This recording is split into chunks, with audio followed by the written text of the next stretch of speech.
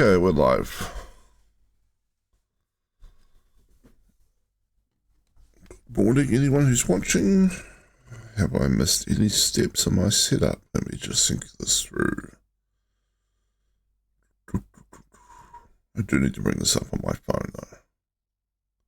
I also keep an eye on the stream, because sometimes I get a bit distracted. There we go.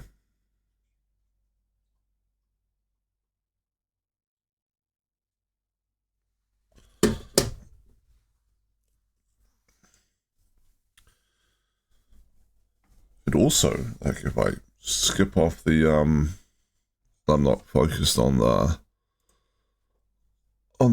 Twitch stream manager anymore, it still counts me as a viewer of my own stream, which is nice, because then you're not, like, all the way down the bottom.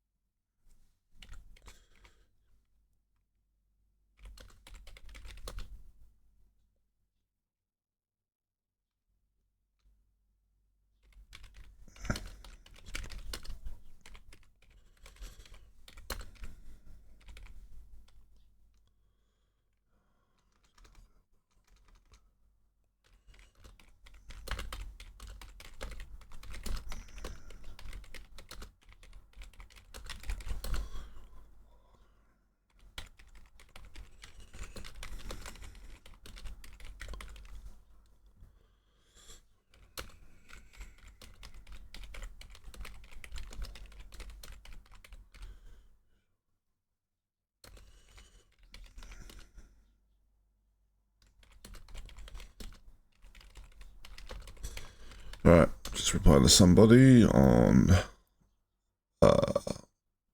Twitter, and then we're going to load up the game and get into it. Hope everyone's having a good morning. I'm a little waking up still, but we will wake up shortly. I even have caffeine this morning, which is nice. And we'll just, yeah, give me a moment here.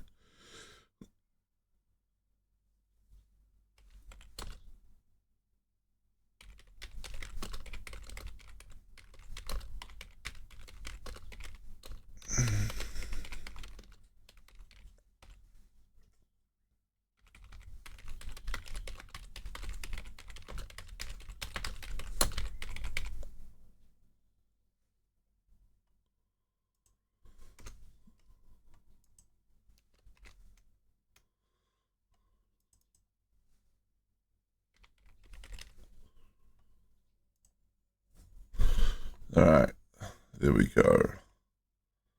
Steam Elite.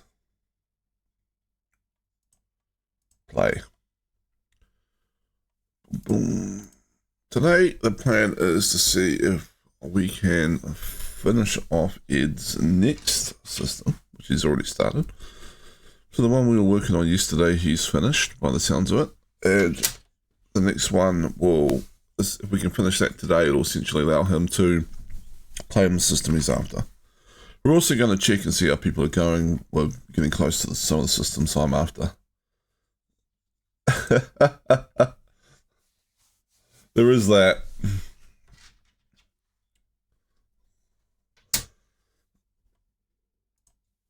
How's it going, Ed?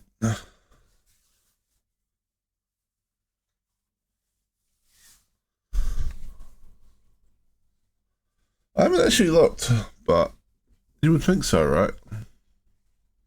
I'm not sure if it's based on amount traded or profit, because I mean, it's probably not moving as fast. It's probably not moving as fast as when we're doing those 50 million mining mission hand-ins then.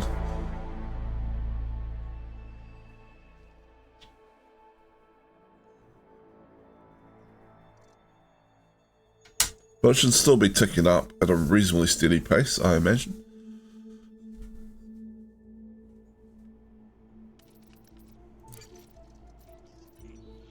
Right. Give this a moment. I should switch the actual stream over so people can see what I'm doing. Because,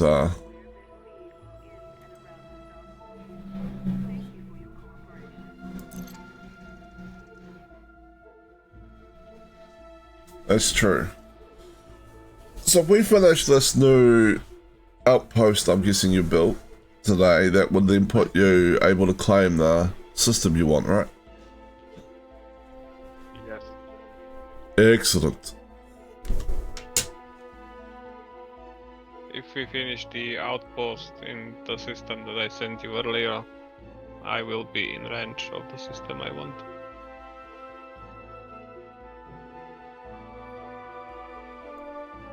Perfect.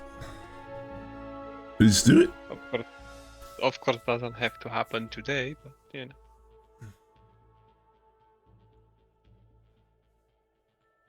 Yeah, I don't mind. I don't really have any plans.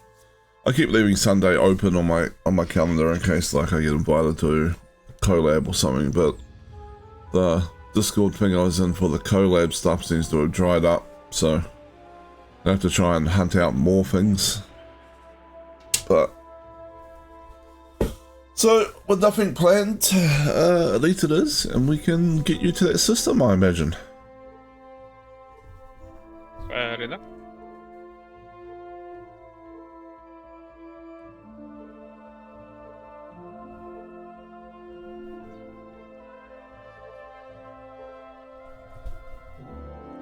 I played a little bit with Dad yesterday.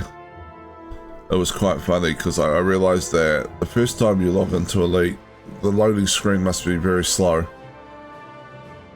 But when you're switching like modes and stuff, it's a lot faster. Because he was in solo mode and he switched out and entered my private group right as I was logging in, and he was like in the private group and logged in like so much faster than I was. Well, having the worst computer and worse internet. Fair enough. It was like, oh, that's interesting. I don't know what it's kicking up the first time you load in, but it must be kicking up some stuff. Guess so.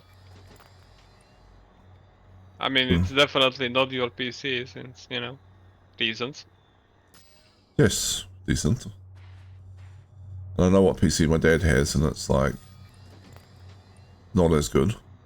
Still fine, Yeah, but yeah. Alright. Let me mark this new system.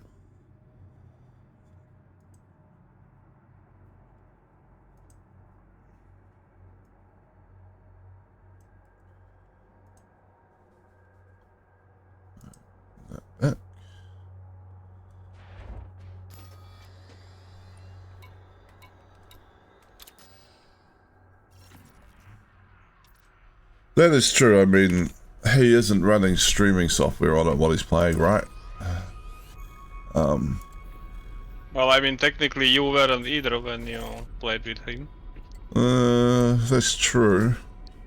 Actually. Alright. What have I got on me? Probably nothing, inventory-wise. Anyway, Dark, how are you today? Having a good day, I hope? Been up to anything interesting?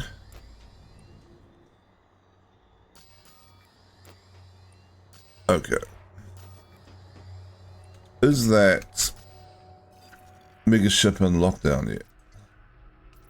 Not yet. I was on few hours ago.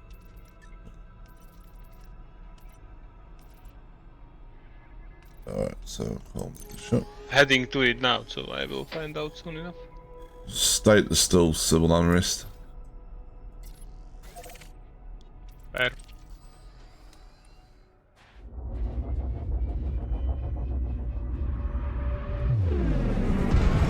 I looked into it a little bit. The little bit of research I did, Dark, didn't seem to suggest there was any real issues with running the voice packs, but I wasn't also like 100% clear.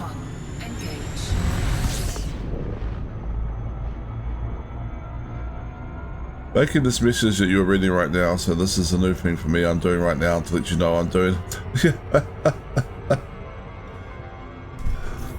Warning, frameshift drive operating beyond safety limits. Yeah. Yeah, I'll buy the new voice attack and actually play around with it after payday, which is essentially my Wednesday night. Frameshift drive charging. So until then, I am completely and utterly broke.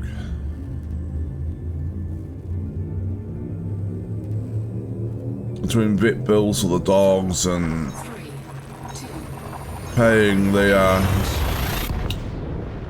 paying 3 months worth of rates and stuff, you know, for my house, it's kind of drains the bank account quite quickly.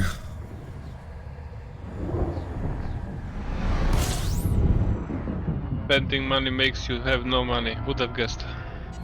Yes.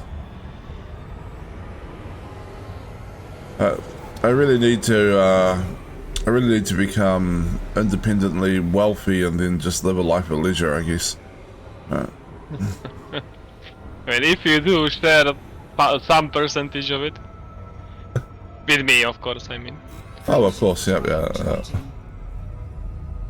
I had this joke with my partner. I was like if I ever win lotto, like big sums of money in lotto or something, like I'm not gonna tell my family members and just see how long it takes them to figure it out. 2, 1, Where did that new car come from? Oh, no, I won a radio competition. So, There won't be an announcement, but there will be signs. yeah, exactly. I wait for them to go, did you win the lotto? And be like, you've worked it out. Like, here's a big chunk of money. Don't tell anyone else.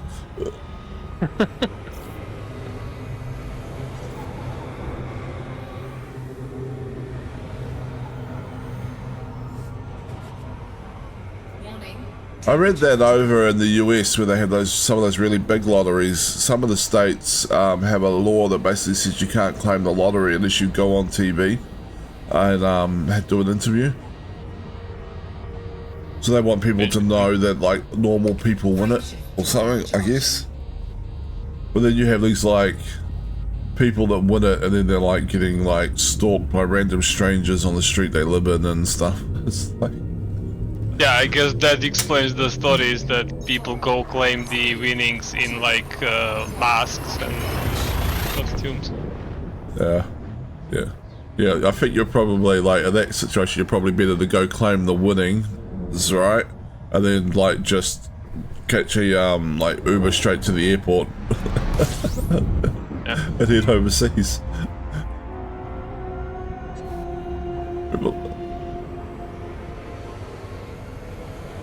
Yeah, that's the problem, right? Like most people would. Like even if you want to tell friends and family, that's fine. Not necessarily the case that you want to announce it to the entire country that you're the winner of this.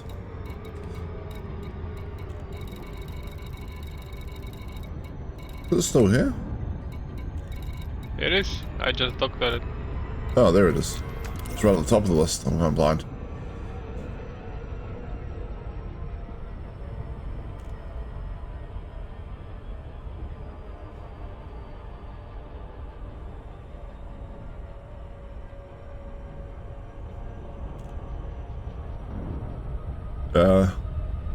I mean, there's been a few cases here where someone's announced like decent sized lottery wins, at least for New Zealand. Sometimes sometimes I like, there was a family that won it and they won like this, they won like $40 million between the like four of them or something, because they were like going to buy the ticket together. And then like they were interviewed afterwards, like they did an interview and they were like, people were like, how did you celebrate it? They were like, oh, we did a slightly bigger than usual shop at the supermarket because we didn't want to waste the money. And it's like, it's $40 million. I mean, just your weekly interest alone. Yeah. It's like, I don't think you understand what you're supposed to do if you win $40 million. Just give it back.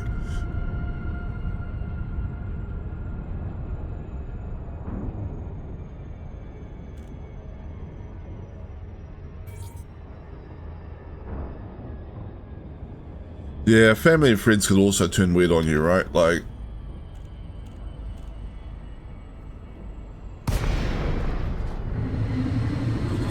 there was another guy who won a huge chunk of money. He won like 22 by himself or something, right? And he was like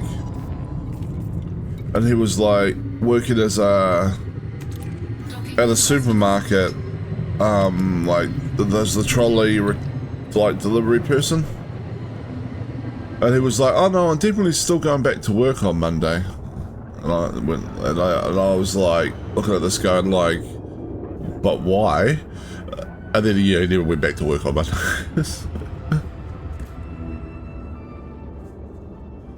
Last I heard, he had moved to the US and he was in the truck racing scene or something, specialized racing trucks.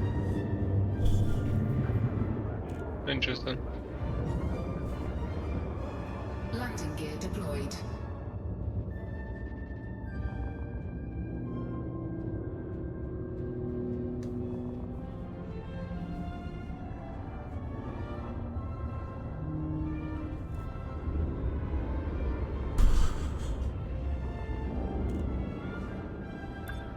But yeah. Docking successful. Engines disengaged. Yeah, I mean, I think you could help out friends and family without necessarily telling them that you come into like millions and millions of dollars, right? Like, you absolutely could.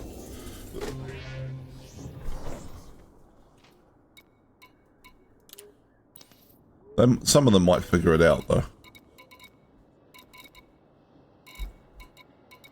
I guess I'll just grab CM composites. Oh, and they buff insulated. I'm grabbing the small amount items at the moment. They buffed insulated membrane, but it's already back. Getting back low again. Still at like nearly 4,000 though, which is, well, polymers is now at 80. I don't think you need that many polymers anyway. You probably pick it up little bits at a time.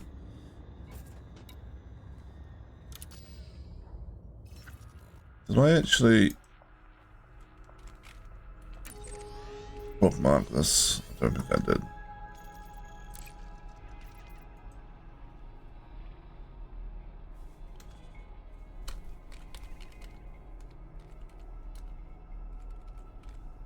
I don't believe it. The game has put us in the same instance without us being in a wing. That is rare. Landing gear retracted. Ship released. Engines engaged. There we go. That means say hello.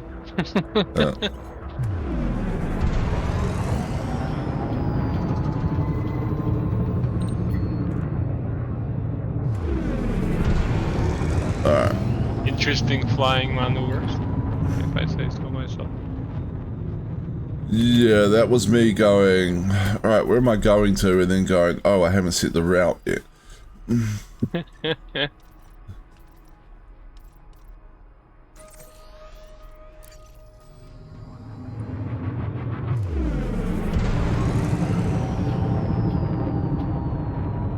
Frameshift drive charging.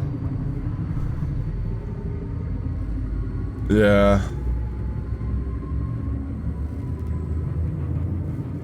I mean, small things like, you know, like, niece needs a new tablet for school or something, you know? Stuff that can be explained away by having a decent paid job.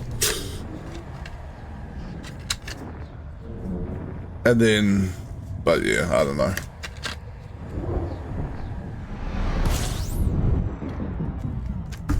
Ooh. It's not flying to the sun, that would be bad. Not as bad as I first assumed it would be when I started playing this game, but, you know. Frameshift drive charging.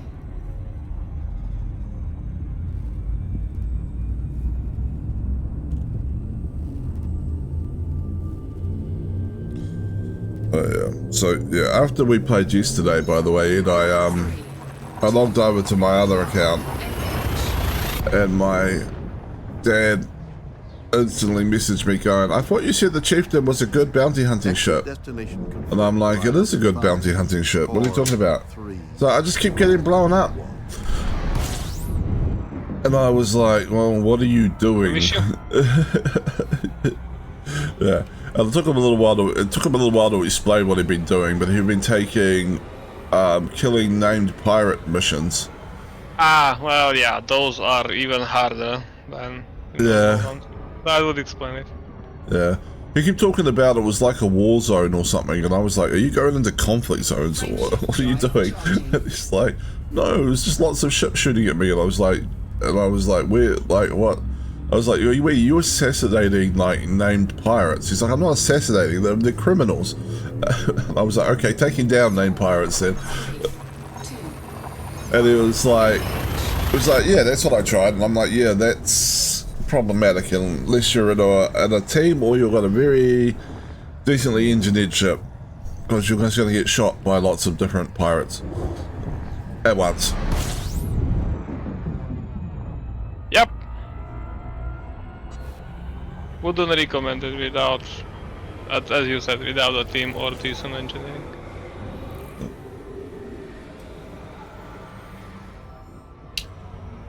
He was like, "I just want the big ship that blows everything up instantly."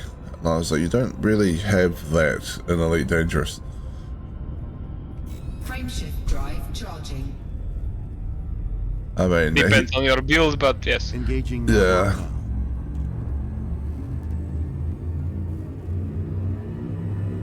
No, I did take him bounty hunting in a Hazres after that, just to show him like a more reasonable approach to doing that. Even though I think How hard show him how it's supposed to go. Yeah. But he's getting the hang of it again now. He was much better at keeping the target. Though he still lost it occasionally and like clicked off.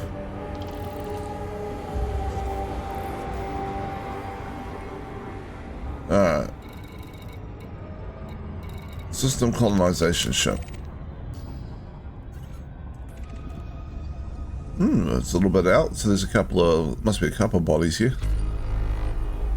11. Not many, and only 2 of them are landable, but yeah. That gives you a little room to develop it later on if you want to. If I so choose, yes.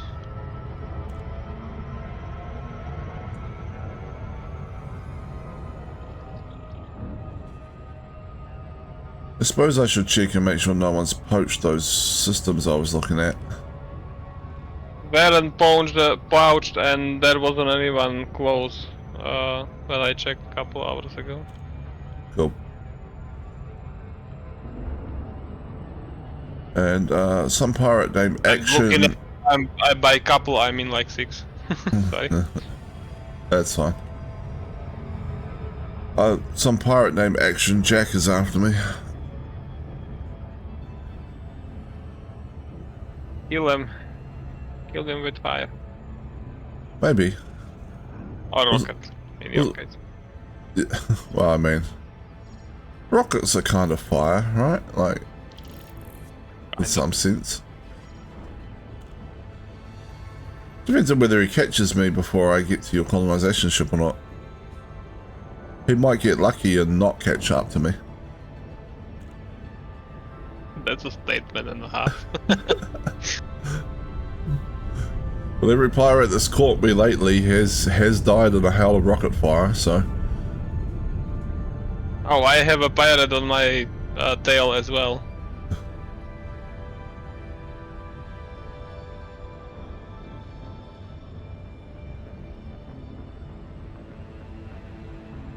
I see Action Jack. Don't think he's catching you since he can't even control his ship at the moment.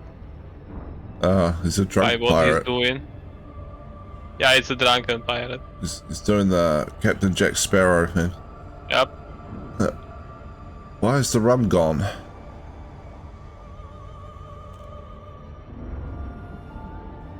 My pirate is not doing any better by the looks of it.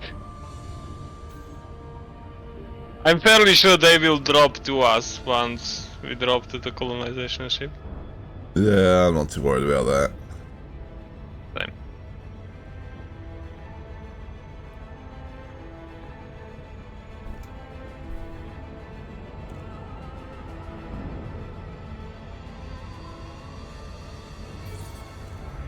Come on, give me a landing pad on the same side.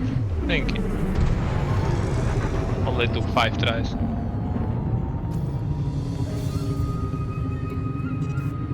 Docking request granted. Well, my pirate just spawned. Oh, someone just spawned at a Mamba. Yeah, that's my pirate. Ah, yeah. Looks like I'm landing right behind you. Nice. Landing gear deployed. I do like the paint job on your ship.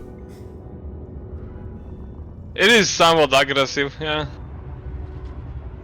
Mine's a little bit more low-key, but I like my one as well. Me too. Docking successful. Engines disengaged. Yeah.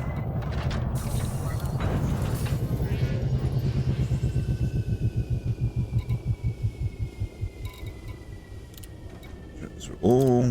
Transfer. 6% done. Easy. I'm just gonna check something quickly. Ooh, where are we?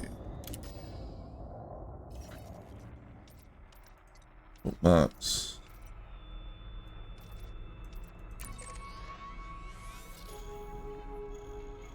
So this one and this one are both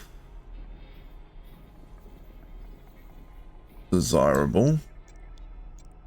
And the closest one is over there. Has that person done any more work on their port? Let's find out.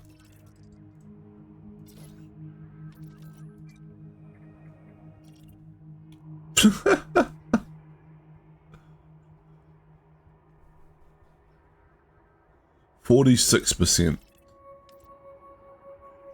What was it at yesterday? 44. Okay, fair enough. Should we help them? No, not at this point. No one else is close. Let's just keep an eye on it. Alright. Honestly, like, I don't know what that person's going after, but there was one more, right? That I was eyeing up. Decent system? Oh, that's too far away.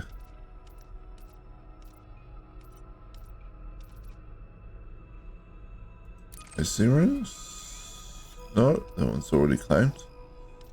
Mini rings. Maybe this one. Yeah, that one's not been claimed either yet.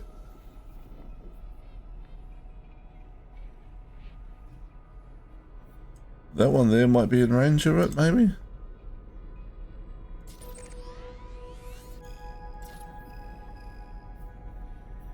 Hard to tell.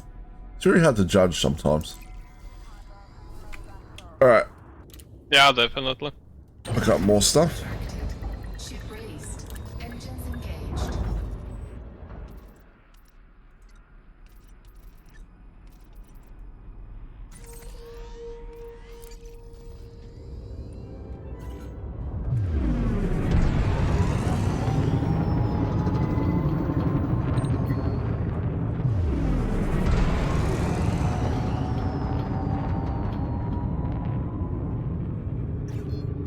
Alright. Frameshift drive charging. Off we go.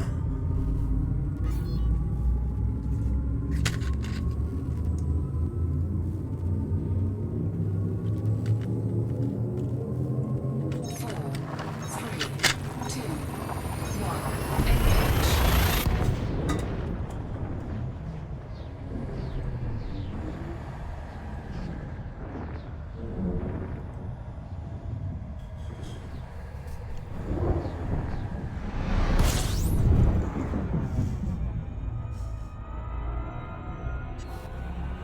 I reckon there must be a way to be able to help out friends and family if you had large amounts of money without them necessarily knowing it was you.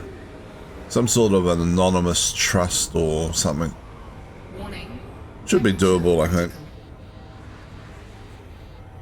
Frameshift drive charging. Or you just do the thing like where you just wait until you die and then you leave in your will that all of your treasure is buried in a treasure chest somewhere and here's a riddle to it. First one to find it gets it. 3, 2, 1. I think you are banking a little too much on people's willingness to do anything. They just, most people want things handed to them. Did you hear about the dude in the US that did that? It was quite a while back. It wasn't all his wealth, but he was quite wealthy, and he buried a chest full of like valuable stuff, and then it was basically in his will it was announced out to the public with this really vague riddle. Frameshift And drive charging. yeah, there was a lot of people that were looking for it for a long time, and the family actually had to come out and tell people, like, they were like, hey look, you know, our dad buried this chest when he was like 74, and several people have died looking for this, so just say if you're like trying to pole vault across a giant river chasm or something, you're probably not looking in the right place. Maybe tone it back a little bit, because there was like about 5 people that died trying to find this thing, and like the guy's goal was to get people out into the outdoors more. Essentially, he enjoyed being in the outdoors, and he was like seeing all these people that lived in cities and stuff and then go out into the outdoors, so that was his goal doing it. And yeah, I think I guess mission successful, but yeah. With extras. Yeah, someone did find it eventually, is my understanding. The family announced it had been found, but like it took a while, I think, like years and years and years before like someone worked out the riddle. I am not tracking that story, but interesting. Yeah.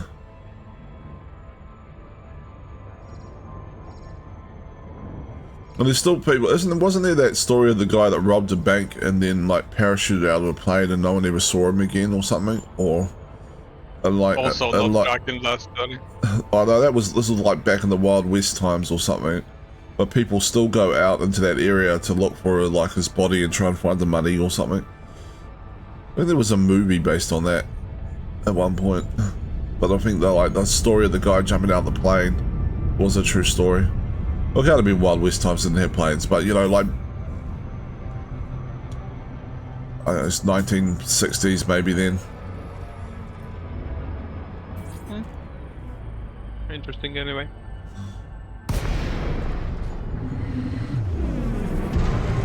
There's definitely some weird stories I've come across. Oh, look, it's here again. Docking request granted. It's almost like we are traveling to the same locations. Yeah, back and forth at roughly the same times. Yeah, only because I'm slacking, but yes. Why is it letting me land on this side, on the right side of the ship this time?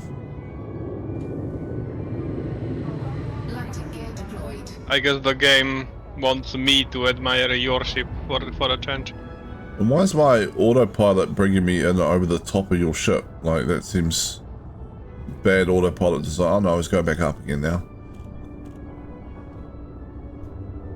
Yeah, stopping the cutter on its way when it's not turned, it's really hard, even for an autopilot. Yeah, it's one of the reasons why I use the autopilot on the cutter. On most of the big ships actually, I just don't like the drift. But I also use the autopilot, like, on like the Imperial Clipper, when I tried flying that as well. Docking successful. Because that also had like this ridiculous amount of drift. Oh, there goes it.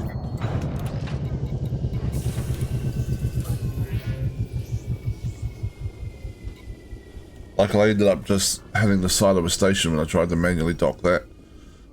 I was like, why does it move so far? Damn it. Alright, I'm just putting autopilot on this because it's annoying. you want me to? Do you need me to grab polymers or anything? There's 222 there now. Sure, grab them.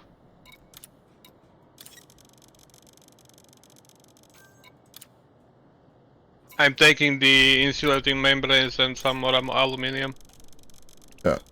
Oh, I'm just filling up on Xemium composites. Cargo hold at maximum That. capacity. Right.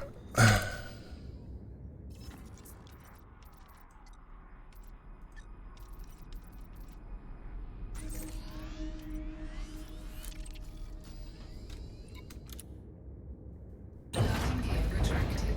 Ship raised. Engines engaged.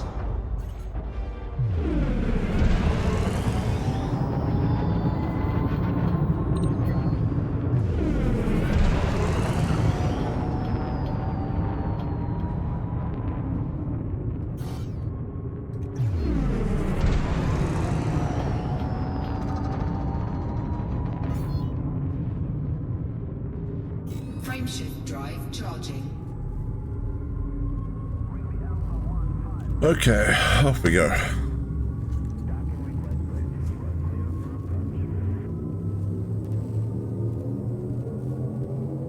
Navigation to the next system. 2, 1, engage.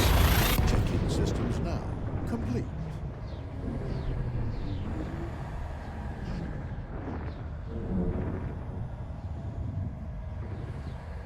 Engaging exit protocol.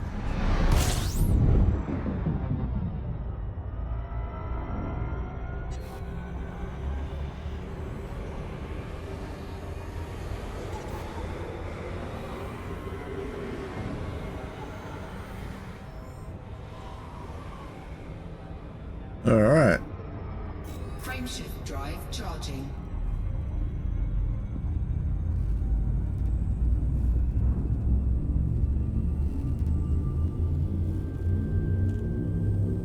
Also, I am kind of regretting the direction I picked since we are moving farther and farther away from the colonization ship, megaship.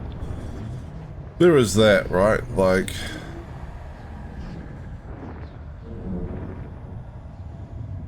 I still think it's quite workable though. Go out another 50 light Yeah, years. I still think it's much more efficient than going to the planet port, but yeah. Especially when this is a one stop for all, well, most of the ingredients that I need, materials that I need. Yeah, and the planet ports aren't that much closer anyway. Drive charging. The closest one I know about, but I haven't really checked from out here, is probably like one jump closer than the, you know, Fair. mega ship. So, 4, 3, you lose that time approaching and leaving the planet. Yeah, on the planetary approach, yeah, exactly. Even though even if it takes 4 jumps, you definitely lose time on the planetary approach. We might need to, Not to what- mention you don't have to deal with gravity and all that bullshit. if you want to keep expanding outwards though, at some point, we might need to consider, like, economies of systems that are being built and stuff. frameshift drive charging. And how we actually Yeah, get... which with the current setup is kind of hard since 3 of my 5 systems are just 2 stars or a star. Yeah. So they're literally nothing but, like, 4, 3, nothing but a probably economy, and that means that they pretty much sell bio-waste, so... Yeah, exactly.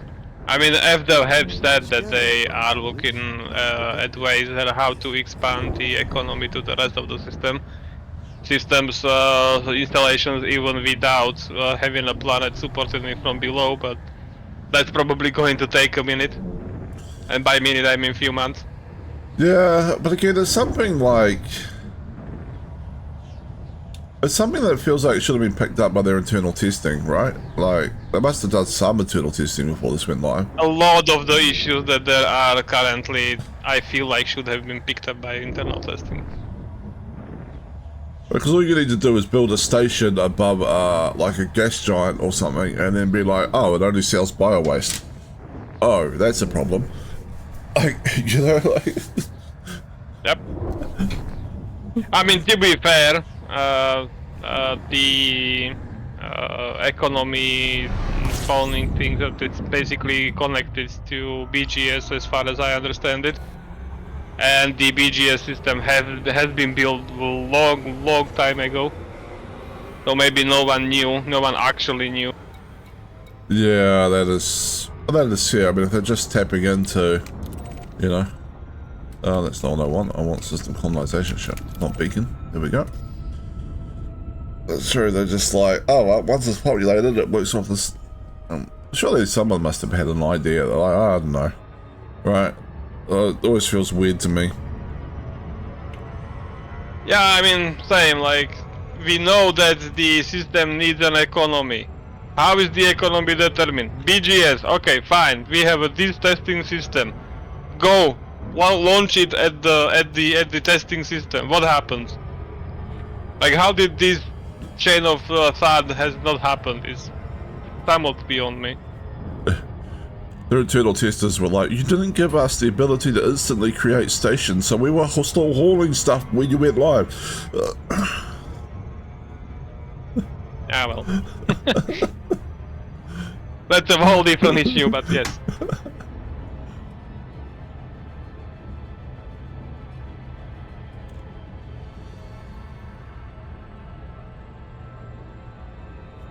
You feel like, I don't know, like there must be people there that were there when they were developing them, like the background simulation. There must be people there that know how that works, right? Because they have to keep an eye on it and make sure things aren't getting out of hand, and you know, tweak rules and stuff as time goes on, I guess. So maybe it's just an oversight. There's been a number of like oversights. I'm starting to feel like the developers just built this and then went, alright, time to test live beta. Somehow feels like it, doesn't it? More often than not. I mean, if that's what they did, I'm actually kind of impressed, because like there would be more, I would have expected more earth-shattering, like completely like breaking everything bugs. I mean, some of the bugs are pretty bad, but they're not quite like break it for everyone.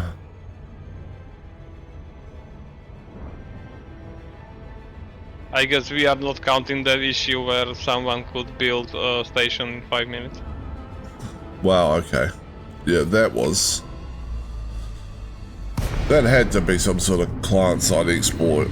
Definitely, what else? And that was a big oversight. Docking request granted.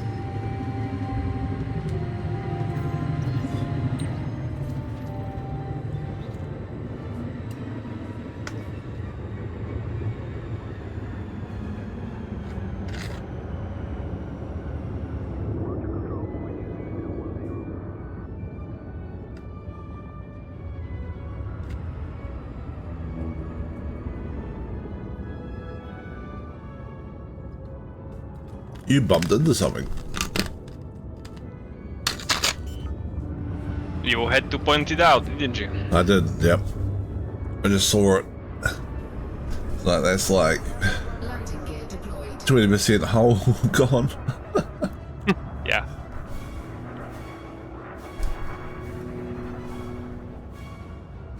And here I was thinking I could get away with it without anyone noticing.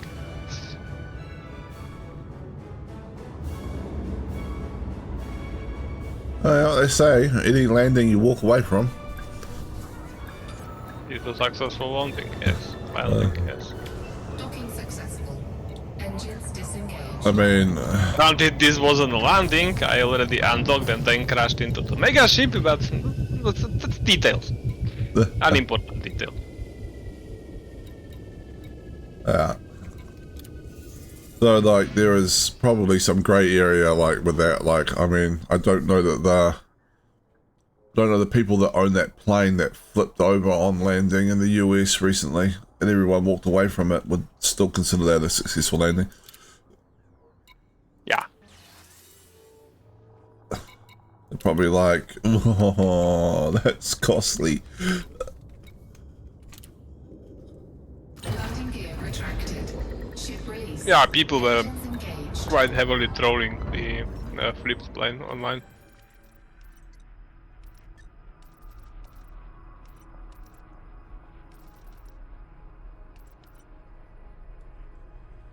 Do you know what my favorite plane in trouble story is?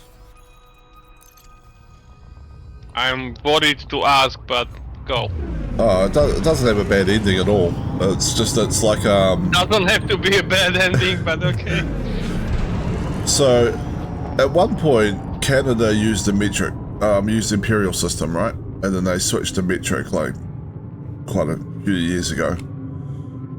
Frameshift drive charging. I'm not sure exactly Okay. when, like in the 70s or something like that.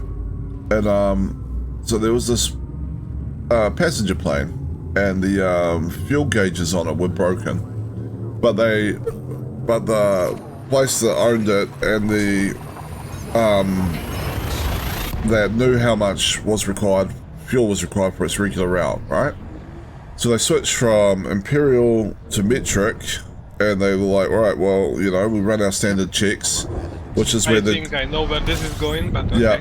yeah, where the ground crew check how much fuel has been put into the plane, and then they based on so they put this extra step in where they were like changing the calculation from imperial to metric, and so they had this double system, right, where like both the ground crew and the pilots had to check the calculation. Frameshift drive charging.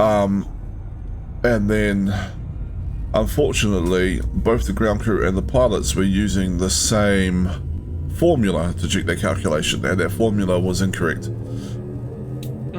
the wrong amount of fuel got put into the plane, and the plane essentially didn't have a working fuel gauge, so they essentially were just halfway through the flight, and when the pilots is like, All systems oh, check out. engine just shut down. No unusual activity. Oh, other engine just shut down. And what happened was like they managed to like all the engines shut down due to the lack of fuel, right? They just ran out of gas basically in mid-flight, and the pilot managed to land the plane in like a field somewhere or something.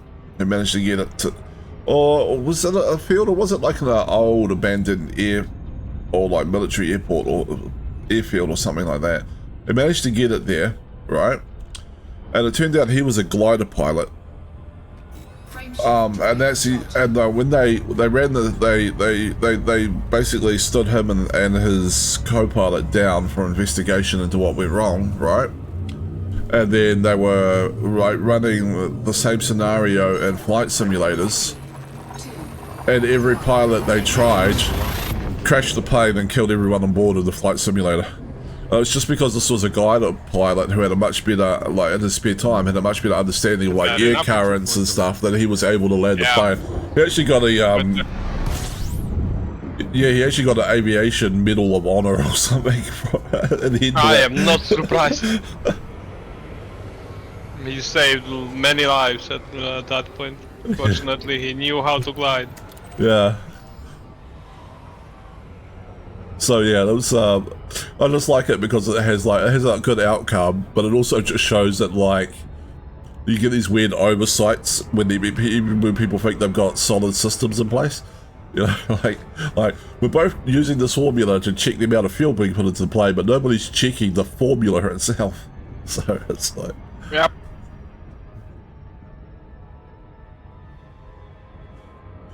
also, I mean, just fix your damn fuel gauges. Come on.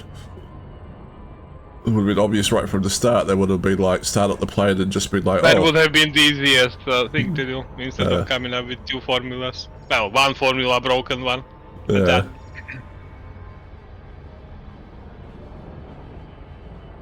Albeit I don't know how hard it is to repair a fuel gauge in a plane. So that is that. That was not the most expensive conversion error problem I've ever heard of, though.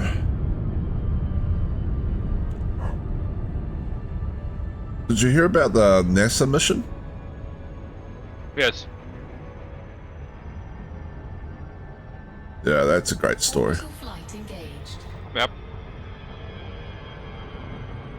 They didn't do the conversion and loaded much less fuel than they needed. Long story short. Yeah. And their whole Mars probe just vaporized on impact with the atmosphere. Yep. It was like quite a few billions of dollars down the drain. I think the problem was that they outsourced some of the work to a contractor, right? The US contractor who just assumed that all the measurements should be imperial units and NASA uses metric. Yep, exactly. Docking request granted. It's like when the contractor doesn't read the specification document quite closely enough.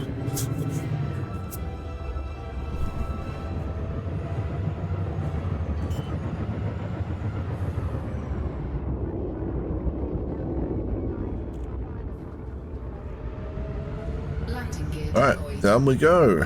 Grabbing more mats. I had a look around after our stream yesterday trying to find any system anywhere close to us that was within range of somewhere else that had a decent number of bodies. Pretty much every single one is taken. Well, there's one or two, but they were like Engines disengaged. 18, 19 bodies and no rings or anything. They were just kind of boring looking. So yeah, the competition Would for have guessed that people use pretty much the same pattern recognition algorithm to find good systems. yeah, No, systems they want. yeah, no, just the competition is fierce, right? Like, I mean, honestly, I'm still surprised the system I'm going for is still free. I don't think anyone's been looking out that far. That's the thing. It's like everyone's been. I think if they're probably. I mean, I have. Yeah. Like, how many? There's thousands of people that played. Granted, the bubble is large, so that is that. I get it. Cargo hold. But if one person was, then I would imagine there was another one at least. Landing gear retracted. Yeah, I Oh, guess. granted, it took 3 systems to get there. That is true, Yeah. but still. So here's the thing: is that you kind of found those by just flying around and looking at stuff, right? Like, Oh yeah. and I think most people are probably going, well, here's a system that's populated. What's within like sort of 15 light years of this via this thing? And so they haven't really been. I mean, I'm sure some people know. So what but you say in my search algorithm is better, as per usual. I'm saying it's giving you targets that other people aren't going after, which is quite advantageous. So yeah, to some extent, yes. Yeah. I mean, even if you said no, I'm taking the win where I can get it.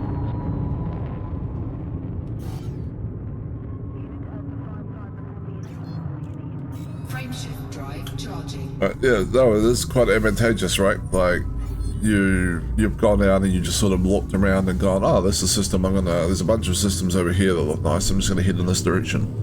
Where everyone else is like, what system has been populated, what's in range of that? And it's like a scramble around the area we're in at the moment, or the area just behind where we're in at the moment, I guess, to be more accurate, right? To like grab all those big, nice systems.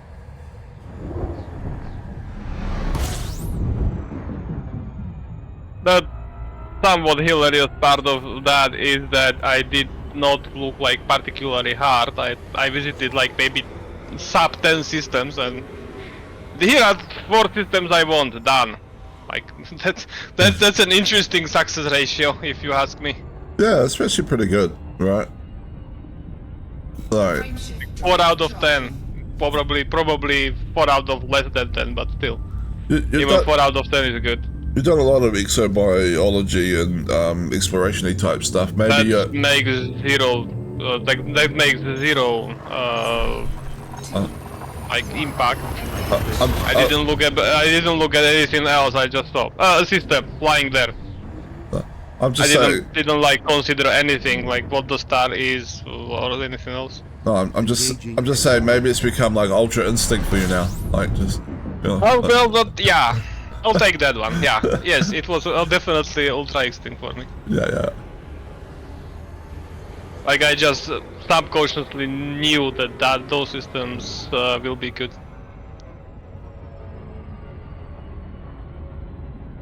Where am I supposed to land? I don't even see the Frameshift drive landing charging. pad. And I picked the wrong side. Of course I did. Yeah.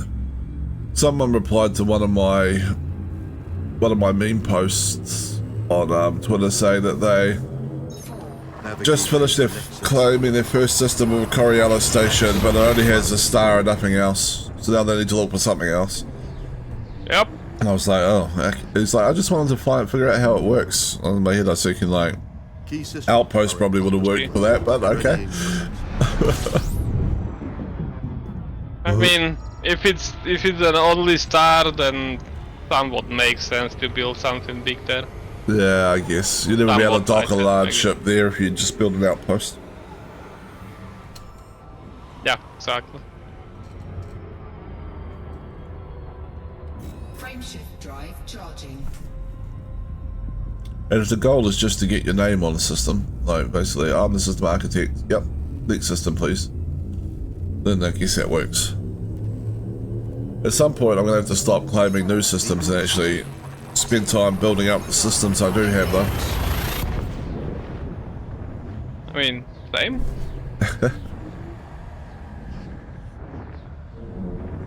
What do you reckon's a good number to stop at? Like 6 systems? I don't know, I currently have 5. Well, building up 5 and probably will go for 2 more, so that is 7. Yeah, some of yours are like, Some of them are somewhat useless, yes, I agree, Yeah. but you know. And I still don't have an answer whether the construction points are shared between systems, well, every time you build Because- something, you know. Yeah, but the very time I finish a build, the server side tick needs to happen, which didn't happen last week, so I don't know. no, I'm pretty sure you get the construction points as soon as the build's done, don't you? Hasn't been the case for me. Or well, let me check.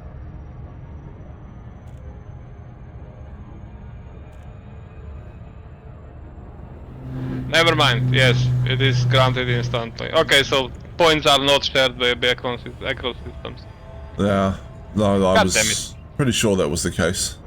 But yeah, at least after Oh. we built the second, after we finished that Coriolis stuff on my second system, I was relatively sure. Yeah, but that also means that I won't be able to build a string of stations in the systems I wanted. Like I mentioned, I wanted to build Coriolis with double truss and 4 truss, but I guess that's not happening today. Not unless they change Or I it mean down at the all. line. Unless they change it, yes. Yeah, I'd wait to the end of the beta before you give up on that. They may change how things work. I don't know if point. anyone's actually complaining about construction points not being shared between systems though. Probably not. Maybe you should log a ticket and make them think about that. on their whatever their issue thread is. Be like, Yeah, damn log it. the ticket that so it can get drawn into it between the amount of tickets they are currently getting anyway.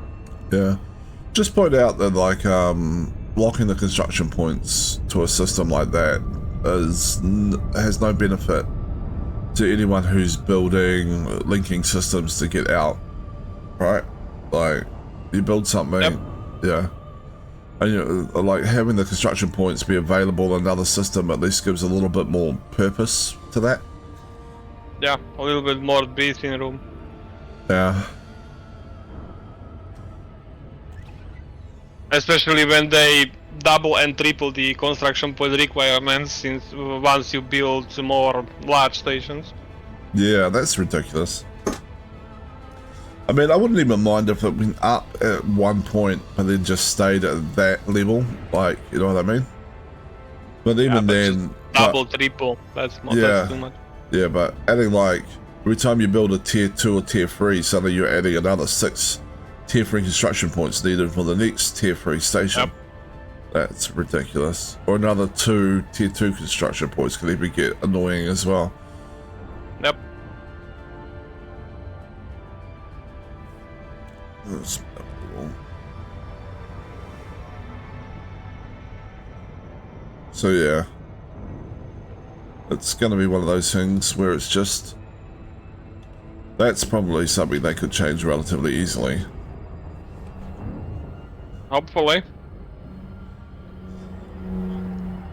I mean, it would even make sense if I think about it for them to change that actually, because this way they will literally have a galaxy full of the singular outpost and nothing for people to be able to build anything else in there.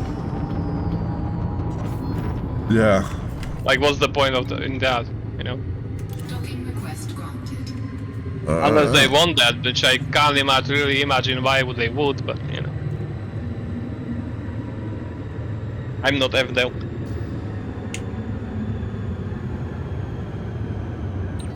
Oop. I got a little distracted there, banning that Gear deployed. view bot. So no auto Did you dock. dash into things? No, I thought maybe auto dock might have been cutting in a little bit too late there, but no, I caught it.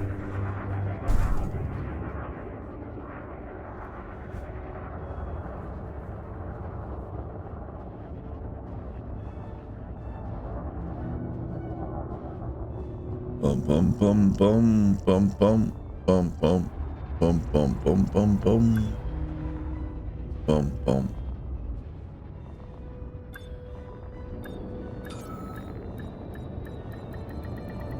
Docking successful.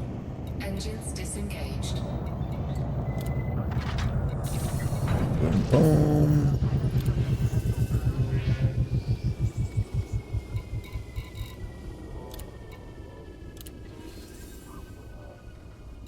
Really need 116 polymers now. Cool. I'll get them this time around so we don't have to. Ship released. Okay. Engines engaged.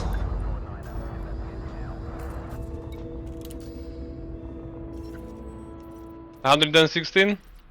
Yes, 116. Okay, cool. What else did you deliver? Just CMM composites. Okay.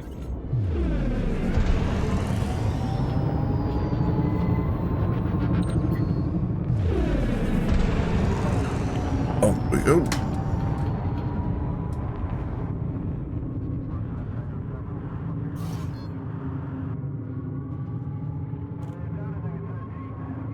Frameshift drive charging. Token request denied. I'm sorry, what? Ship has just entered lockdown. I don't know. Well, yeah, it's not. I don't know, but it's not letting me dock. Like, I'm 3 kilometers from the ship, so I should be able to. Why am I not? What is happening? Confirming. Oh, there it is. point telemetry. Okay. Not sure what was going on, but now I can talk. So, hack up, I guess, or Maybe. Although, if token requests are tied to a server, then I have questions. me too. But it is Frontier, so. Okay. Frameshift drive charging.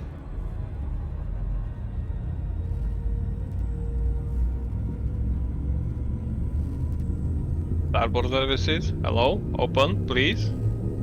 Okay, something is definitely going on. 3, 2, some sort of lag. Hopefully it just clears up. Hoping so, but oh, okay, now it opened.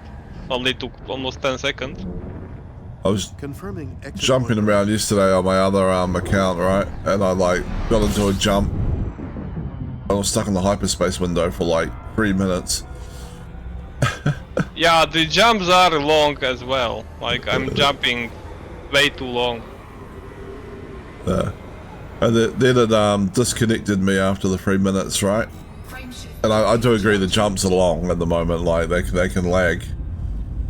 It disconnected me after 3 minutes and I reconnected. I was in the system I was trying to jump to, but I was on the outskirts where everything that would normally be like within like, you know, 1,000 light seconds or whatever was like 150,000 light seconds away. I was like, oh, I'm just jumping back out and jumping back in again, I guess.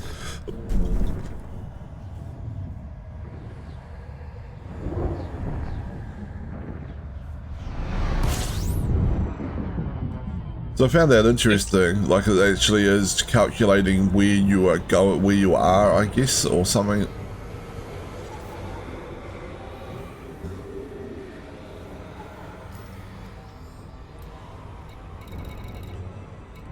Did you know there was the Yeah, I don't know how that works, but it's somewhat interesting to me that...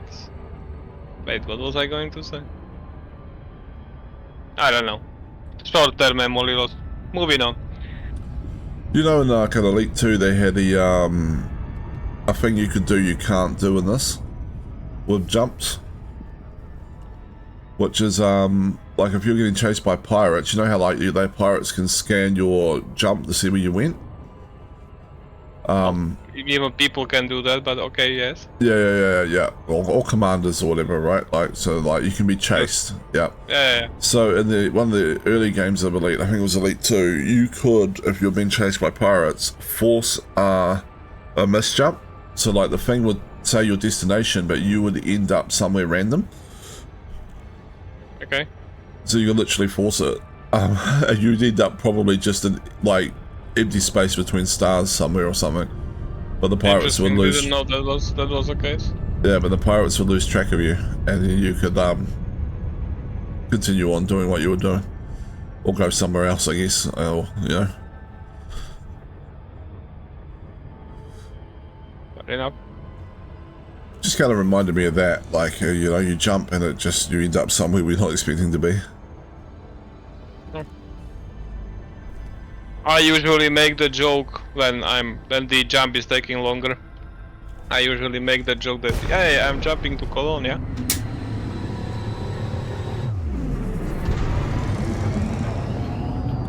Wouldn't that be interesting? You come out of the jump, you're where am I? Docking request granted. Like to be fair, I do sometimes, not often, obviously, but sometimes the jump can take like a minute.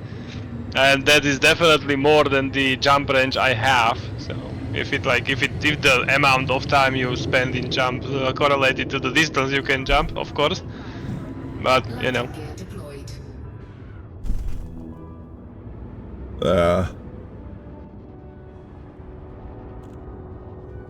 No, there shouldn't be like logically any reason why a hyperspace jump should take longer than you know. Yeah, well, depending on the technology, underlying technology, but yes, I agree.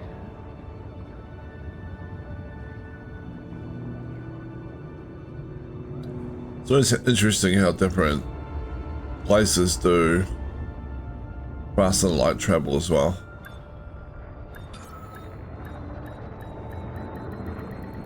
Docking successful. Yeah, it is. Engines I agree. disengaged. So here you've got the whole wormhole between systems, and then you've got super cruise around in the system.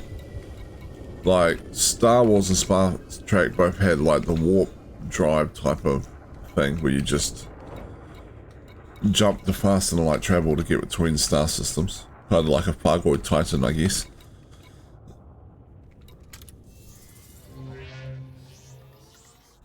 So did Yeah, I quite enjoyed how Stargate had to change the functionality of the gate itself throughout the throughout the show's run. Like when the movies came out, they said that the wormhole is leaving the galaxy, which obviously wasn't true.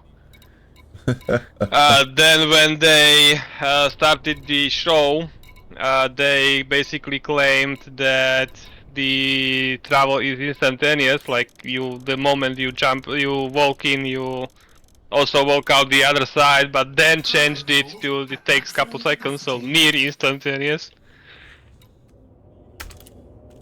That was quite interesting. Landing gear retracted. And then you ended up with ships that just did the whole faster than light travel thing. Yeah, but even those took like time, you know, when Yeah. they traveled between Atlantis and Earth, it took like 2 weeks, I think. Yeah. Scan detected. And they found the ancient ship that's hyperdrive had fallen over, right? And was traveling in normal space. They were traveling in 99 point something% speed of light for 1,000,000 years, yeah, for 10,000 years, sorry. Yeah. Also, that's quite funny, like, how for them to stumble upon them is near impossible, but yet they did. Yeah, but the vastness of space. Yeah. But the only way it makes sense is if there's like a whole bunch of ancient ships out there in the same situation and they just stumbled upon one of them. Frameshift drive. Yeah. Like, the odds are just ridiculous. Exactly, especially when the galaxies keep moving. Like, it's not the same straight line between the 3, 2, system where Atlantis was and Earth is right now. Yeah. So it keeps moving, and yeah, there is definitely next to zero chance they would have met them especially after 10,000 years. Okay, if it was a year, well, okay, fair. I could somewhat believe that, but 10,000 years, no. Yeah. And then there was Babylon 5, which had an interesting system. I know you haven't actually watched that one though. Yeah, But the way I they was did gonna it, say that, but you already know. yeah. The way they did it is they had like like smaller ships would have to use gates that were created, right? That would open a wormhole, and larger ships could open it themselves. But the wormhole didn't instantaneously travel from one spot to another. What it did is was like a dimensional gate, I guess, and it took you into like a different type of space, but they had to traverse that, and then they would come out, the other side, and would be a lot quicker to go through that dimensional space than somewhere else, like than travel in normal space. Okay. So essentially, it created faster than light travel, kind of like Nightcrawler traveling through dimensions when he like teleports, but his is more instantaneous, whereas theirs is, yeah. So you could actually, so they actually had like, and it was quite turbulent in that other thing, like, so they actually had to have like, Frameshift drive charging. they actually had like, I guess beacons that you could follow to like navigate it to various places. So I quite liked. Sorry, finish the thought. I was going to say, well, I thought that was a bit more unique than like some of the whole like, oh, we just jumped and walked, basically. Yeah. Well, what I was going to say kind of builds on that. I liked the FTL travel in Andromeda. Not sure if you've seen that with Kevin Sorbo. But what they did was they called it Slipstream, and basically you had to it was like a web in between between where you are and where you wanted to go, and you had to navigate. There was like a path between in the web, and you had to navigate through the web, like physically actually turn the ship to navigate through the web to get where you wanted to go. That was also interesting. Yeah, that sounds interesting. 3, 2, 1. I think I saw a few episodes of that, but I've never really like watched it properly. And I don't. I only seen the first season because then it evolved into politics, and yeah, no, thank you. None detected. Like not modern day politics, like not into like you know, the modern day politics complaint, but what I mean is more like they started to like, I want to do this, but I need to convince several systems to several colonies to even convince to even start building that, and yeah, I don't want to deal with that. I will basically lose interest when that happens. Yeah, it depends on how. It's also, sorry. No, you continue. It's basically what happens also in Stargate, but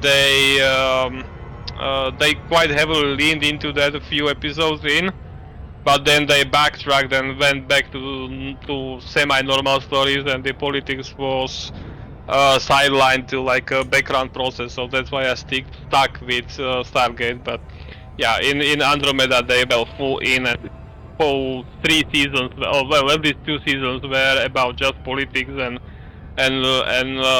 negotiations and so on and so forth. And like yeah, no, I can't do this. Yeah, I don't actually mind political shows, but they have to be well done. You know what I mean? Like if it's. There was a show I was watching recently on Netflix called The Diplomat, which was like all like politics and stuff. But it's got to have a sense of actual like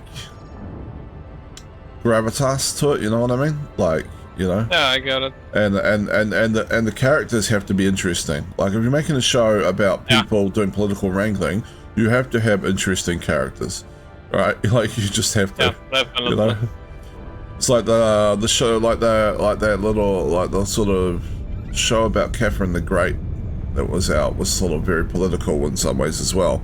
But all the characters were kind of like quirky and weird and stuff, and so it just kind of works. You know, but yeah, I think the problem is that if you take a show that was never designed to be political, like Stargate, and then you try and shoehorn that in, it doesn't really gel very well, right? Like you need a show that's built from the ground up, with writers that are going, okay, we need these interesting, witty characters and these situations that have weight and gravitas to them, but can be dealt with like in a political sense, but you know, there's some actual consequences to screwing things up, not just well, this nation's mad at this nation for a little while but nothing happens. You know, all this planet's mad at this planet. I kind of get that they started to do the kind of politics what as I described it in Stargate. Like, okay, fine, they defeated the system lords and there was no order to things. So I get it that some politics had to have happened, but yeah, I'm glad they backpedaled that decision fairly quickly.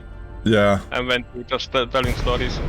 Yeah, no, the politics can be a background thread in the show, right? But just don't make it the focus. I don't mind that. Yeah, don't make it the focus of the show like that.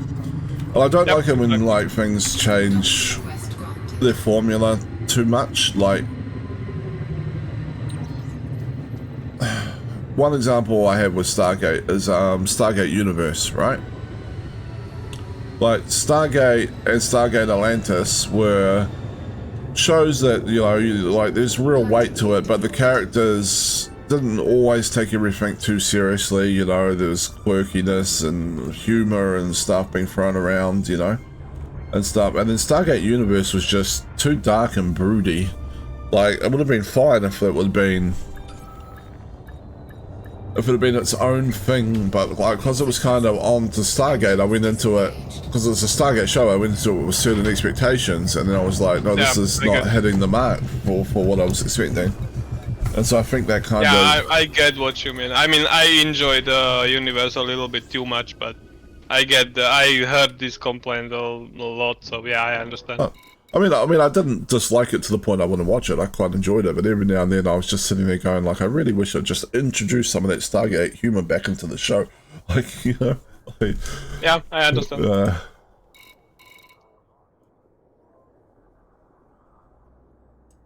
Transfer all.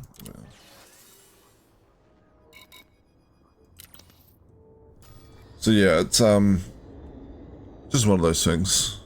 All right, I'm gonna just take a quick bio break. I'll run 3 minutes of ads. I'll be right back.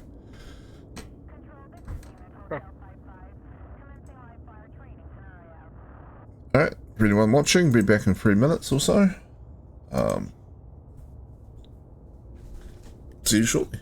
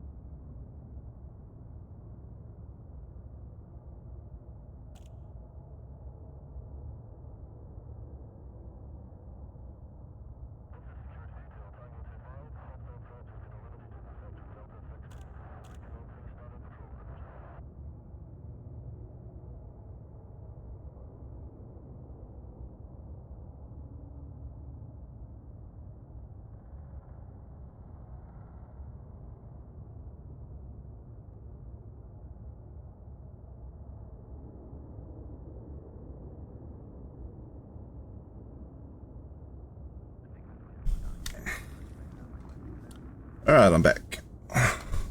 Switch this back over.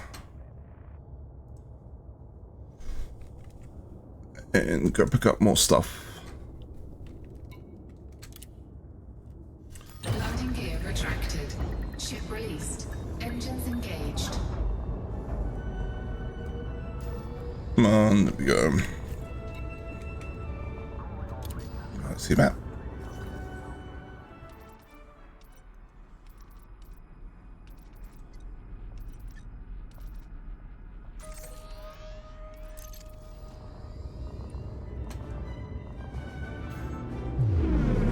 Off we go.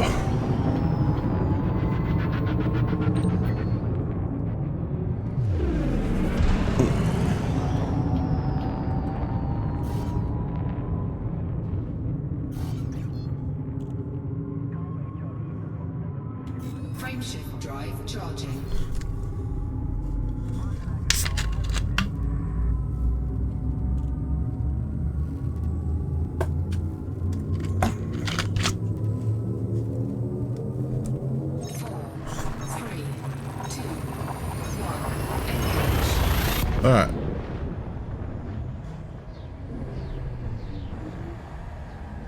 Play more CMM composites.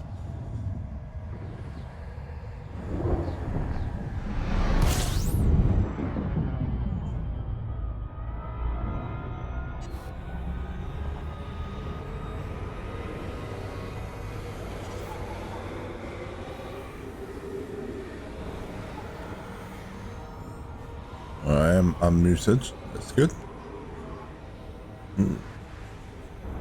Frameshift drive charging.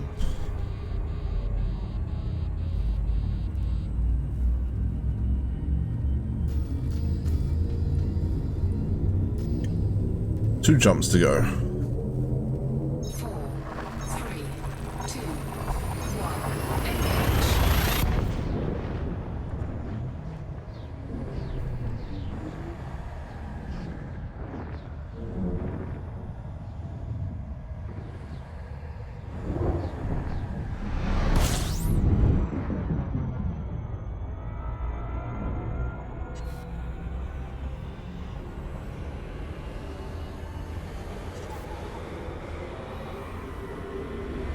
Ah boy.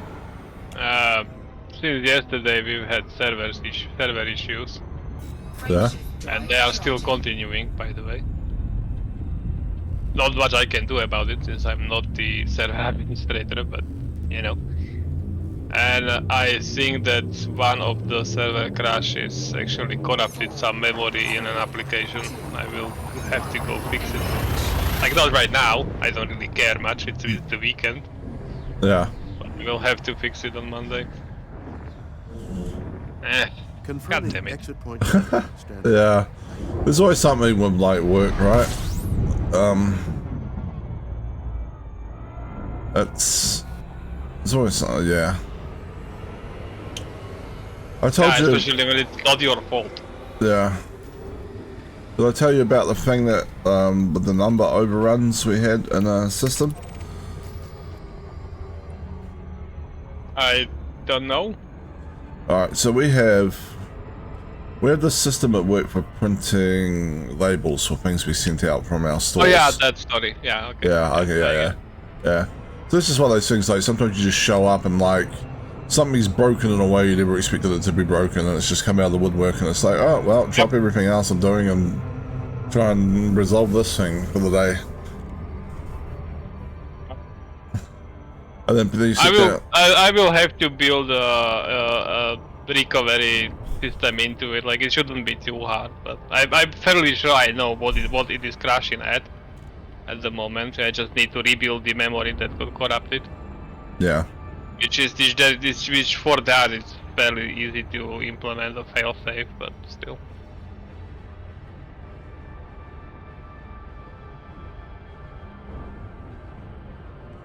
It's just annoying to deal with. Yeah. Especially when it's not your fault that the server crashed. Yeah. I mean, sometimes it's no one's fault the server crashes, right? Sometimes servers just, I mean, it's just what happens. You know, I had a boss these once. things happen a little too often with the current server host that we are using, that we have been using for past 12 years. Oh yeah, okay. So if it's happen a little too often. yeah, if it's a reoccurring problem, then there's definitely something that needs to be considered. But the occasional server hiccup is to be expected, no matter what you're doing. Yeah, I guess. that I can accept. Yes. I had a boss once that when I broke something, he told me, he was like, don't worry about it. He's like, you work in IT, I expect you to break things on occasion. It's how I know you're actually doing stuff. Yes. That is very much true. If you're not breaking things, you are doing something wrong. Yeah. So every now and then you have the, oh shit, I shouldn't have done that moment. And then you have to fix it. I mean, I've been there where I accidentally dropped almost the entire database, but fortunately caught it soon enough and only dropped a couple tables. granted important tables because it was users, but you know, still. Yeah, I did the same thing once. The issue, the more scarier issue was that I didn't have access to backup, so I couldn't restore it or, well, fix it immediately. I had to communicate with the host that the site was using, and they didn't want to give us access to the big backups because we weren't the original client that registered the website, and yeah, it was a whole issue. It took about a day to restore. Yeah.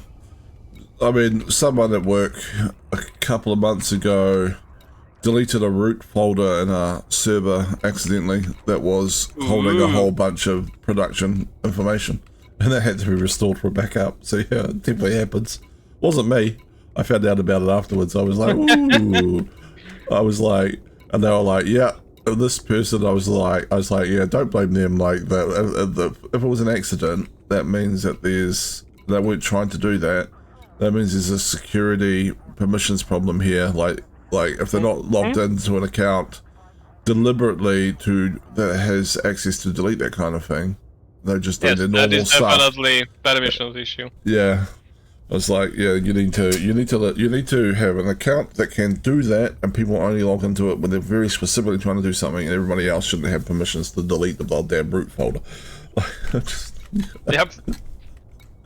And then there is me where I was, I kept getting restricted to things that I needed to do, and the server host just gave up. Here, you have root access, go. Have fun. Yeah. Well, limited root access, granted, but still, root access. Yeah, I mean, there's sometimes, like, where you just kind of go, like, is this person competent? Are they going to screw something up? Ship released. Probably I'm sorry, not. but even if you are competent, you are going to screw something up. Yes, well, that's the thing, right? Here's the thing, it's like, are they competent? Are they going to screw something up? The chances they screw something up is low. It's not impossible. If they do screw something up, are they going to own up to it? And are they going to be able to probably help fix it? If the answer to those questions is both yes, then sure, give them the access, right? Like, it's, Yeah, yeah, exactly. Frameshift drive charging. 'Cause that's what it's like at my work. If I screw something up, I just put my hand up and go, oh, I broke something, hold up, I'm going to try and fix it. And then it's like... Ah, that's a good approach. Yeah. At least own up to it if you screw up.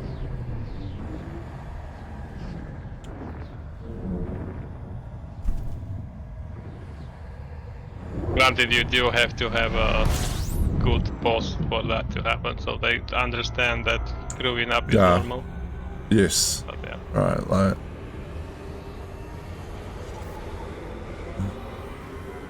Like, I mean, you don't want to be screwing up all the damn time, though. Like, Yes. you know what I mean? But It has to be limited to once every couple of years. yeah, well, one may just screw up every couple of years. Frameshift drive charging. Occasionally, like, sometimes you break something and you just go, oh, yep, I can fix that, and then you just fix it, and then you go. Yeah, just, but that's a small issue. Like Yeah. major screw up is a major screw up. Major screw up where other people are impacted, and it's gonna take a while to fix. Yeah, you don't want to be doing that too often. Yeah, exactly.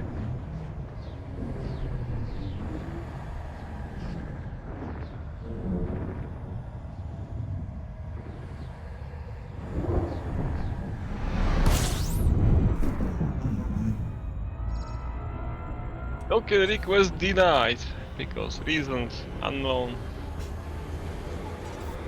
Of course. Right. Would be nice if it gave you like a reason why. Like, is it full? Is it Drive charging. crashed request? Is it am I too far? Which I wasn't.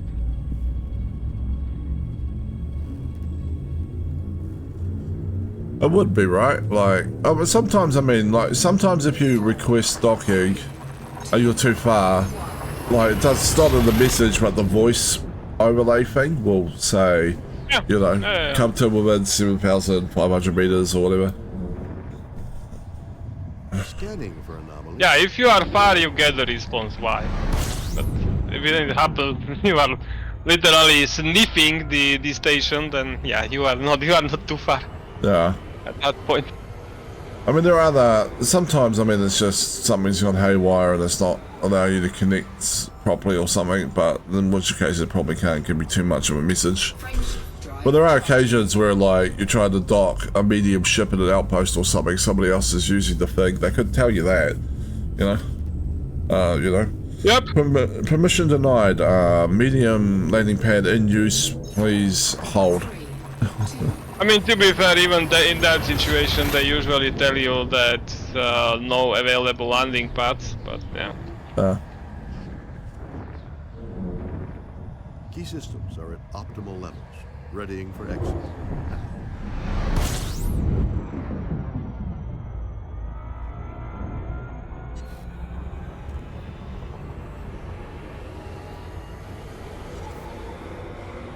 We are almost down to just 3 items.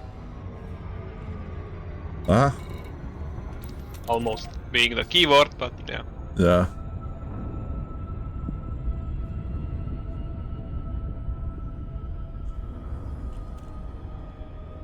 It'll put us up all about 35% done or 40% done, somewhere up around there.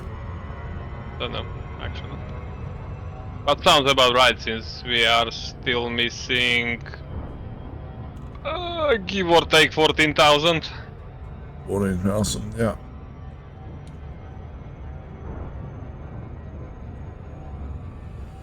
Well, I'll check in a second. Yeah, I'm checking now, so it's fine.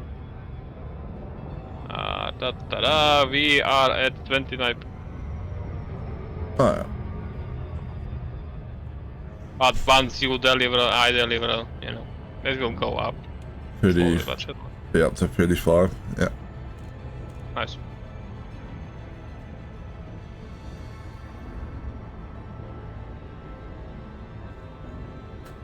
And I just realized I left the station earlier than I needed to, because I didn't pick up full amount of cargo. That happens. Granted, it kind of wasn't entirely my fault. Like, I was planning to get the full cargo of liquid oxygen that we are missing, but didn't notice that the megaship didn't have enough to fill up the maximum cargo. Yeah, it's getting hit pretty hard, the biggest ship. Some other categories. Yeah. Like, I've been picking up ceramic composites for 3 or 4 loops at this point, and we still need 20 something more. If I subtract what I currently have in the storage. Yeah, give me a moment. I'm gonna let my dog out. Looks like she's being sick. Come on.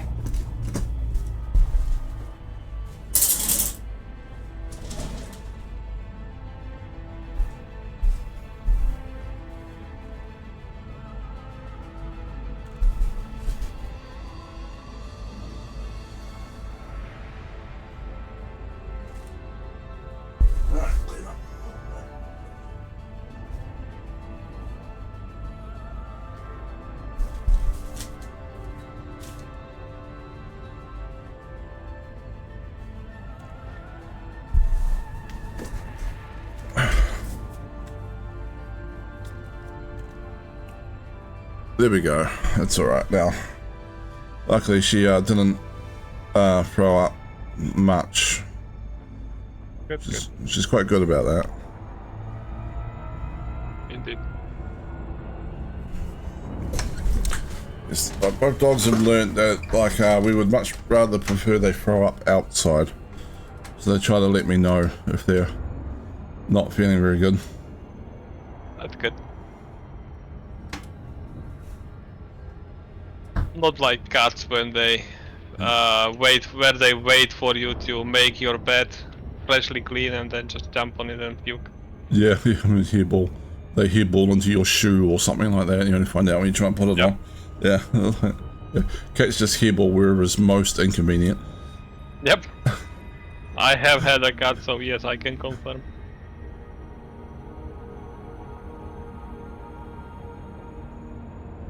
Yeah. We've had cats most of our life, actually. Dogs are one of those things where, like, had dogs when I was a kid because my parents, you know, like dogs.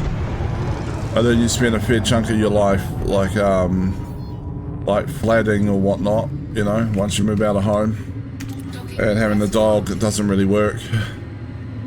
And then you buy your own house and you're like, yeah, I can have a dog again. Yep. For me, it's somewhat the other way around. I didn't have cats. For most of my life, we've had dogs. Landing gear deployed. I think I owned 3 dogs. Yeah, 3 dogs. Since I was, what, like 4 or 5? Yeah. Granted, my last dog died 2018 or thereabouts. Engines disengaged. And I haven't had a dog since, but that is mostly because I am living in a like a apartment complex, which is not a problem. Like we had a dog even in that case, but in the later years there wouldn't have been anyone that could stay with the dog at home. So, Ship released. and I knew I couldn't take it to work, so that would have been an issue. Yeah, so that's the thing, right? Like, you don't really want a dog if it's going to be left home alone all day. It's going to be bored. The other thing with dogs is that if you like go away a lot, it's hard to find someone to take care of them. Like a cat, you can just be like, have someone show up once a day and feed the cat, you know, and the cat's fine. But dogs will lose their. Yeah, dogs are a little more of a problem. Yeah, I agree. Yeah. And yes, I do fair bit of traveling, so yeah, that would also be an issue. Frameshift drive. Like I've been to the US for 2 weeks, like last year was it? Or the year before that? Either way, it's 2 weeks that I wouldn't have anyone to give the dog to. Yeah. Well, I mean, if I really wanted to, I could still. Yeah, you can book them into like like Well, dog yeah. like care places while you're away as well, Yeah. but that's costly, you know, like That it is, yeah. and yeah, so we used to have a boarder, which was good because we'd just be able to go away on holiday and he'd just look after the dogs, you know, like because he was living here in our house and he would feed them and they could hang out in his room with him and you know. Yep. And now he moved out, but then he was still living close by, so he would still come back and house sit if we needed to go away. Yeah, gotcha. Frameshift drive. And then he ended up moving to like somewhere much further away, like 2 hours drive or something, so it's a lot harder to now.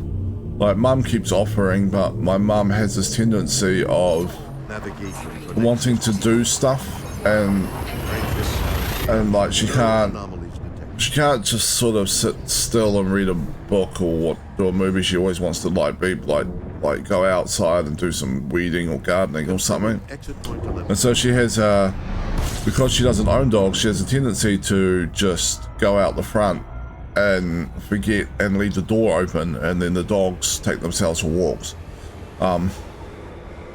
Which you do not want. So yeah, she's a little bit too absent-minded when it comes to like keeping the dogs in the house and stuff. Frameshift drive. And there's no real point going away on holiday if you're spending the whole time stressing about what the happening with mum and the dogs.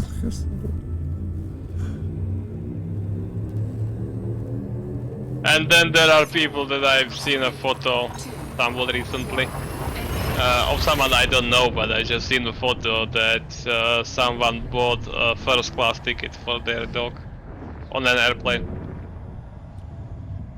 Oh, Was this the one where they weren't allowed to take the dog on the airplane and they drowned it at the airport?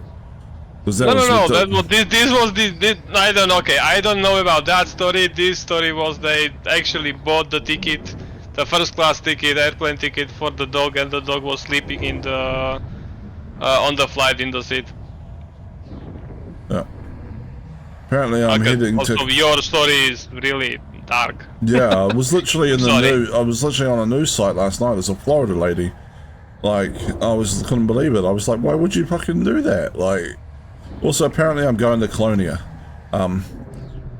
Based on how long this jump's taking. Yeah. Stealing your joke. See you there.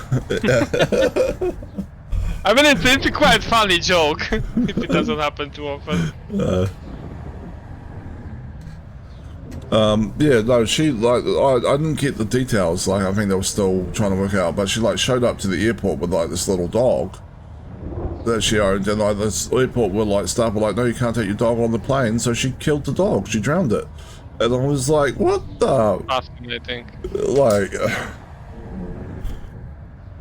no, don't let that lady on the plane. Just book her into a psychiatric assessment somewhere. Like, Exactly.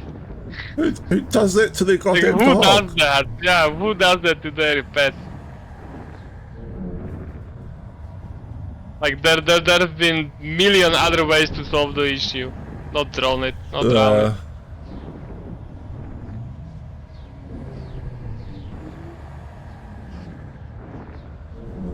Wow, this is a long jump.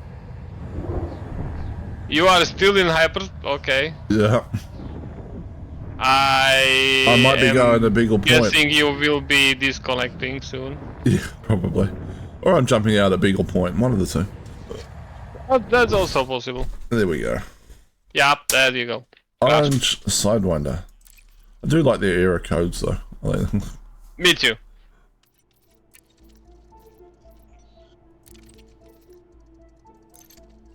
Alright, 36% done.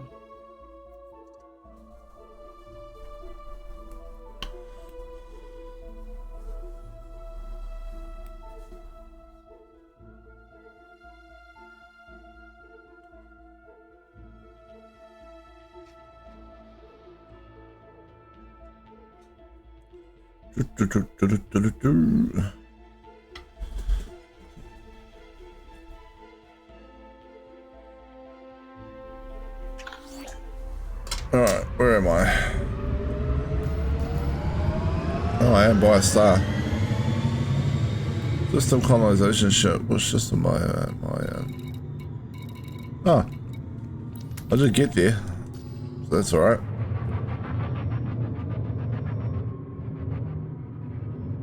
Hey, let me check something.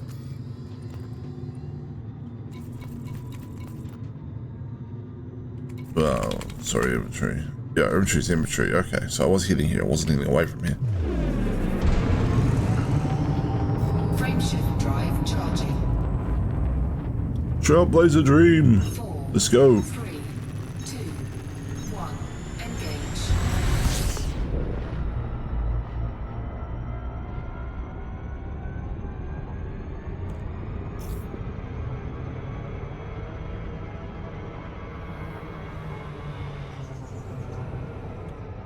Also, we were leaving Hazres with Dad yesterday, right? I was leaving Hazres with Dad yesterday, and the station we were going to was like 1,500 light seconds away. So I thought it was time to introduce him to the concept of the FCO we'd put into his ship. Okay. Long story short, Dad ended up 45,000 light seconds away from the station and at 5% fuel. Yeah. Sounds about right. Yeah. I was like, you just want to tap it on and then tap it off again relatively quickly. He's like, woof, woof into space.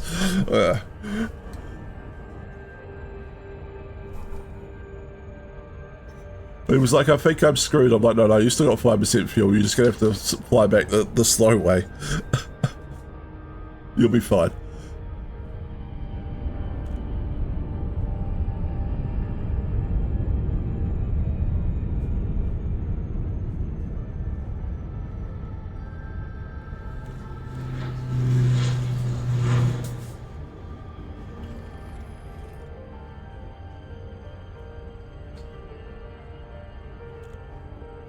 Alright. Also, not sure if you looked into how the other mega ships were named, but I quite liked the names of the mega ships that they deployed. I know, I saw a list of what systems they're deployed into, but I'm not sure that had the names of the ships. If they didn't have that in the announcement, I saw it somewhere, but the names are like Echo, Faith. I think one of them is Star Song or something like that. Which is like fairly interesting names. Oh, they have fun with the names, that's cool. I like that. Yeah. Yeah, I just looked it up. It's Echo, Fate, Promise, Song, Star, and Wish. And Dream, of course, the one we are collecting from. Yeah. So they've all got Trailblazer at the front then. Yes. Yeah.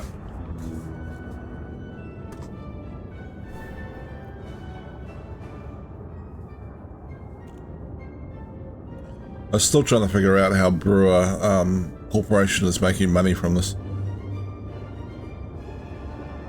Me too. Like there has to be some kind of a commission they are getting from all of this. Landing gear deployed.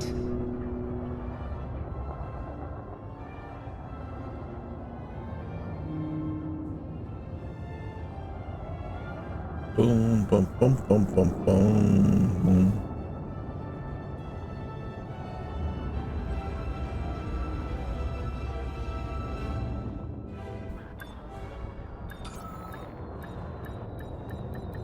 Maybe they also get a cut in the weekly maintenance of stations. Still wouldn't Who be- knows where the powers that be in the elite get their money? Like where does the Pilot Federation get their money to pay the dozens, if not hundreds of billions they are paying for Targoids? What, have you not paid your Pilot Federation membership piece? Not that I'm aware of. Granted, they are deducting my a fee every week for my carrier. That is true. Granted. Yeah.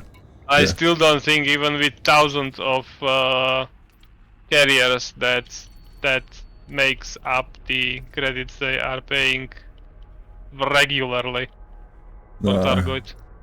It does raise an interesting question. It's like, if you had a game with a proper economy where the game actually tracked the money and like how much money organizations had and whether, like, would that screw the gameplay up completely? In terms of Elite, I believe so. I'm not going to state it as a fact, but I do believe so. Yeah. Go ahead and the bounties of the game is like, I'm sorry, the Pilots Federation is now insolvent. Yeah.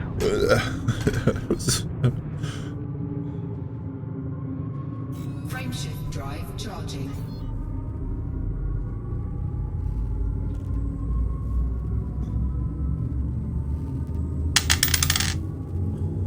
I was hoping that the colonization would think it would be like a money thing, but apparently that's not the case. Not yet, anyway. I was absolutely gobsmacked when I realized that it was like didn't cost you money, right? Like All systems check out. Yeah, Like- next to no money. Yeah, I think we are actually earning money.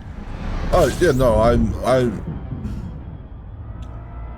one load of stuff, right, is probably earning you about $1 million in profit, depending on what you're taking, right? Million Right. to 3, but yeah. Yeah, right. Which means that if you assume 30-something loads or something for outpost, right, Frameshift. you're essentially getting back that $25 million cost. Yep. The Roughly. initial investment is repaid, Yeah. definitely. And if And you that's just for the outpost. If you build a tier 3 or tier 2 or tier 3 stations, then you get many more. yeah. So essentially, the only monetary barrier to entering is having that 25 million and having a decent cargo ship, right? Yep, basically. And I was working it out like a, like a medium-sized cargo ship. could probably be had for easily under 100 million, right? That would carry a reasonable amount of enough to do an outpost anyway, even if you had to do like 60 runs instead of 30. And then like, I mean, I got the money to buy Dad cargo type 9 and like a couple of days of bounty hunting, and it would have been quicker if I was trying to earn it for myself, because I limited myself just to the wing missions that I could share, right? So like the one non-wing missions earn a lot more money for the number of pirates killed. So Yep. Exactly. so you're looking at 160 million for a cargo timeline, and then some money for rebuy, some money for buying the initial lot of stuff you're taking to the bank, and the 25 million, 200 million, and 200 million is basically, you know. Yeah, I agree.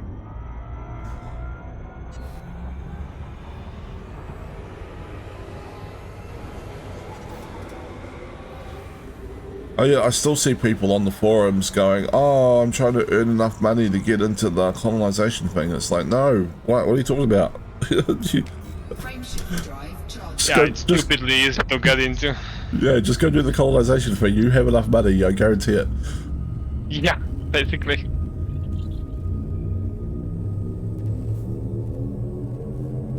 4, 3, 2, 1. But I mean, after the last thing where you were building something, like getting your hands on something big, you know, like a fleet carrier, 5 billion for the basic fleet carrier, you know, like 7 to 9 billion depending on how many services you want to bring. I'm not surprised that people are still like thinking in their heads, oh, I need like a couple of $1 billion to do system colonization.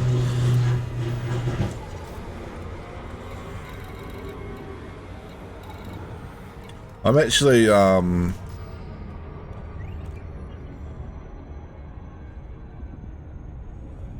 don't know, I'm of two minds about it. Like, if it costs money but less time, like, I would appreciate that, because I can earn money doing fun activities in game, and hauling stuff is not the funnest, most engaging gameplay loop, right? Yes. Like building, seeing your station you're building come to life, and you know, and be there is pretty cool though. So it has that nice reward at the end, that little dopamine rush. But like, if it cost more money and less time, I'd be quite happy with that, because I could spend the time earning the money. So, and doing more fun stuff, you know, Fargo combat or bounty hunting or something. But Or exobiology, but yeah. yeah, or exobiology, you know, like, you know, you could literally just be exploring the galaxy while, like, connecting to the map and remote triggering construction projects and funding it, you know, like that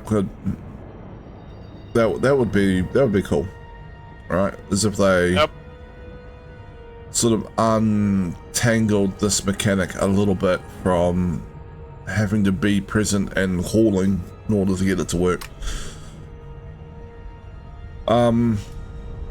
Yeah. But at the same time, I do appreciate that, like this is not presenting much of a barrier to anyone, right? Who wants to get involved. I mean, almost anyone has enough time and enough money to go and claim a system with an outpost, and then slowly work on like building up a system if they want to. So there's not really any barriers here to doing anything. Yeah. And if there are, they are not huge. Yeah.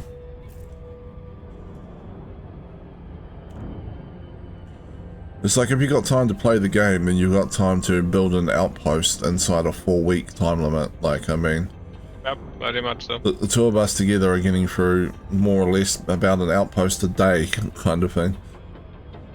Oh, okay, yeah, that is us doing it together at the same time, but yeah. Even if you are solo, it can an outpost can be done fairly quickly, even solo. Yeah. I mean, it took close to 24 hours to get the first outpost done with the two of us together, but that was without the mega ships. That was with problems with the CMM composites, and you spent, I imagine, a number of hours getting all those CMM composites together.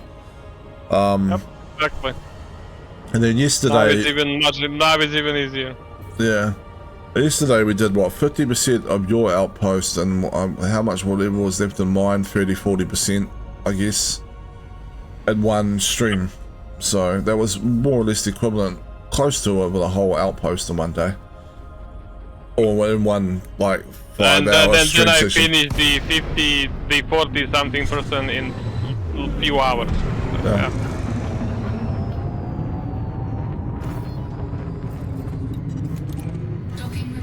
Yeah, so here I started streaming 2 hours ago, roughly, and this was at 0%, and now it's what? And it's 40%-ish range. Could be like 41, 42%.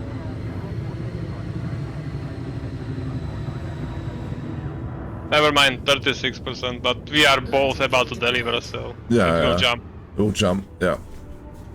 I mean, I had a 4-minute break, and we've been chatting a bit. I haven't been exactly. Yeah, I haven't been focused. exactly like 100% focused. Exactly. Yeah, same. Not to mention, I screwed up like 2 loops ago that I didn't pick up a full cargo. Yeah, so we're not exactly working at the most efficient possible. Full efficiency, yeah. But I don't think most people would be. So, definitely not. I mean, even if you could dedicate like an hour a day to this, or even an hour, like few hours a week, you should be able to build an outpost fairly easily. Yeah, a few hours a week we get you an outpost inside the 4-week time frame, no problem. Yeah. Alright, 39%. And when you deliver, it'll be what, 42 or something? So 41, 42, yeah. We'll find out soon enough, as I am about to dock. And you are on the other side of the megaship. Who's Sam? Unless I'm going to crash into the station and blow up, of course. I guess 49% damage, easy.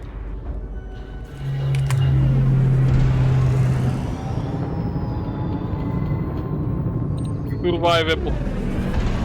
Yep. Any landing you walk away from? Yep. There. Prepared, like nothing happened. Frameshift drive. Yep, charging. 42%.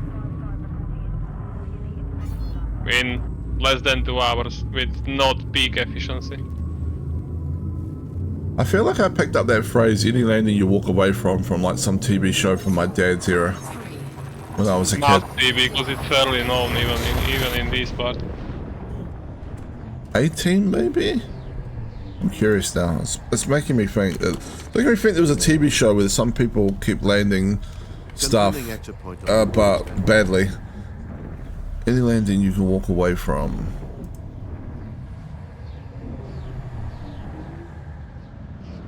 Yeah. It's a well-known aviation phrase often attributed to Gerald R. Massey, who reportedly coined it after a crash landing in 1944.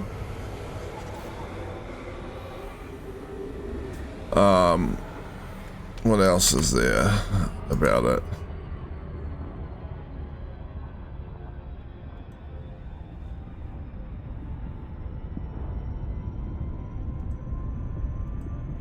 Was it used a lot in the A-Team though?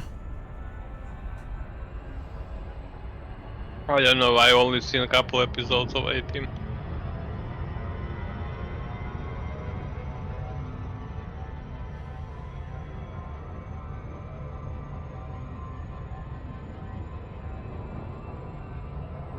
Yeah, I'm not sure. It's not telling me. Unless Chuck Yeager was a member of the A-Team. I don't know. I don't know why I'm thinking that. It's just like this weird little connection thing that went off in my head where I was like, I'm really sure I picked that up from like one of those shows dads used to watch. Frameshift drive charging.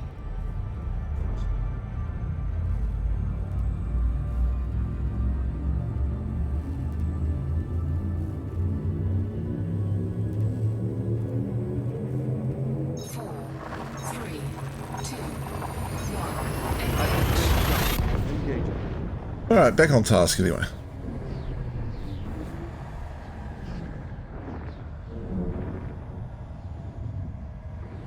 Confirming exit point telemetry. Stand by.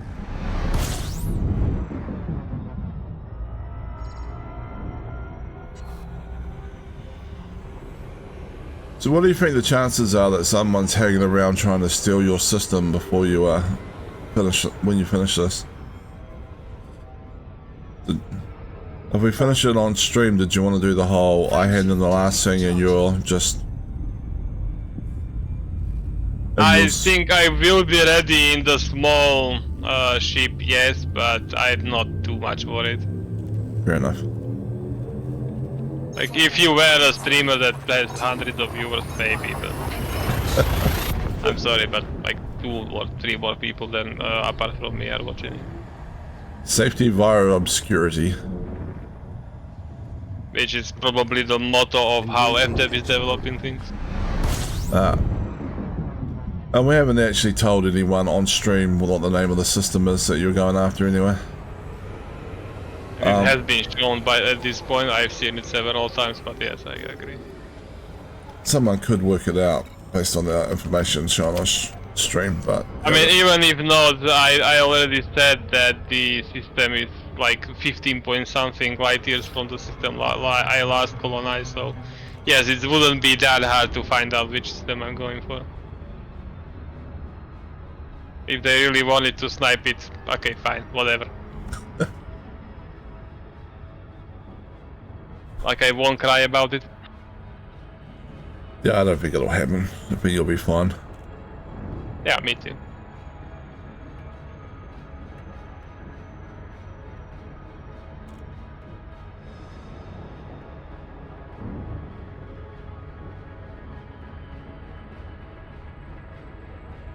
Boom, boom, boom, boom.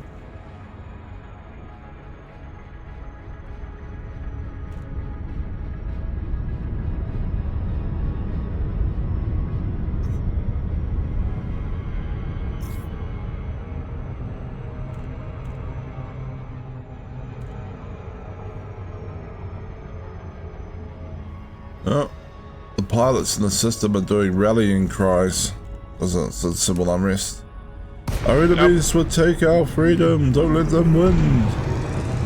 It's like, alright.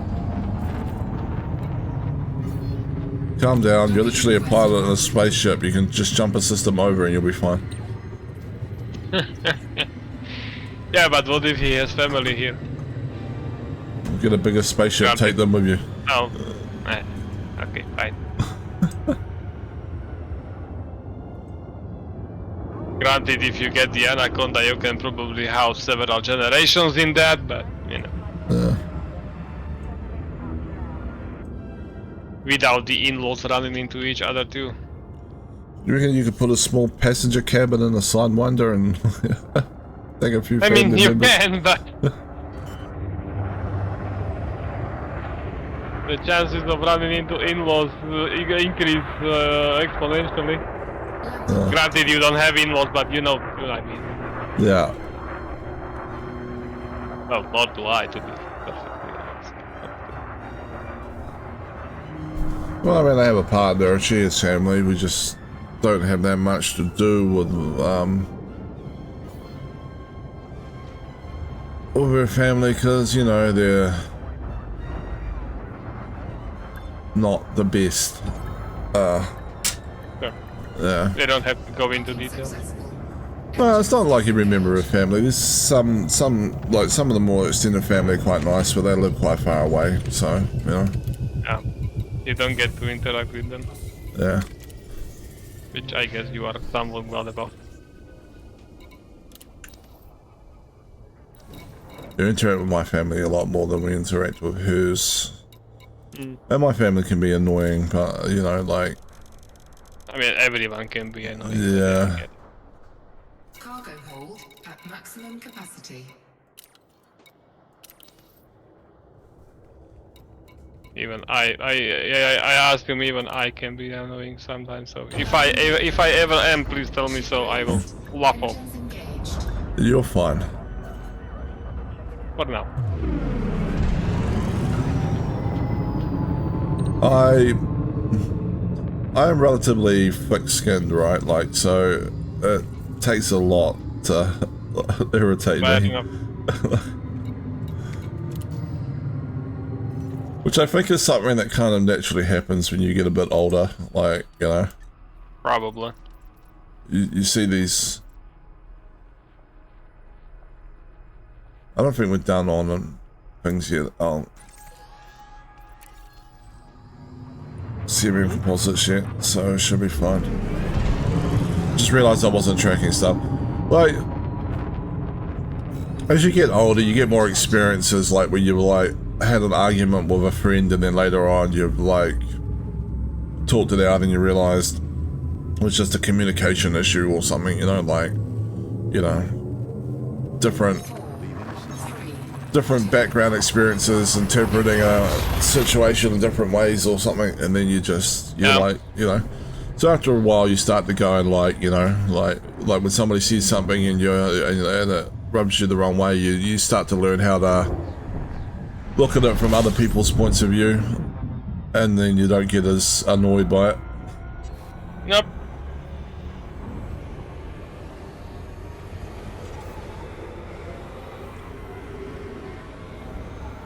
And you get a little bit more cynical about human nature as well, and like, you know, causes and stuff. Yeah. Frameshift drive charging. Yeah. For all I care, you could all die tomorrow. I wouldn't flinch an eye. But an eye, sorry. Yeah.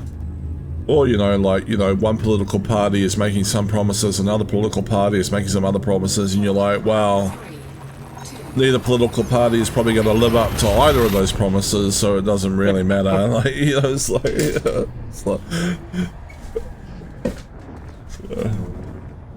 I'm not sure if you are familiar with the channel Honest Ads on YouTube. Like they do skits about the laws that usually Australia passes, and about their governments if they are based in there, but some of those skits are fairly funny. I'm not like sure.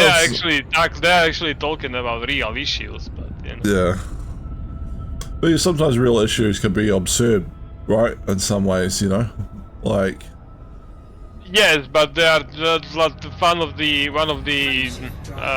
honest ads I remember was something about how the government is screwing over the Australia altogether because they are letting the lobbying companies just build more and more oil mining rigs in spite of several studies that it's bad for the environment and Australia in and of itself.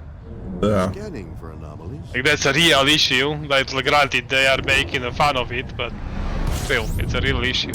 Oh yeah. There was it reminds me that it's like there's a guy who was making fun of Dangers to Himself, Australian YouTuber. So this guy, his name's Friendly Georgies, right? And he was like looking into like he sort of ended up looking into political corruption in Queensland, in Australia, like the state of Queensland, and where they're like their big political leader was like doing some dodgy shit, right?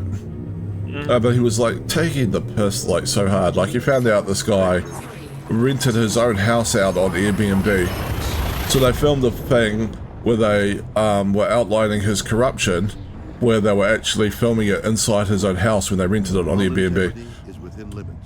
All other systems are And he was like making jokes, like he was like going like, it's like, you know, like, I'm here with my partner and we're gonna have sex in every room of your house, type of thing. And then at some point, and then he did some stories about like some like gangs and stuff as well. And at some point, his house actually got firebombed. And he had a story about that as well. Wait, what? Yeah, someone literally firebombed his house, tried to kill him. Interesting. And he was like, so first they firebombed my neighbor's house, and then they realized they got the wrong house, and they came back and they firebombed my house. He's like, but unfortunately for them, I don't really know what I'm doing from any one moment or another, and so I wasn't even in the house. I was off somewhere else.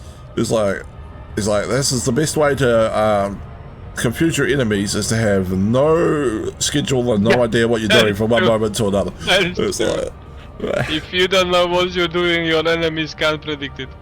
yeah. Yeah, and so like, yeah, he was he like there was some like his list of enemies was like scary, right? Like all these people that he was like trying to figure out who bombed his house. He's making a list of all these like people he's pissed off, and some of them would genuinely probably try and do that, you know, like criminal gangs and you know stuff. And it's like, but he's just making jokes about it. And he's like, as you can see now, I'm filming in a white room because I don't want to give away any information about where I might be staying. Because they're nice people and I don't want their house burned down. Yeah.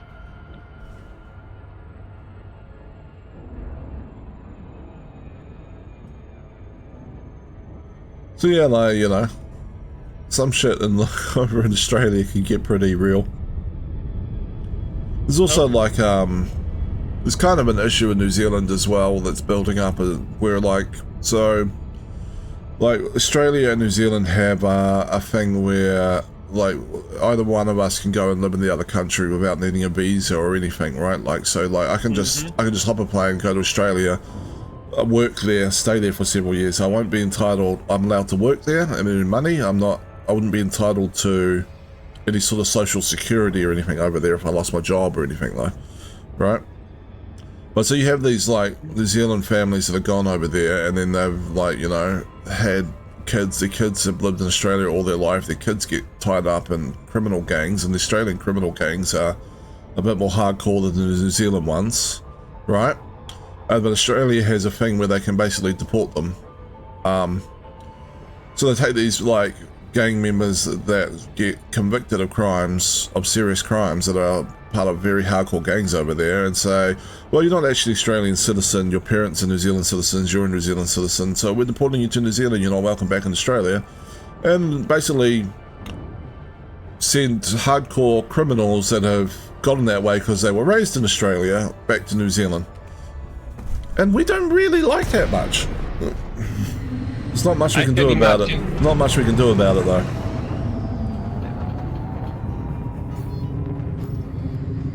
Also, yes, you are good on the CMM composite, still need 925. Cool. Well, I'm bringing 696 right now.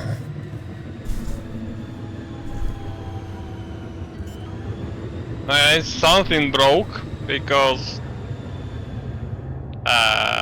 I delivered all my cargo I had, but my cargo on the right panel still says that I have not, and I cannot deliver it, so I basically have ghost cargo at the moment.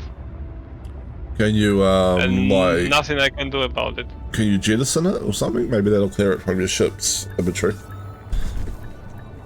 I mean, I guess I can, but like, I bought the cargo and I want it delivered. I don't want to throw it into space. Oh, it didn't let you deliver it. I thought it said it counted it as being delivered and then... No, it didn't count it as delivered. It delivered only the like 20 or 30 steel that I picked up alongside it. Nothing, the rest didn't get delivered. So it was the rest of titanium or... The rest of ceramic composites and 530 liquid oxygen. These are saying 0 required, if you look on my stream. Yeah, I mean, the mega ship says that there's 0 required, but I still have in inventory, like, I didn't get the money for them. Or maybe I did, I don't know. Well, if they're not required here, take them and store them on your fleet carrier, maybe. Yeah. I guess so. Landing gear retracted. Where is my fleet carrier? Engines Oh, engaged. right here, okay.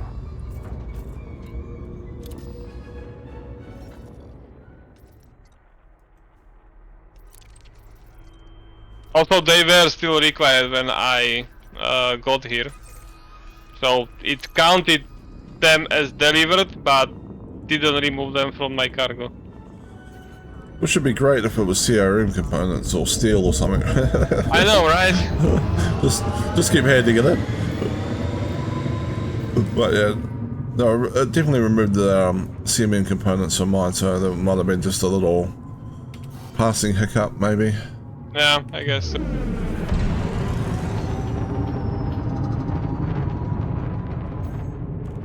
Frameshift drive charging. Imagine if colonization got paused again, and like everyone was building stuff really quickly just because it just wasn't taking it out of the cargo when you tried to hand it in. It was ZDM's own fault. Yeah. It's like, I'm trying to hand in the steel, damn it. And all the time it's going like 3%, 6%, 9%, 12%, 15%.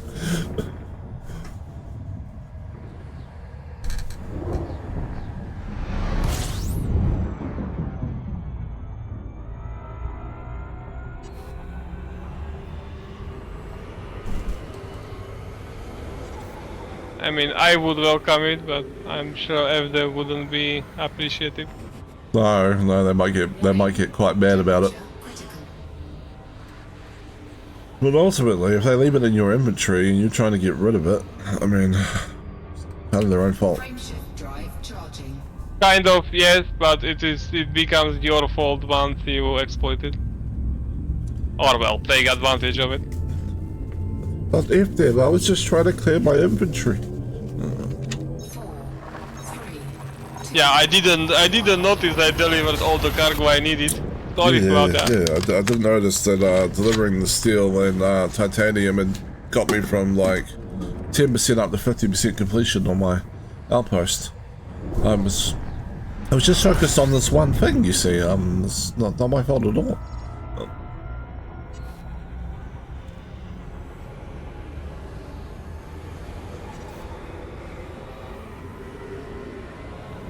Yeah, and then FDev goes, doesn't matter, you exploited, banned, bye. Reap years of frameshift drive charging. years of time put into the account. Yeah, that always cracks me up when someone has like years of something in like an account, like you know, like an WoW account or something, and then it's like, oh, caught for botting, banned, and you're like, why would you risk it? Like, Yep, exactly. I can't understand that either. did you ever see the Pirate Software one where he's talking about how his guild master got banned when he worked at Blizzard? Yeah, I think I heard the story, yeah. It's like botting while on a tour of Blizzard. And they're like, dude, we know what your character name is. We can see that you're in-game while standing here. Yep.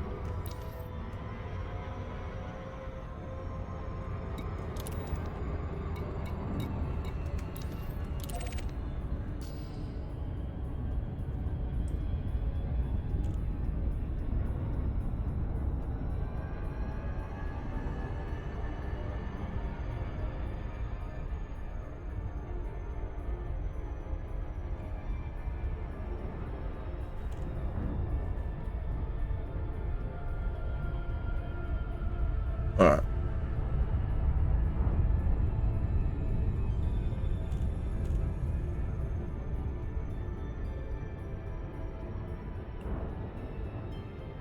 Oh come on, Navin, my carrier doesn't wanna give me landing pad. That's bullshit. You seem to be having a lot should more have issues than I am. Yeah, somehow I am having issues, yeah. Which I don't usually have. But I guess it's my turn. I mean, I did get that disconnect on that jump. And a few of the jumps have been a bit True, too but- long, but... You seem to be getting more issues than that. Yep.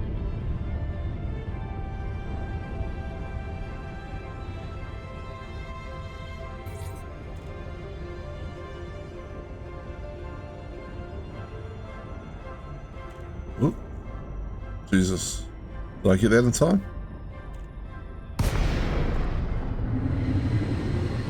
Close enough. Alright, there we go.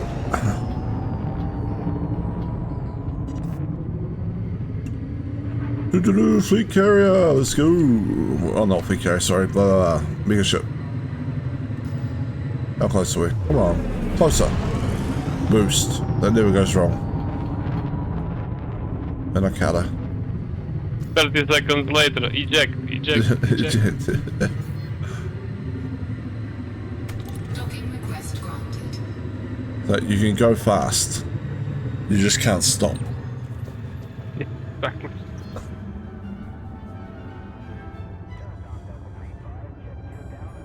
Like the dude that got the Darwin Award for the rocket boosters on his car. Yeah. I'm a little surprised that the guy that built a homemade rocket to like a flat earth to see the curvature that and also died didn't get a Darwin Award.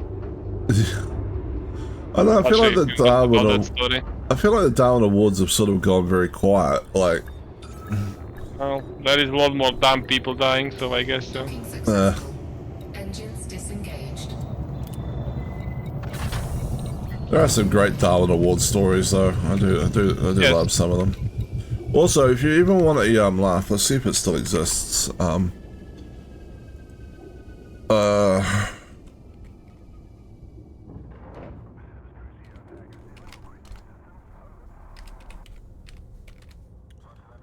Nope, I have caps lock on. There's a Wikipedia page that used to exist of selfie-related deaths and injuries.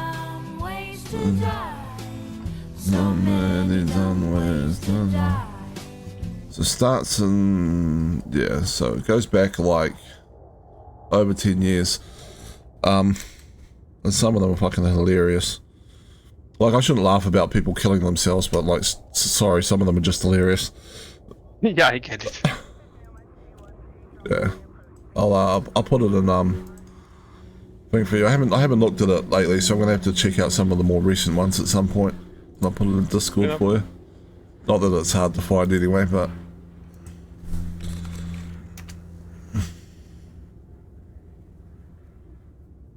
Cheers. so yeah, it generally falls into a couple of categories. Falling off stuff while taking selfies. Obviously. Drowning while taking selfies. Surprising number of people. Okay, I'm sensing a theme. Surprising number of people that have killed themselves around trains while taking selfies in a couple of different ways. So a lot of people like to stand on the tracks and take a selfie with the train coming up behind them. That's resulted in a I've number of seen deaths. way too many images of that on 4chan Yeah. Some and people. Live League and, you know. Some people like to climb onto trains that are stationary in like a train wherever they store train things and don't realize that these are still connected to electricity. Yeah, They actually so have electrocuted. yeah, literally, yeah, and that kind of thing. And someone actually managed to fall out the window of a moving train, I'm pretty sure, taking a selfie and killed himself that way. Yeah. And then there's also firearm related ones. Gear retracted. Ship released. Engines engaged. And there was also a group of soldiers in Russia, I'm pretty sure, that decided to take a selfie with a live grenade, and then they thought it would look better. Did I actually buy anything? Hold up. Inventory empty. Okay, turning back around. And so they decided that the image would look better if they took the pin out of the grenade and blew themselves up. There's also been a Like number. literally the definition of dumb ways to die. Yeah. There was also a guy, I think this might have also been Russia as well, who got out, who noticed a injured bear by the side of the road and got out of his car to take a selfie with the injured bear, and the bear mauled him to death. Okay. Just because, you know, injured bears are safe to be around. That's like, you know. Another person in India got out of their car to take a selfie with a herd of wild elephants, and the herd of wild elephants trampled him to death. So there's been a few animal related ones as well. While I'm talking, let's have a look at some of the more recent ones. If they're still updating this list anyway. Oh, too many references. Okay. Apparently in the Turks and Caicos Islands, it's not always deaths, it can be injuries as well, right? A Canadian tourist had both hands bitten off when attempting to take a selfie with a shark in shallow water. That was in February. Okay.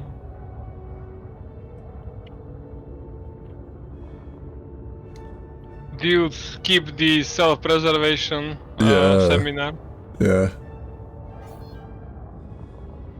Oh, that's just sad. Someone in England was taking a selfie while speeding and crashed into a man riding a moped and killed the moped rider. Someone standing close to train tracks. Another one too close to train tracks. Oh, there's been a few. Oh, the one in May last year. There's been a couple like this where someone shot themselves while filming a video on Instagram, pointed a gun to their head while doing the filming, and accidentally pulled the trigger. Like, don't do that with a loaded. Oh, Jesus Christ! Docking successful. Engines disengaged. Oh no, the mega ship has run out of steel. Is it? Oh, there's other places to get steel. That's fine. Yeah. I mean, yes, but come on. Seriously? Yeah, there was a lot of steel on there. It was like 80,000 or something at one point, wasn't it? Oh well, now there is 450 or 449, but still. So someone climbed over. This person was in India. They were 38 years old, so you know, really should have known better. Climbed over a 12-foot fence to enter the lion enclosure at a zoo in order to take a selfie with the lions, who basically killed him. No surprise there. Oh, a New Zealand tourist died taking a selfie in Thailand in December 2022. Yeah, so there's a lot of, like, I mean, some of them are just people being a bit too adventurous, right? Like, falling off stuff. You get the occasional just really weird ones. You know, like, take a selfie with a shark. So I see your ship there. Well, I wasn't exactly hiding, but guess. You still sort of see it moving around behind the screen. Yeah, I had to back off because I was about to get blown up.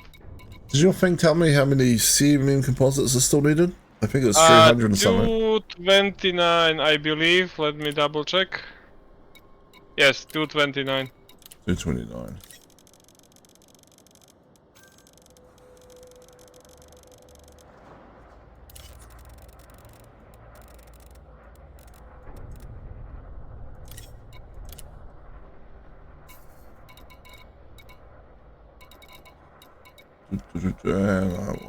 Let's... Oh, well, there's a little bit of steel here. Should be enough for me to fill up anyway. There we go. I think, maybe. Well, it's 449 exactly, so I don't believe that they have given you... Cargo hold at Yeah, maximum you are a capacity. little bit less than required. Yeah. That's alright. Titanium is still here, so... Released. Engines engaged. Yeah, I picked up titanium as well. We can finish off the steel from somewhere else. Yeah. Alright.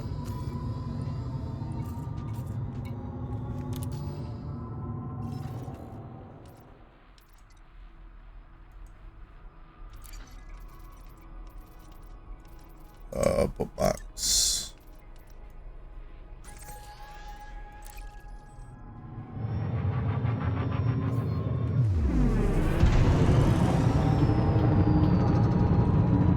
Frameshift drive charging.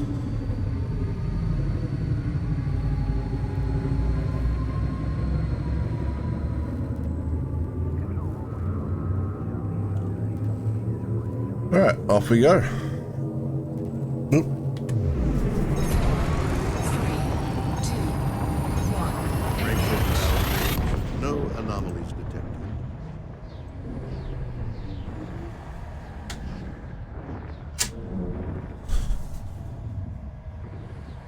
Confirming exit point telemetry. Stand by. Yeah. There has been the occasional New Zealand person in the Darwin Awards, though. Like, does happen. I am well convinced that every nation has an entry in the Darwin Awards. Probably.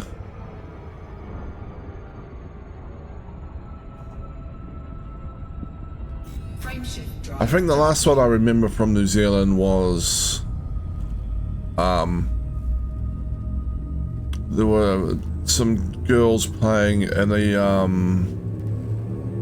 an area that's just downstream of a dam, and the dam is released. It's like a very gorgy area, up by Taupo, and it's literally like goes from being like you can walk around it down on the rocks at the bottom of it to being like 20 feet underwater very rapidly several times a day when they release the dam gates.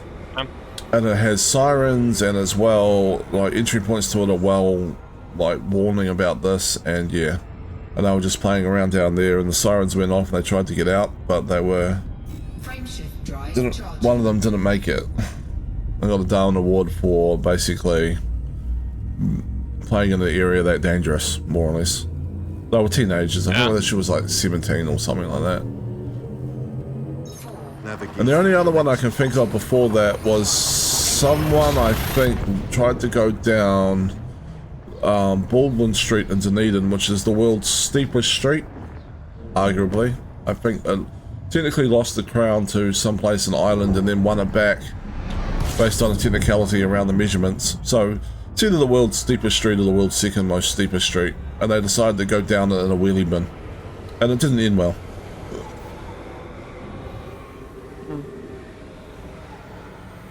You know, drunk students. Dunedin is very much a student city. They make poorly thought out decisions sometimes. Frameshift drive charging.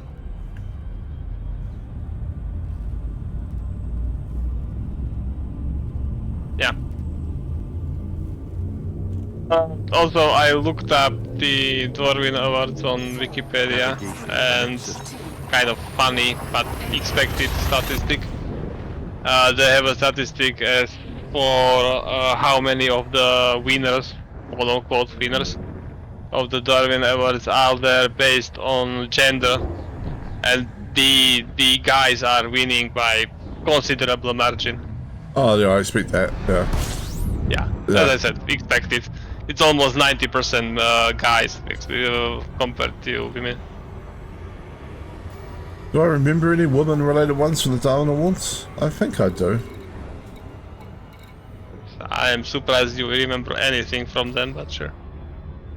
I remember at least one. There was a woman who... She was in I think she was in her 30s or something, and she was a, she used to be a professional gymnast when she, or an amateur gymnast maybe, when she was in, where am I anyway? Hold on. Is this the right? Places. You are at the place where you deliver. Okay, it just felt like there was too many system sources. Unidentified signals, sorry, not system sources. Yeah. Oh, you can probably disable the signal sources. You don't need those. I mean, I don't mind, it was just throwing me off for a moment. I thought maybe I'd screwed something up. Okay. Again, like when you go in an autopilot and suddenly something just goes doop, and you go, hold on, have I screwed something up? Yeah, no, she was like a gymnast in like high school, I think, right? And then she was like in her 30s, and she was walked into this hotel with her lover, and they were out on the balcony, and then she was like, oh, look what I can still do, and she did a handstand on the balcony railing and then fell off the balcony. And I think this was quite high up. like, you know, 40-story Yeah. or something.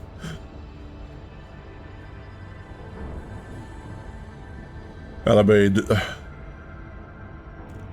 it's got to be rather traumatic for the guy that's left there, you know, like, especially, you know, especially as I'm sure the police had rather high suspicions about that.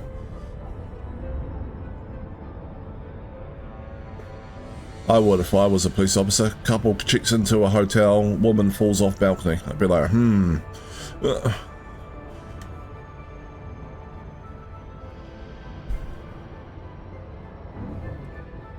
Yep. You get yourself in trouble by ways that you have zero control over. Well, I mean, you'd actually have to have evidence that there was some sort of foul play, I guess, but like, he'd have been in for a long round of questioning at the police station, I imagine. Yeah. Problem with the police, I think, sometimes based on some of the documentaries and that I've seen, is sometimes they get a theory in their head and then they just kind of put blinders on to anything else as well, which can be a problem.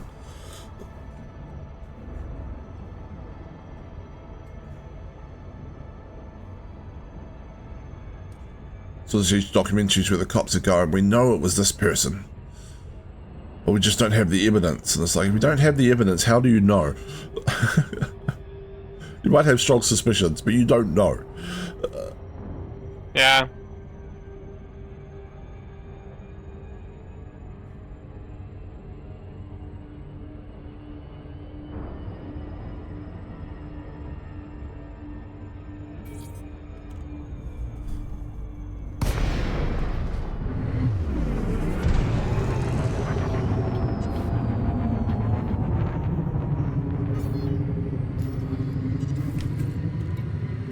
Docking request granted.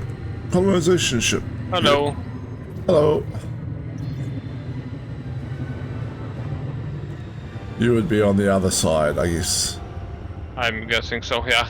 I was just docked at the past 19, so... Yeah, there you go.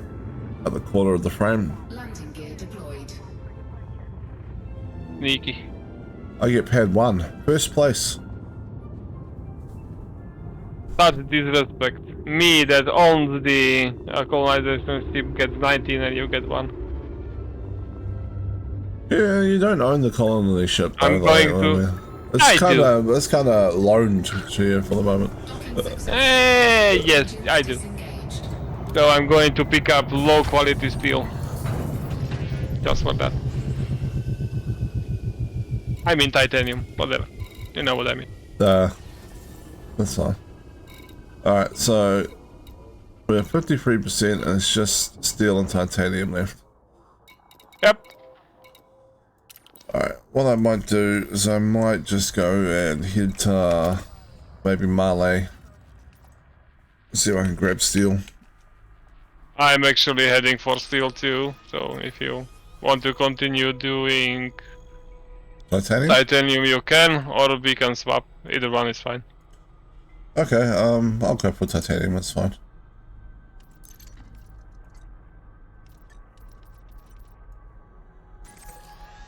Mega ship. How much we, like, hold on, I just want to check something.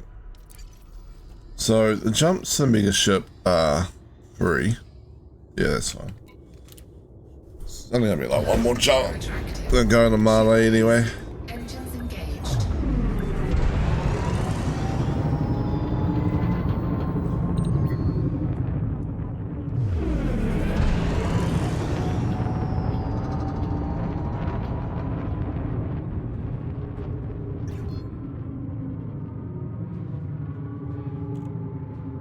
Frameshift drive charging.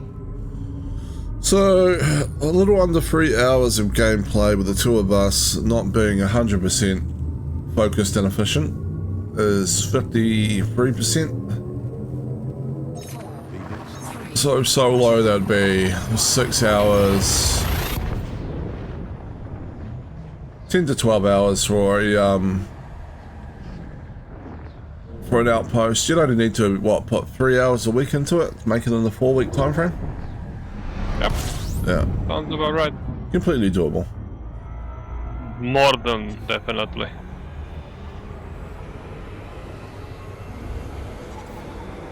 Now granted, if you have multiple kids, you probably don't have 3 hours a week, but that's a different issue. You have multiple kids and you just, well, I mean, Elite's 70% off. You just buy them all accounts and be like, deliver stuff, children. Go. Not if they are 1 to 5, but yeah. Frameshift drive charging. You'll knock on the door, police are like, child labor laws. You're like, no, they're just playing a video game, I swear. Officer, we've been hauling steel for 10 hours. He started with a tier 3 station. 4, 3, 2, 1. And he's making us do it in Sidewinders. He's holding our pocket money. Yep.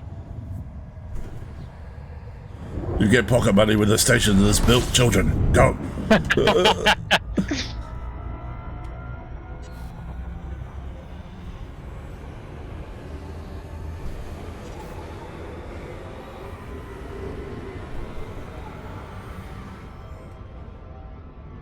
Frameshift drive charging.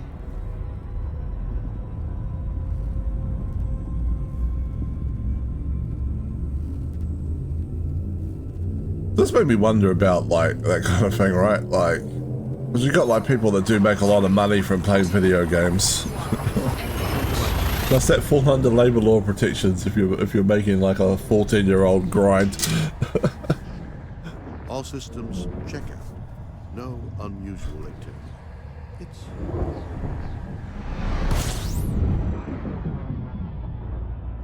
It's probably one of those grey areas. Laws always move a fair bit behind technology. That's an understatement of the year, but yes, I agree.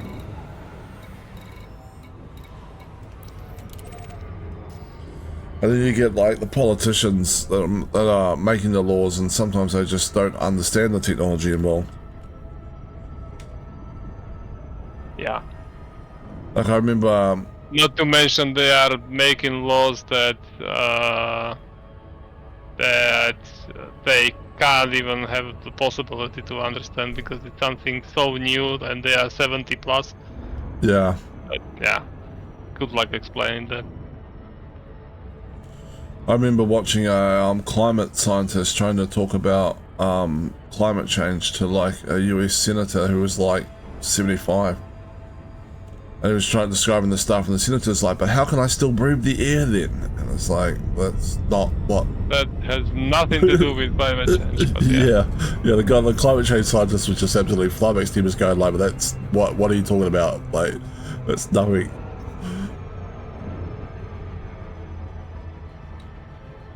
I've seen the memes saying, portraying the US politicians where if there is climate change, why is there negative 30 degrees during winter? Like, dudes, that's exactly my point.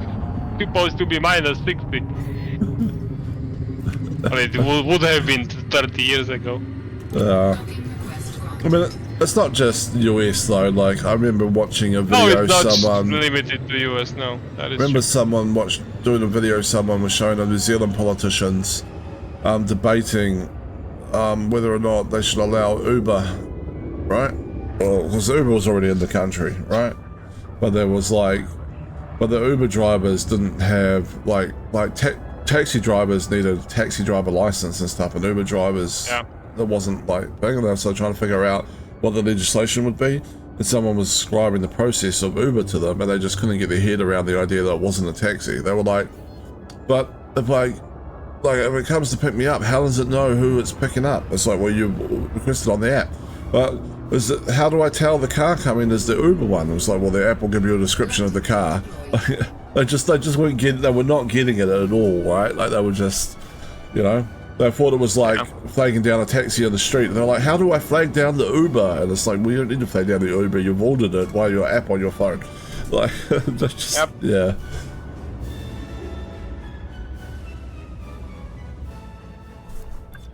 And don't get me wrong, I don't actually have any issue with politicians being old, right? Like, Kind of do, but I understand what you mean.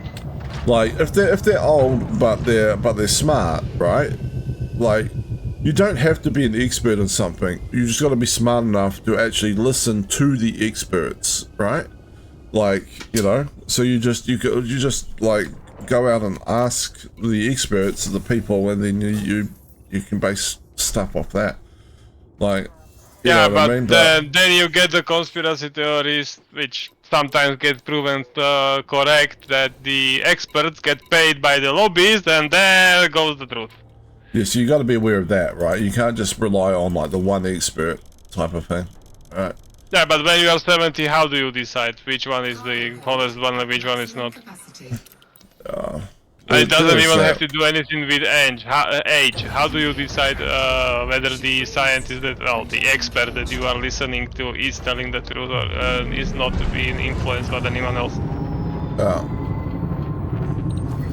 There is that. And how do you tell that the expert isn't got the best intentions but is basing it off like scientific studies that were flawed, or you know, something along those lines? Which there have been many. Yeah. Like, that is the thing, right? Like, you do get that, but like, You could least improve your chances if you talk to independent, you know, experts about the issue, but still, if it's based on a faulty study, that doesn't really solve the issue. But it could solve, at least partially, the issue of being the expert being lobbied by the big companies. Yeah. So I'm not saying it could never go wrong, right? That's the thing.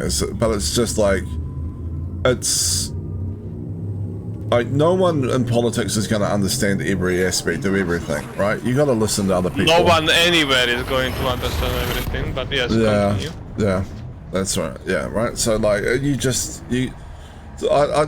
was just saying, I don't mind a politician being somewhat tech unsavvy, as long as they're people enough savvy to listen to experts and be people enough savvy to understand, to judge whether or not that expert is being on the up and up type of thing. And then if they make a decision based on bad science, well, okay, fine, that happens. That's a different issue. Yeah, but at least they've made a decision based on the best information they had available to them at the time. You can't really ask for more than that. Drive charging. Yep, true.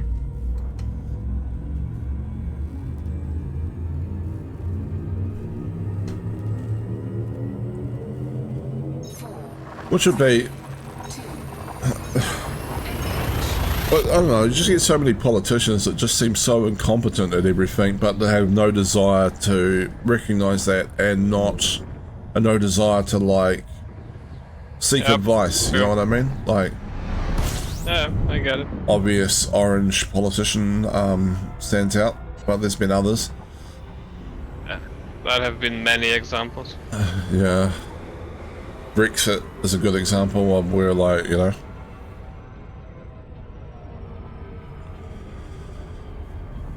And people just, like, I don't know, like,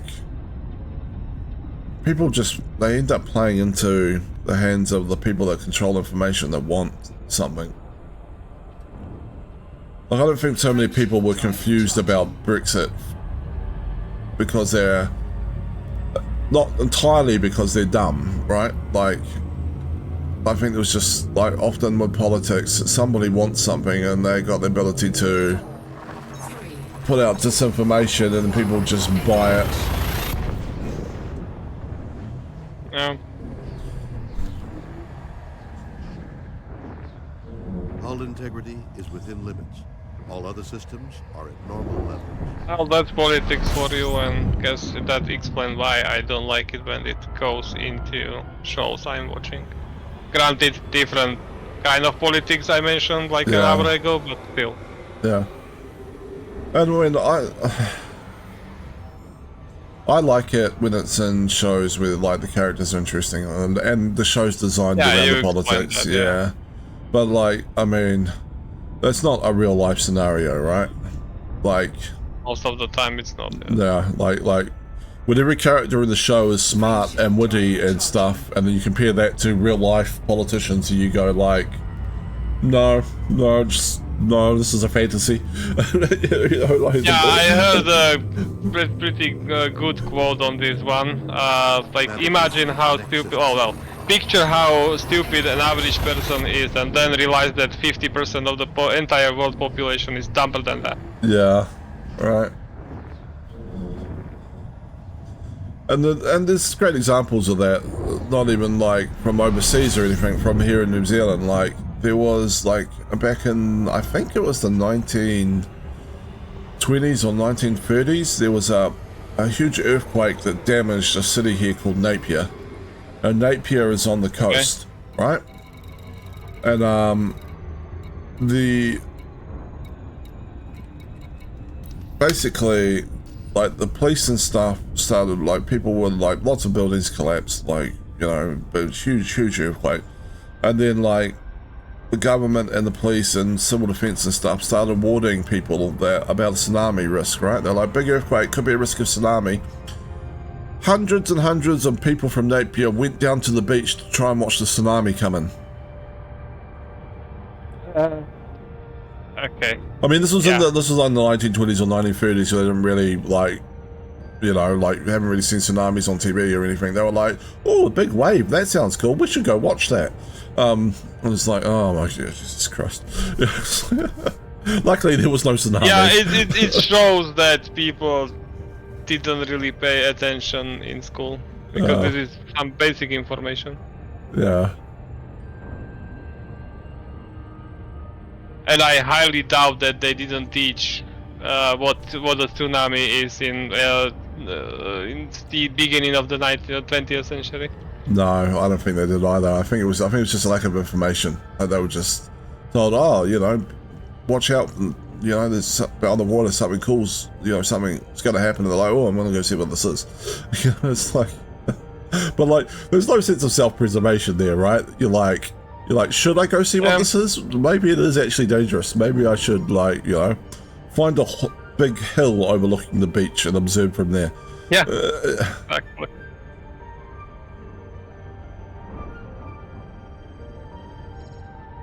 But yeah, the way I like to think about it is if you, yeah, like, related to that, like how smart the average person is, right? It's like you have a whole bunch of people who are fairly dumb in any population, right? And then you have like a handful of smart people and then one or two that are stand out above that, right? And so as the group you're looking at gets bigger and bigger, the number of like the voices of the smart people and the really smart people just getting drowned out more and more and more by the size of the group. Okay, I call it the mob rule, right? It's like no matter how smart the people are, the individual people are in a group, generally the group gets dumber as it gets bigger.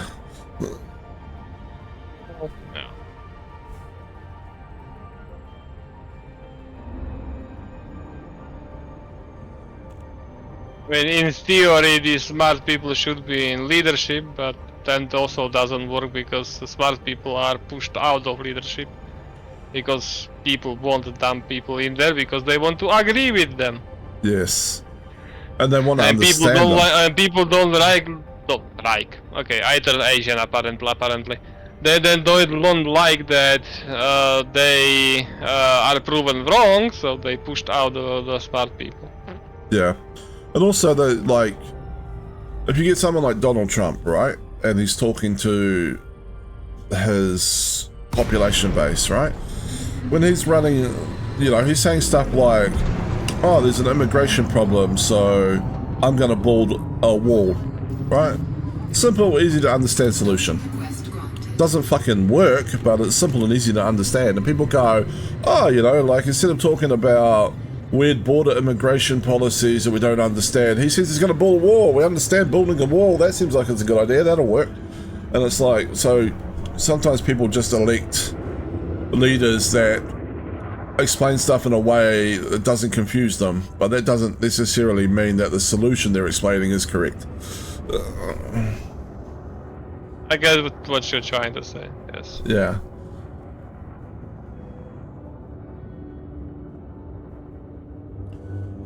And people are always, I guess the problem is people are always looking for simple solutions to complex problems, right? Like, you know, whenever there's like a mass shooting in the US or something, you get one side going, it's the guns, and the gun people going, it's the mental health crisis, you know, and stuff. And it's like, it's all of it. Like, it's just all of it. But every person is trying to put the finger on one cause of the problem. Yeah. We're trying to go, this is the thing that causes it, but it's never, complex problems are never quite that simple. Docking successful. Engines disengaged.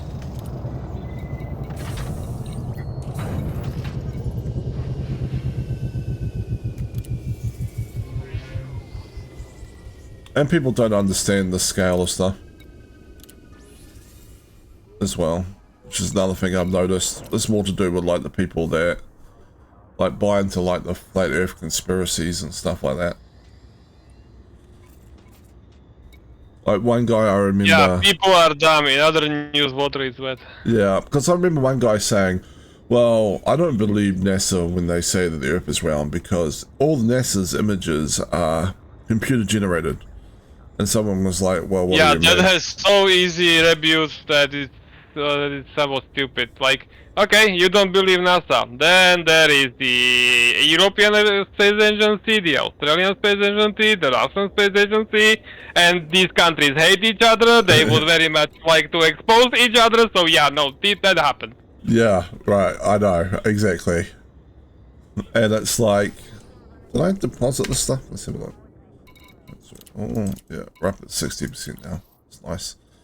Yeah, so, but this guy was like, he brought up an image and it showed like the sun and all the planets, right? Right?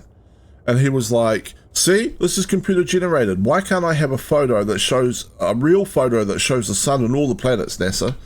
And You can, but you won't see it. yeah, someone was like, okay, let me explain this in a way you might get it, alright? This is like having a bunch of sports balls, right? And then you level an area the size of, like, New York City. All of New York City. You just level it, and then you place, like, a beach ball, and then a tennis ball, and a basketball, and you spread that out over that entire area, and then you back up far enough to get that area into a photo, and then you go, why can't I see the balls in the photo? Yep. There is a actually fairly great website out there that shows the solar system in scale.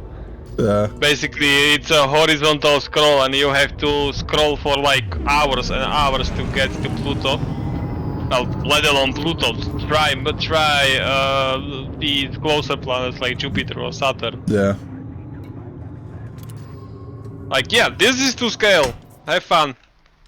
Yeah, they just they just don't get the scale of things, right? Like, I get it. It's really hard to grasp. Like when you think about the scale of the universe. Yeah, I mean humans do have problems with large numbers, but that doesn't mean that if you have a problem with large numbers, doesn't mean the thing is not true. Yeah.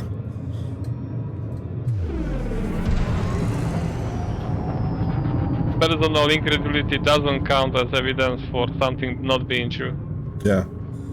And that's the same with like. Yeah, I've been watching the conspiracy theories and including hello Alexa, including the flat Earth the channels, debunking channels for several years at this point. So yeah, I am familiar with all the arguments. Okay, maybe not all, but majority of them. It amuses me how they some of the arguments. Alexa, off. Okay, shut her up, yeah. Normally she just says something and then shuts up, and then I was like... Yeah, this time she launched into a monologue.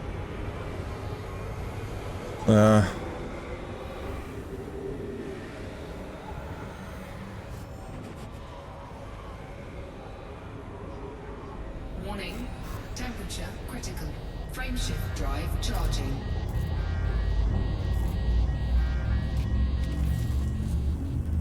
Alright, what were you saying, sorry? I took my headset off to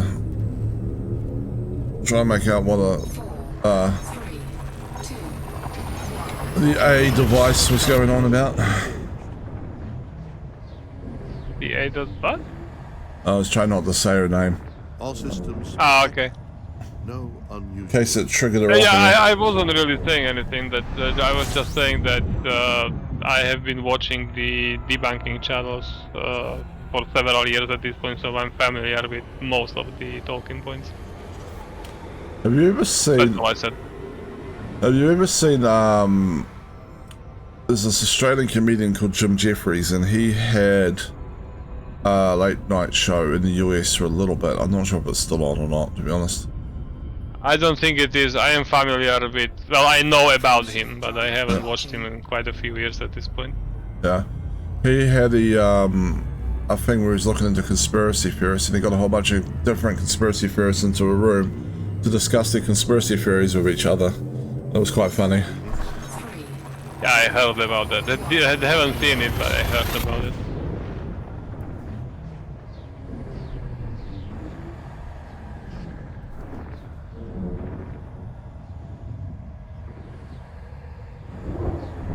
Yeah.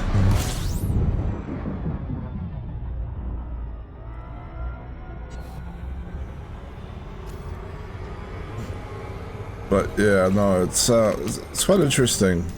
Like the psychology around conspiracy theories is quite interesting, right? Definitely. Mind-boggling, but interesting. Yeah.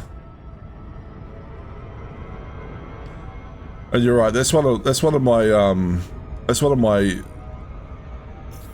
like big problems, I think, with like I mean, besides from the science, right?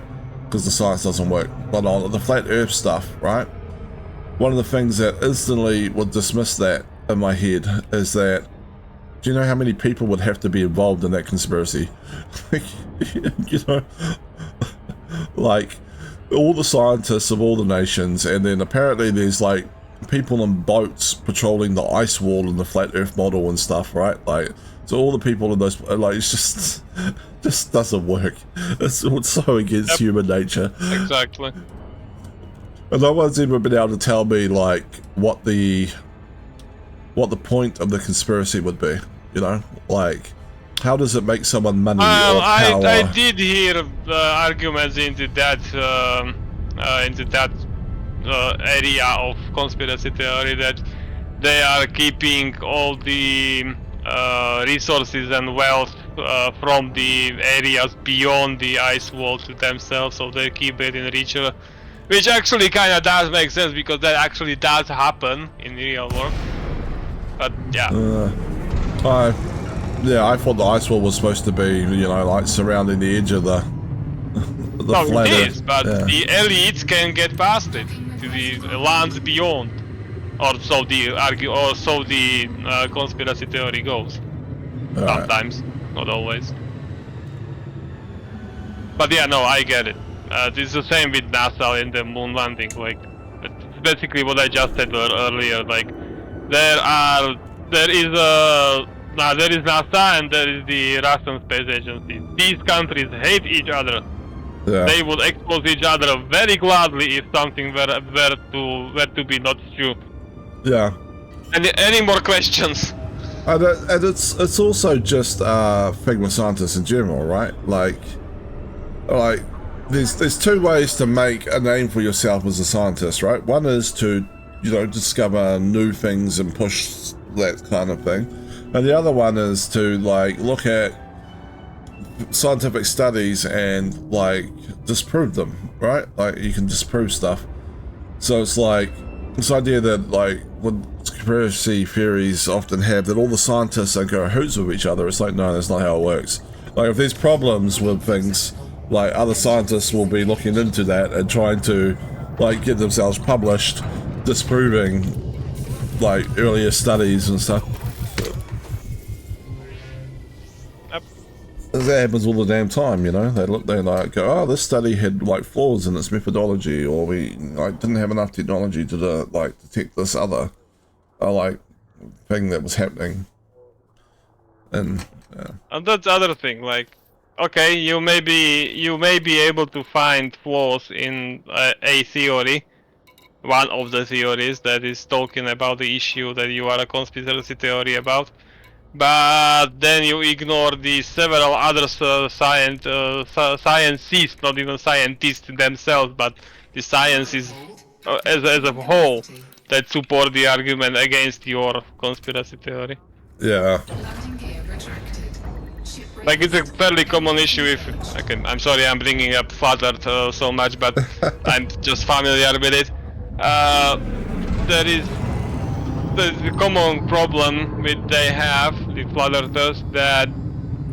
okay, fine, you may have found an issue with, I don't know, carbon dating, let's say, carbon dating of rocks. Okay, fine, that's one area of science that doesn't have all the answers for as far as dating rocks go. But then there are several other scientists that corroborated evidence which you do not have arguments against. yeah, For example, yeah. That's the thing, I right? guess this wasn't really Flutter. This was more like the creationism thing. But whatever. Conspiracy theory, like a conspiracy theory. That's the same thing. Like I've seen, like what was I saw? I saw someone like a debate between an atheist and a religious person, right? And like, Yeah. and then, like, and the religious person was going like, you know, was trying to do the I can't remember the name of the argument, but it essentially goes along the lines of this. It's go like if everything that's created has a creator. Watchmaker argument. Yeah, the watchmaker argument. Yeah, and the universe was created. Then the universe has to have a creator, therefore God, right? And it's like, Yep. and I'm like kind of like, oh, there's so many problems with that, right? And like the atheist guy There pointed is it out as several well. leaps of logic in that missing. Yeah. Even. Right, and like, but like, even if you granted all the suppositions to that logic, right? Like that the universe, everything that's created has a creator, and the universe that was created and therefore has a creator, right? Like, I just love how they instantly leap from that without any reasoning whatsoever to, so it's the God I believe in this book. It's not the Hindu gods or the Japanese gods. Yep. You know what I Yep. mean? It's like there's always this thing in the head of like go like, here's the competing theory. If I disprove that, that makes my theory right, without the consideration of actually maybe there's a whole bunch of other explanations that Yep. could also be correct. Exactly.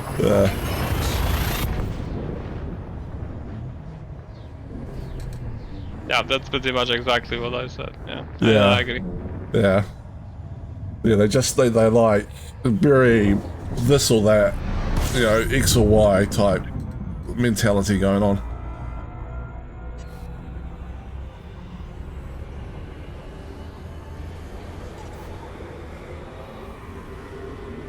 I especially, air quotes, love the argument. Drive charging. Wait, what was I going to say?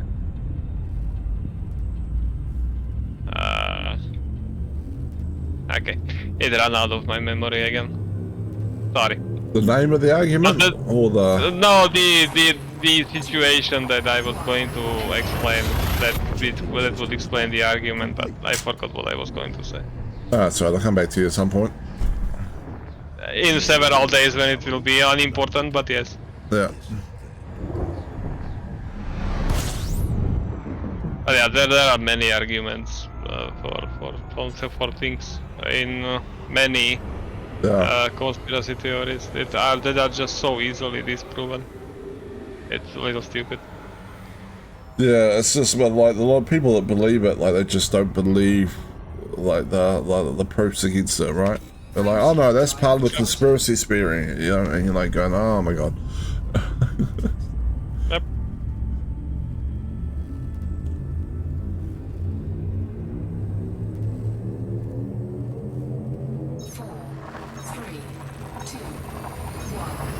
But yeah, I don't know. Starting to probably should change the subject anyway because we've been talking about conspiracy Probably. theories, politics, and For like religion. half an hour, for like an hour. Yeah. Yeah, and I feel like I'm getting to the point where I probably should have put some sort of classification warning on the stream. Even though it was not the intention when I started the stream to do that. It was just sort of conversations. It just that kind have, of devolved into it, yeah. yeah, conversations that have happened. Even with my attempts to divert the topic, you just kept coming back to it. Ah, yeah, well, I've been enjoying the conversations, you see. I didn't say I wasn't enjoying it, but I was just trying to steer away from it, but I didn't manage to. Anyway, I finished solo leveling. I didn't quite like how abruptly it ended, but okay. I still have Ragnarok in front of me, but I didn't quite like how abruptly it ended. Yeah, it was kind of very, like, alright, we're gonna do this now, and, oh look, it's all resolved. Yeah. Yep. Yeah. I mean, the fight was interesting. The diversions that Jinwoo did, I'm trying not to spoil everyone. Yeah. So I'm talking in generals, but I like the diversion that Jinwoo did at the end of the fight. But yeah, it ended just so abruptly. I'm looking forward to Ragnarok. That I can say, because there are several threads that I would like to get resolved, and I also seen shorts on YouTube that hint at what is going to happen. Yeah, there's some stuff there that's getting resolved, but there's other stuff that doesn't quite make sense. So I won't spoil it too much, right? But the biggest question I have, like, so you know, like, monarchs versus rulers, right? Right? Yeah.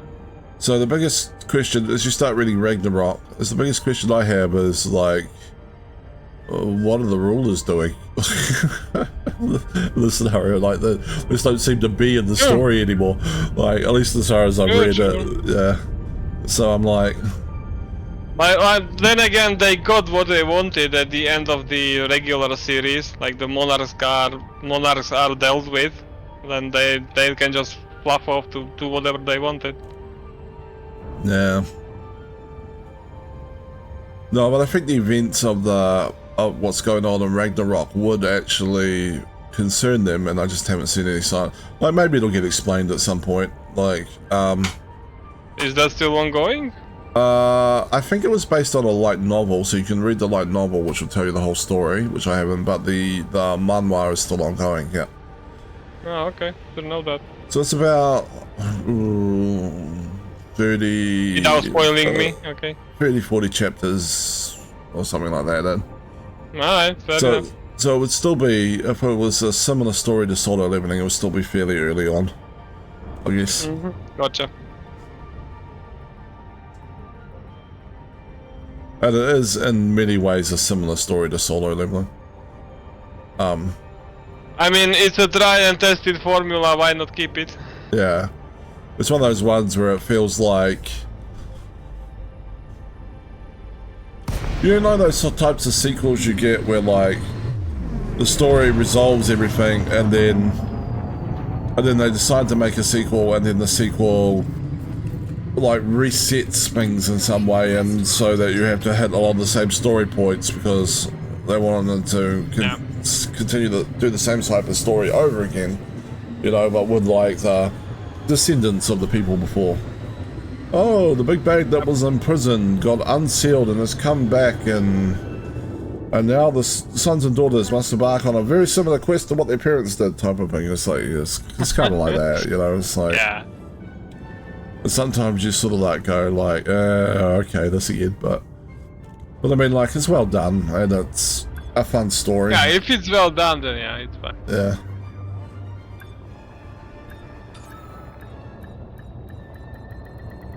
Docking successful. Yeah. Engines There was a little bit at the start of it where I was worried they were going to retread the same story too closely, if you know what I mean. Well, then it's sort of... I think so. Once Jinwoo got, the major events, I was also worried that we are going to get the story all over again. Yeah. Well, just, I mean... Unfortunately, they skipped through it. Well, without wrecking anything, like, it's like, well, too much, like, it's like, you know, like Jinwoo's like, oh, I'll get this system I can level up. This is not wrecking anything for anyone who's seen Solo Leveling, even the anime, because everyone knows this, right? Level up, and then I'll put all my points in strength, and, you know, and blah, blah, blah, blah. Like, his son kind of does the same thing, and I'm like, and starts getting the same powers. Okay, well, that's a major spoiler, but okay. Yeah, like, like, but then like it branches and like I did not know he had son, but okay. Yeah, well, no, I told you it was Thanks for about. that. No, I thought I told you last time that Solo Leveling was about Jinwoo's son. Nope, Oh, I okay. didn't. I haven't heard it up until now. No, sorry, I would have. I mean, I knew he had kids, but I just didn't know he had a son. Yeah. Yeah, I was like going like, doesn't make sense for him to like it's like if you're a player in a game and you can build any way you want, does it make sense for him to build the exact same way as his dad? But then he starts getting different abilities and different stuff going on, so they sort of branched out. But yeah, so I was just saying, if you're worried about that in the early bit of Solo Leveling Ragnarok, when you start reading it, just be aware that it will change a bit in terms of how his. Yeah, how he's doing stuff. Alright, construction I'm sources. considering of pausing reading it since it's still coming out. I don't really want to wait weeks for new chapters to come out. Absolutely. But I'll see what I do. Alright, I'm gonna trigger off a 3-minute ad break, but I'll keep playing the game just so that turn off pre-rolls for people coming in. So anyone watching, sorry about the ads, but kind of have to do them occasionally, or everyone gets hit with pre-rolls all the time, which is not desirable. But we'll keep collecting stuff. More titanium! Because we need a lot of titanium. Some would say too much titanium. Some would say too much titanium.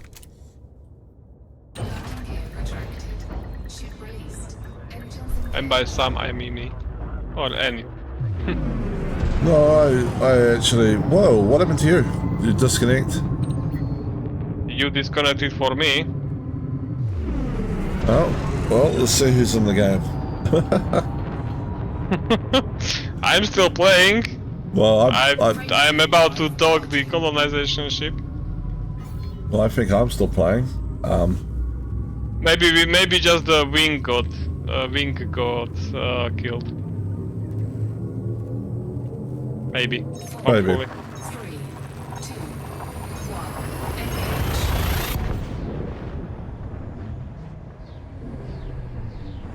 It did take a second for me to load into the colonization ship, so maybe it is on my end, and I will get disconnected soon. Oh, no, Yeah. I don't think so, because you're back now, as far as I can tell. Well, yes, you are on my screen back as well. So I think it was a little hiccup. Yep. But I do agree with you about the titanium, especially since we found out yesterday that its only advantage over steel is the weight, right? charging. Yeah. And so you're using in a zero-G spaceport, like, you think you'd just go all steel, to be honest. Yep.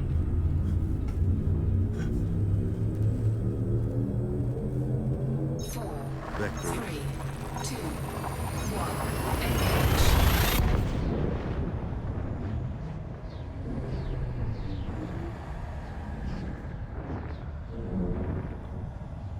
1, Alright.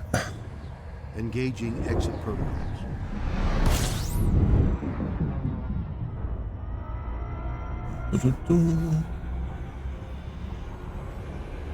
Again.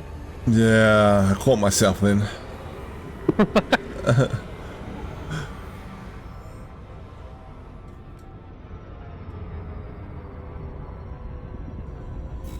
Yeah, spent a bit of time with my partner last night as well. We didn't watch Indiana Jones, but we did watch. Oh, I can't remember the name of the movie. It's Little Red Riding Hood and the Big Bad Wolf as special agents or something. 4, 3, Okay. That's a spin I haven't heard of. And then after that, we were watching this show that's been airing in New Zealand called Laid, 5, which has this 3, 2. I'm guessing it has nothing to do with the Blade of 1980s, 90s. No, I don't think so. I think it looks like a US spin-off of an Australian show. It's about a girl who realizes that her ex-boyfriends are dying one by one in the order that she slept with them, and she's trying to warn them, Okay. all like some of the deaths in it are like truly like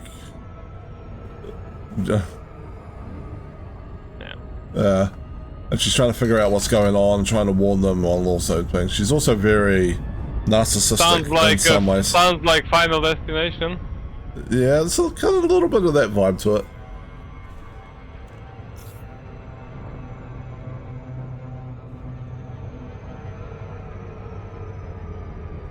But, yeah.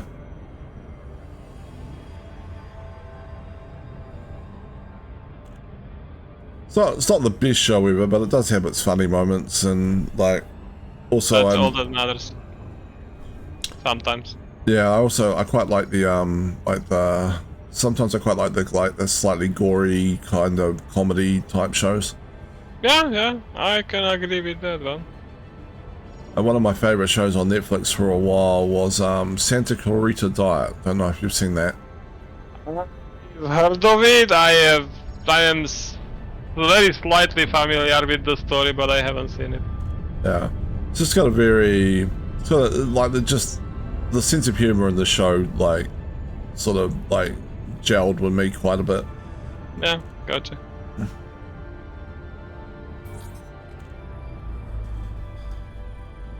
I can tell you a little bit about it if you want, but I don't want to spoil it if you want to watch it. I'm not sure if I want to, but keep it for now. Maybe later. Yeah, fair enough.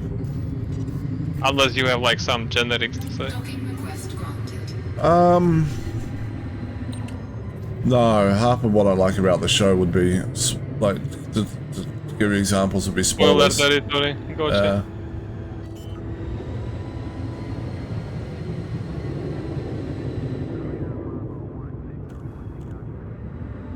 Landing gear deployed.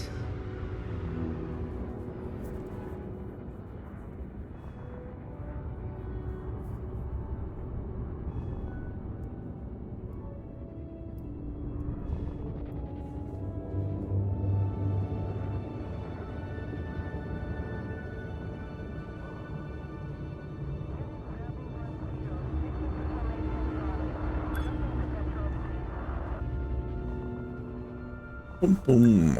Landing.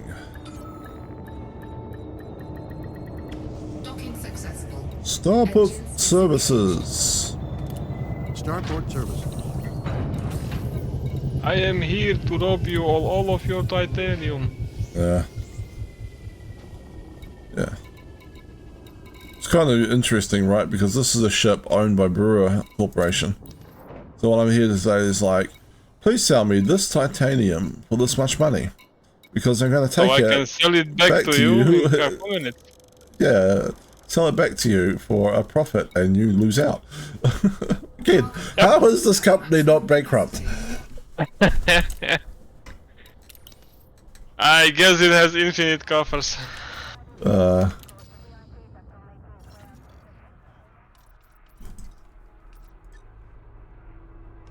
yeah, I agree.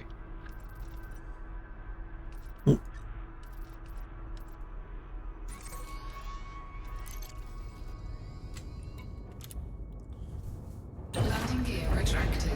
Ship released. Engines engaged.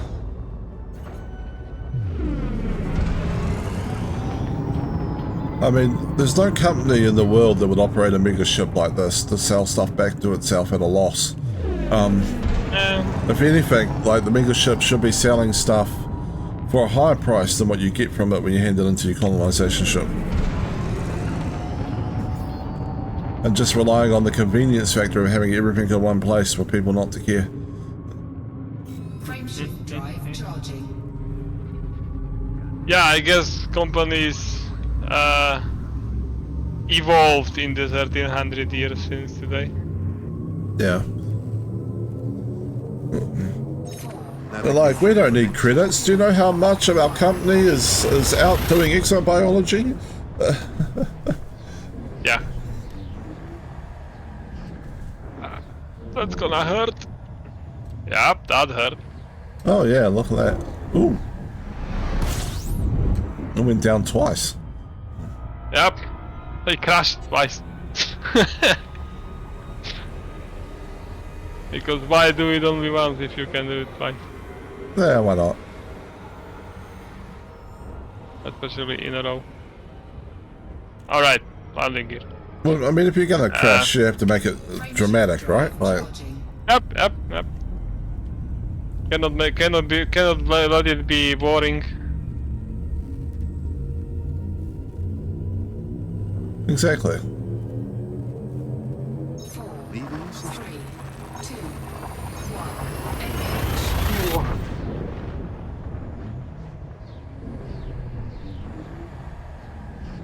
engage. All systems check out. No unusual activity. It's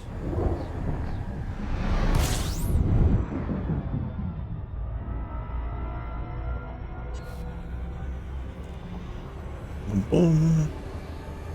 I hate this stupid animation when you dock at the planetary port. Like, why does it need to rotate you? Let me go. Shift drive charging.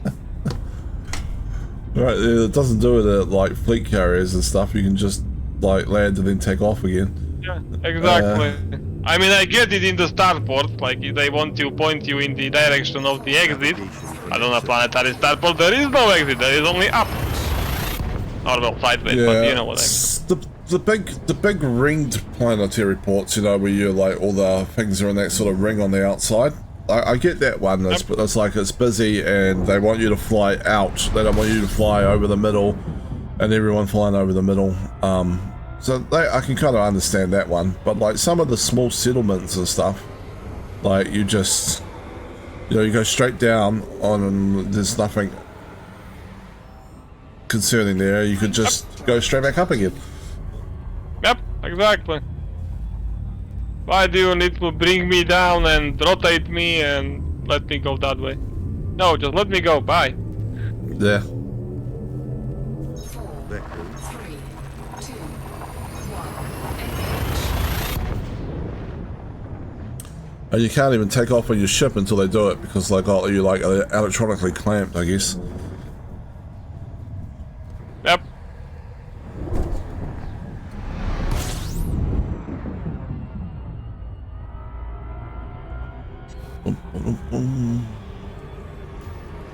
Caught myself again, damn it. Too late. It's already stuck in my head again. I've been trying to counter it with a similar catchy melody, but yeah, it doesn't quite work.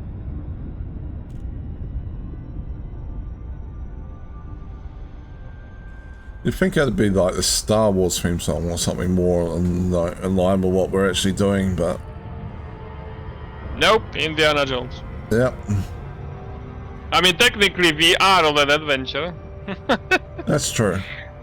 Then again, that more implies probably Lord of the Rings than Indiana Jones, but it's details. Yeah. I mean, there's a few things missing from Indiana Jones, right? Like, you know, dusty deserts, Nazis, yeah. Few missing ingredients. You mean from Lord of the Rings? Oh, Lord of the Rings. Because you said that there is few things missing from Indiana Jones, like Nazis and guns. Like that's definite. That's exactly the story of Indiana Jones. No, I mean, and Elite Dangerous when we're playing the game. Oh, yeah. well, yeah. And large boulders chasing you through a cavern. Yeah. Swinging over something on it using your whip. Yep. Yep. There is plenty of stealing, so there is that. Yeah, that's true.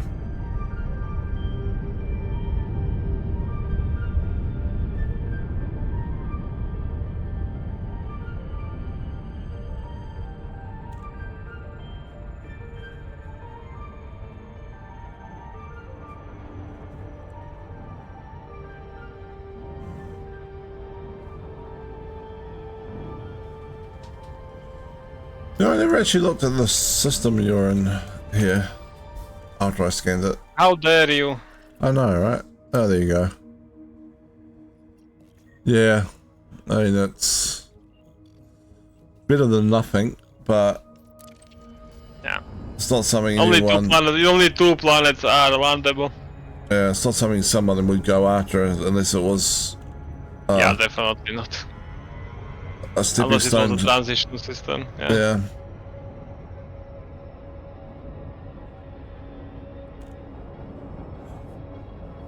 Although people have claimed weird systems I've seen, so they don't look like they're transitioning to anywhere. Again, you got a few people I think that just went, alright, I want to get my name on the map, so they just went somewhere and claimed the first unclaimed system. I would imagine there is a lot of commanders like that, yes. Yeah. And then they flew over there, looked at it and went, oh, okay.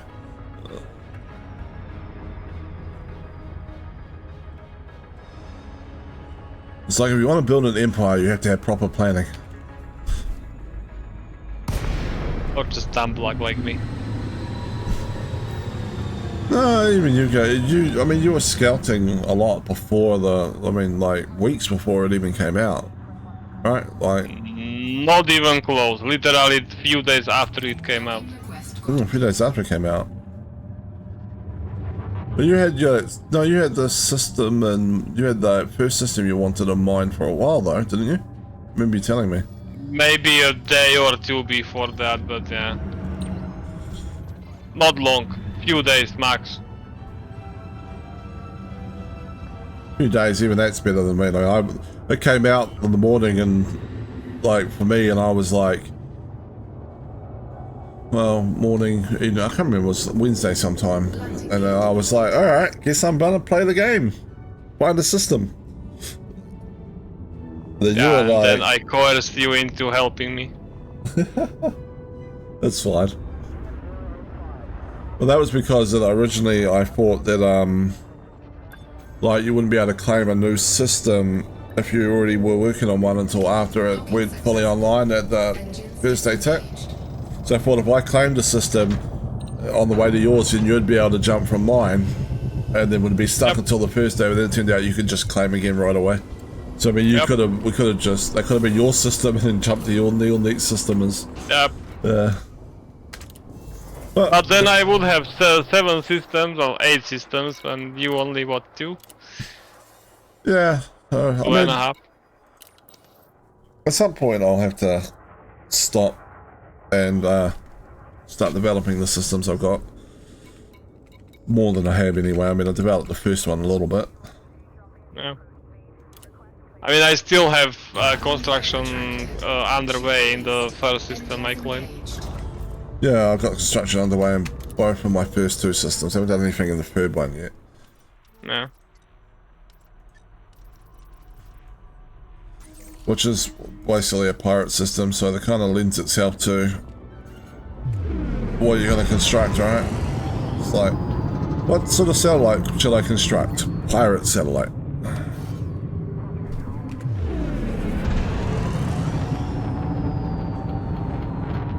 Is there a pirate ground settlement? Not that I'm aware of. But maybe. Frameshift drive charging. But I don't think I've seen like a pirate option for the settlements. No.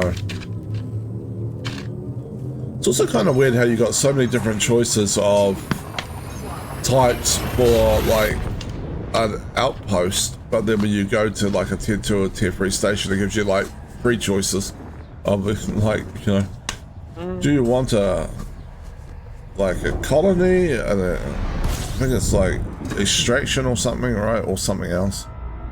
Or high tech, I think. There is very few options there too, like military, like high tech, Is there? security. Maybe there is.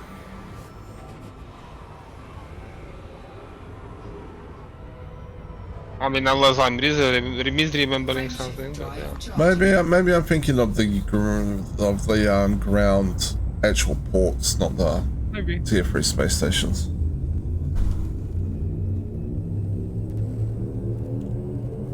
Could very To much be be. fair, I haven't tried building the tier 3 space station yet, I think. No, I mean you can still see them on the list and click on them and see what they Yes. they just say. Oh, you don't have enough construction points. Go build more small stuff, scrub. Haha. That's basically what that comes down to. Yeah. It's like, doesn't really make sense that you can choose to build a tier 3 station as your primary port, but then once you've got something developed in the system, you can no longer build a tier 3 station until you build more stuff up. Like, there's no Yeah, real it is stupid. I agree. there's no logic there. Frameshift drive charging.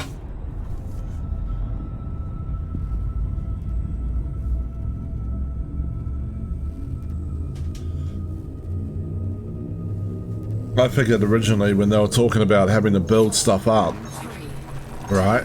Like to get to the better stuff, I thought they were talking about building up the economy in some way to, like, you know, get more things in the commodity market or more ships in your shipyard or something like that, you know, 5, on your 4, stations. 3, 2. Not that you literally would need construction points to build. But, oh well.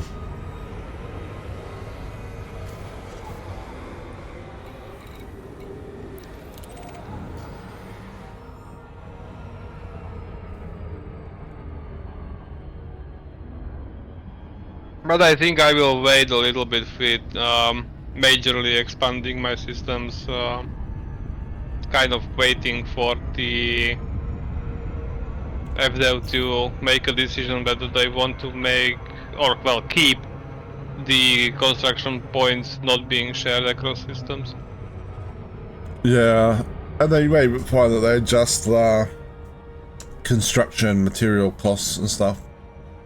Who knows? But Yeah, but that wouldn't much help me in the system, like with the 4 building slots where I wanted to build 3 large stations in the row. no, it would only help if like if there was a reduction of stuff. It would only help in terms of effort to reward. Yeah. Right? Yeah. I don't know that they will though. I mean, like even with the current level, it's been I don't know. expanding super fast. If anything, I wouldn't be surprised if they up the amount of materials you need to provide to try and slow things down a bit. But there are other ways they could slow down like stuff. Again, they could make it so you can't use a system colonization contact somewhere until the system's fully online on the first day tick. That would slow down things going out. But maybe they honestly, I wouldn't really mind the material amounts going up, but let me share the construction points between systems. It's true. Yeah. Like, okay, you want me to deliver instead of 40,000 materials, 200,000 materials, you want me to deliver 400,000. Okay, fine. Got it. I won't probably do it because that's absurd amount, but I get it. Yeah. But let me build out my systems. Yeah. The way I want them to build up. Not be limited by whatever slot I have available. Yeah, it doesn't really make sense, right? Like, you can literally build a tier 3 starport on my system with, like, 2 building slots as your primary port, and then you go in there and it's like, well, no, you're limited to tier 1, because you have one, well, I don't even know if you get a construction point, actually, because I don't think tier 3... You do. I think you do. For tier 3? Doesn't really say it rewards even one. For, I don't know. Docking successful. Engines I think you should, like...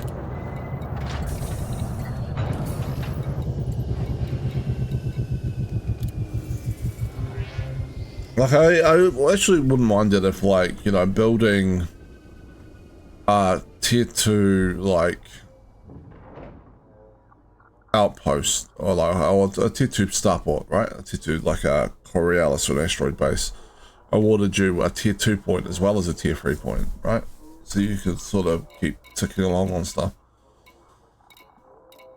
Because it just, I don't know, like when stuff keeps going up in the cost, if they're going to keep doing that, right, with the construction points, like having each thing you build reward only 1 or 2 construction points, depending on how much you're building and stuff, by requiring, like, you know, 6 and then 12 and then 18 tier 3 construction points. That's just doesn't work very Yep. well.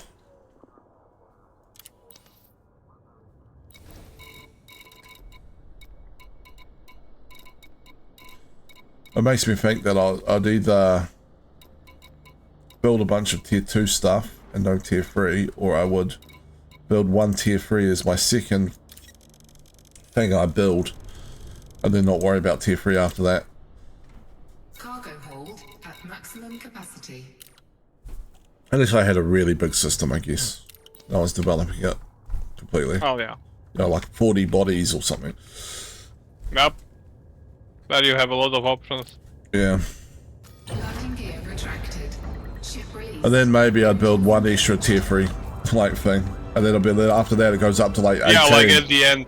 Yeah, exactly. And then you're like,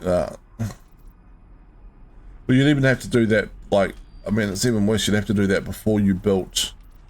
So you'd have to build like, you could build like one tier 2 and then a tier 3, right? And then you would have to build the next tier 3 right away, because if you build another tier 2, it would probably up the tier 3 cost again. You know what I mean? Yes, it would. Yeah. So you'd have to build tier 3 starports back to back, unless you did it like primary port, build up all the stuff you need for a tier 3 starport, build a tier 3 starport, build a tier 2 starport, and then build a tier 3 starport again. In which case you split out the tier 3s, but it's still, I mean, it's still the same amount of work overall. It'll be kind of exhausting unless you had a big squadron.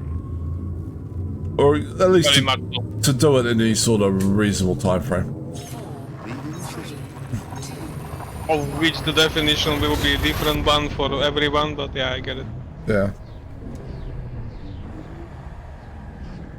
Like I imagine there are people that wouldn't mind building our system over Key the systems next several are years. deliberate, ready. Yeah, and I might get like that for me for some of the smaller systems, right? So I'll probably pick a system and build it out relatively quickly.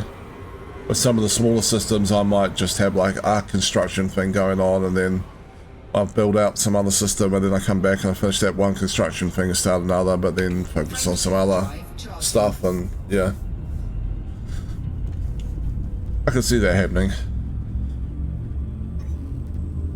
Yep, done. 4, 3, 2, 1. Ultimately, though,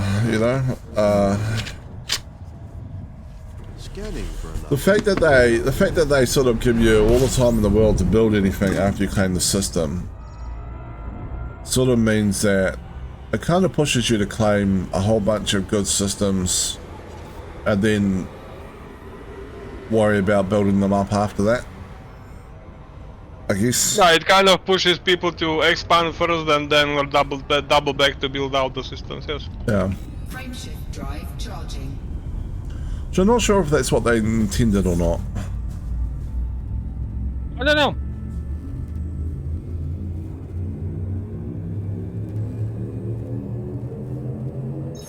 Leaving system. But players gonna player, so, you know. Yeah. Every game development company should have like one hardcore player on staff. So you just be like, all right, we're planning this feature. Play with it. Let's see what he does. Watch him. Watch what he does. Yep. Especially people like you or me or the squadron leaders, like, you know, they have zero issues spending 6 hours a day to do a monotonous task over and over again, just in name of pushing further and doing crazy things. Yeah. Frameshift drive charging. You think Elite would understand their community though? Like this is a community of people that don't mind grinding a game or something, and they will, you know, and and they come up with crazy ideas sometimes. 3, 2, 1.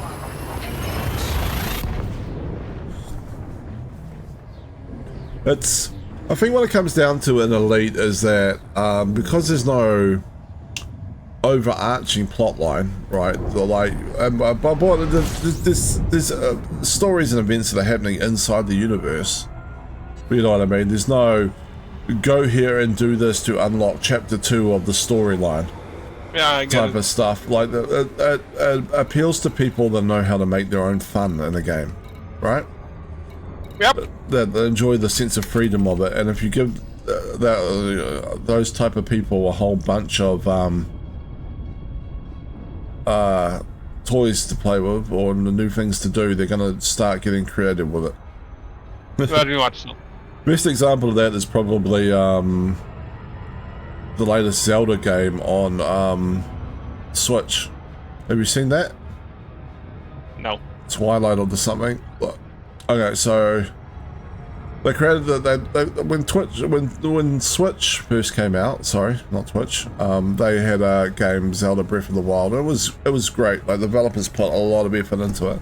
Like, if you could, if you think something would work in the game, it would probably work, right? Like, you know, like you get apples out of a tree, right? So you can climb the tree to get the apples. You can like cut the tree down to get the apples, and then sometimes you will roast the apples in a campfire to make roasted apples, which should restore more health. So it's like, what if I set the tree on fire? Well, then it burns down and the apples fall and they're roasted apples now, you know, like, just like things like that. Like, if you, like, the developers obviously were like, how are people going to try and do stuff in this game with all these things? And so they basically made it all work, right? You know, and then they put this other game that had a crafting mechanism, right? The sequel to the game had a crafting mechanism where you could like put components together, including engines and like other stuff to create things. Some of the contraptions people came up with, like they're wiping out like some of the hardest bosses in the game just by building like machinery contraptions, like tanks and stuff with cannons on them and stuff in a Zelda game, and just like there's this thing where like you like there's this comic I seen where there's like because you wake up as Zelda in this place and you like, I mean there's like, sorry, not Zelda, you wake up as Link in this place and you're like and then like the guy gives you this crafting ability, right? And like they're just in this cartoon with someone where that happened, and then like Link just looks at his arm and he gets this look on his face because like crafting ability is tied to this like new arm you get, like your arm got just cut off and it got replaced with like this arm of this powerful ancient being. And he's like, he's just looking at his arm, and next thing it just cuts to him in this massive like war plane dropping bombs over everything. He's going, ha ha ha ha ha, I become Link, destroyer of worlds.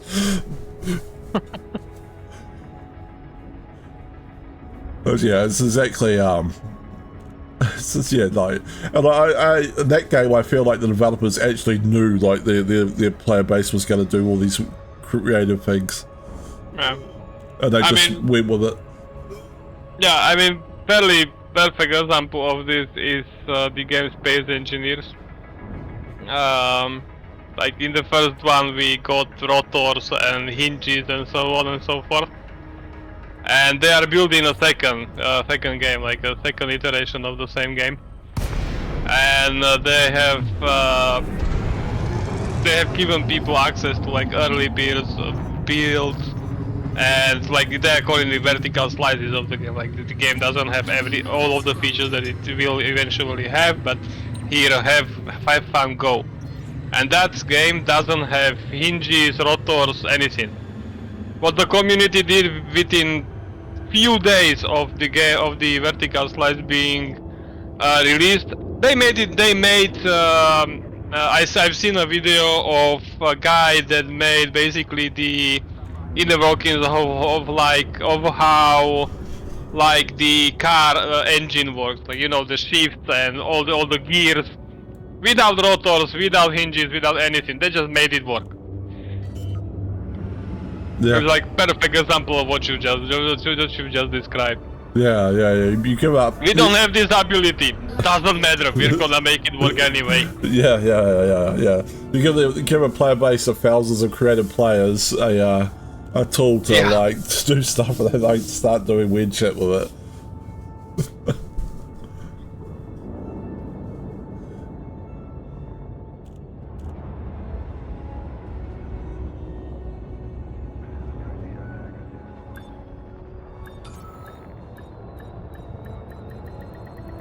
Docking successful. Engines disengaged.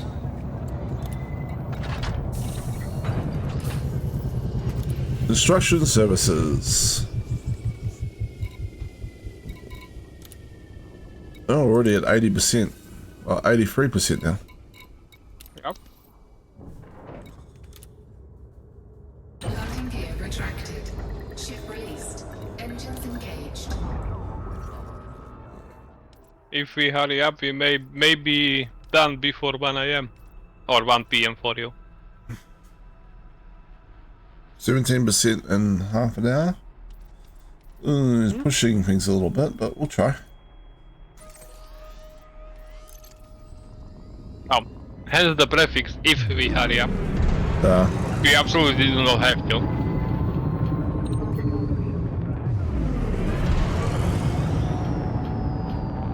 it just depends where my partner gets up and when I get hungry enough to want lunch.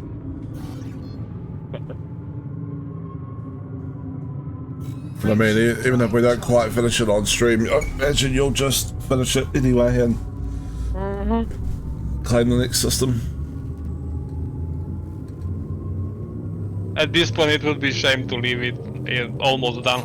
I am going to finish it regardless of whether you keep streaming or not tonight before I go to sleep. Yeah, I mean, it's not just a shame, it's also a risk, right? Like, someone could come along, complete it, and then they're like, boom. That's the problem, is if you're building out to a system, you've got to be like, how much investment do I think someone else would put into completing this just to steal the system from me? You know, if you're in within like 80% on an outpost, you're probably at that point kind of obligated to finish it if you don't want to risk that. Critical. Yep. Frameshift drive charging. Which is a problem, right? Like,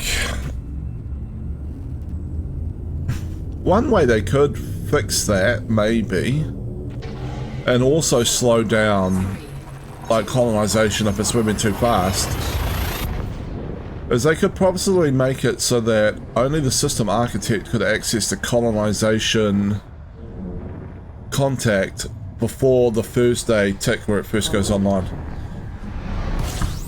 Yep, I agree. I mean, I've seen people suggest even like, if they want to keep the movie, fine, okay, keep it. But allow the access to the station itself for like first 15-20 minutes to only the commander that build it. Like if they don't want to lock it out for everyone, which is fine, which is understandable. Frameshift drive charging. Yeah, but even then, like, it doesn't resolve the problem of, like, I'm 90% done on my outpost. Finishing it for you, yes, that doesn't resolve it. But I really want to go to sleep because I got work, you know. Navigation for next system. So I think if you locked it to just the system architect until the station is fully online at the Thursday thing, I think that would, you know, that would resolve that. Yeah, and people could plan around it, like do not finish or leave the build unfinished on Thursday morning. At that point it's up to you. That it's down to you being stupid to leave it at that. Yeah. Yeah, I mean, like, yeah, it would be comfortable to finish it like, I don't know, Tuesday, and on Wednesday evening when I get like 15 minutes of uninterrupted time from family, just finish it, be done in chill, and just go claim another system because you've got like another day before anyone else can do anything. Yeah, and that resolves the problem of people building out, but it also leaves people able to use other people's systems to Like, it solves the problem of people building out to a specific system and getting that system, like, snatched away from them at the last second. Oh. And it still allows you to be like, well, this person's built out this way, so I can actually use their stuff they built, like, last week to colonize out to somewhere else from here, you know, like... Yep.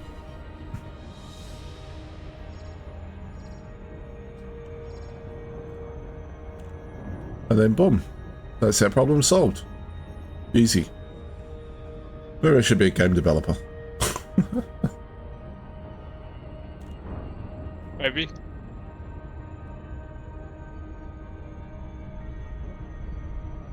You still get someone crying foul. They'll be like, I forgot about this thing, and then someone finished it, and then the first day tick happened, and then they stole my system because I was on holiday for 2 weeks. And you'd be like, well, shit, tough, bad luck for you.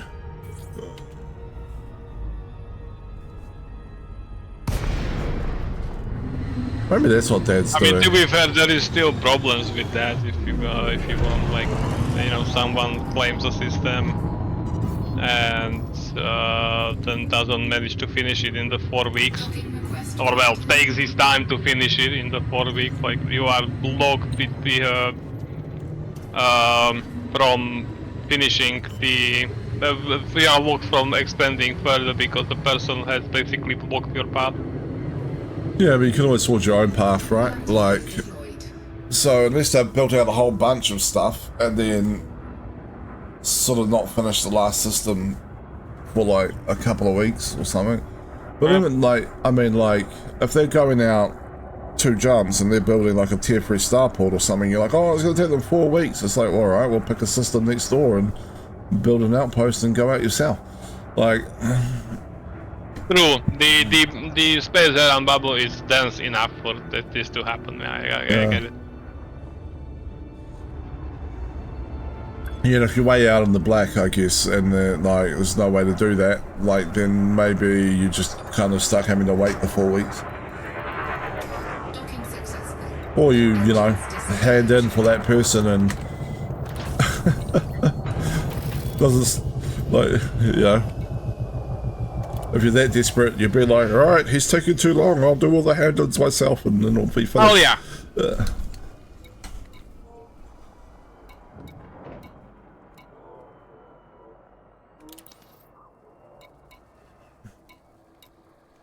Should probably sell my bounties I picked up while doing this.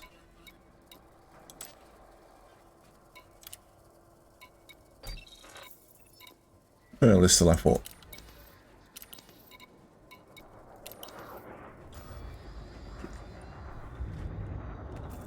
Sell universal cartographics too. I'm sure you have several systems available. Yeah.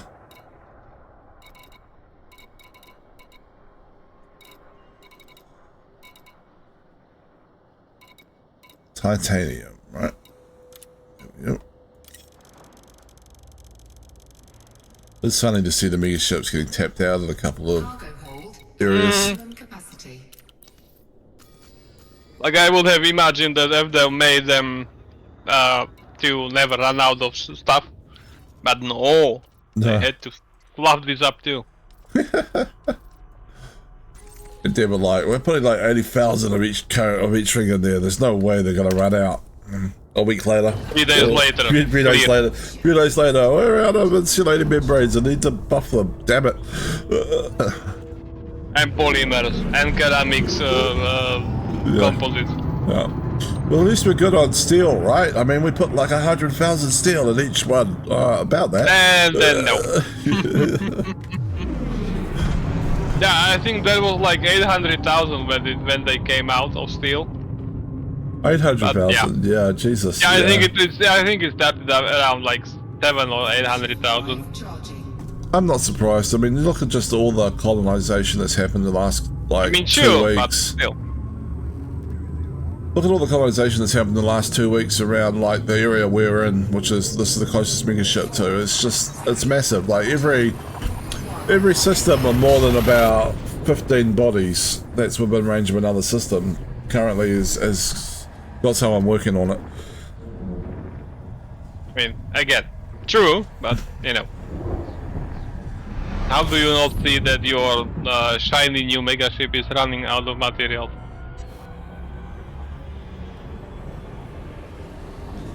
Well, I mean, they may be having a little internal debate about do we give them more steel and stuff, or is it expanding faster than we want it to, and so we use the scarcity of materials to slow people down a bit, stop buffing them. Yeah, but then you would have to do scarcity of materials everywhere, not just from the mega ships.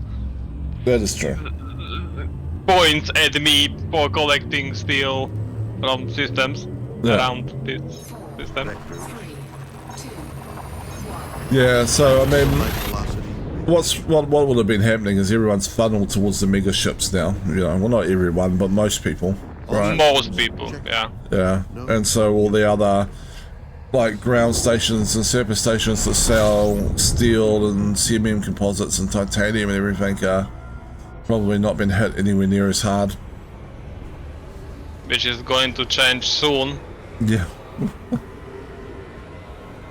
Like I already started hitting settlements. I don't really mind the like steel and stuff getting sold out on the mega ships, because like you can just hit the settlements, right? Like I just like the fact the mega ships have all these little piddly things, you know, like non-lethal weapons, you know, HE Yep, you suits don't have and to stuff. go hunt down for them in several systems, across several systems. Yeah. And you know that they're gonna be there, right? Like sometimes you're like, oh, if I go pick this thing up, I'm sure there'll be something else there I can get, and you go there and it's like, oh, nope, it's just this. Alright, I came here for Yeah, like these has 13. happened several times, I agree. Yeah. And you're like, damn it.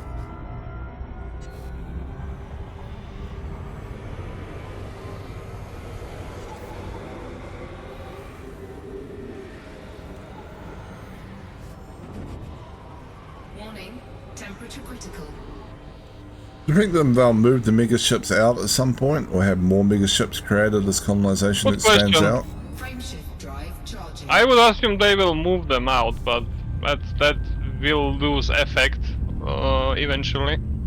Yeah, because the bubble's expanding outwards, like you've only got 6 In mega all ships. directions, Yeah. not just one. Yeah. Yeah, you've got 6 mega ships. They're gonna, every time they move out, they're gonna have to cover a wider area of the, you know, Yep. colonization. So, Exactly. but I mean, like, at least they fixed the ability to, like, to build decent economies in your system, right? Like, Have they? I don't know. No, I'm saying unless they fix that, then you know, like. Oh, unless. Yeah, like I mean, we build you build a tier 2 like station and only sells bio waste. You know, it's like becomes a little bit hard to. There's a fair bit of effort I think would be involved in creating systems that would support colonization out Yep, further. I agree. Yeah.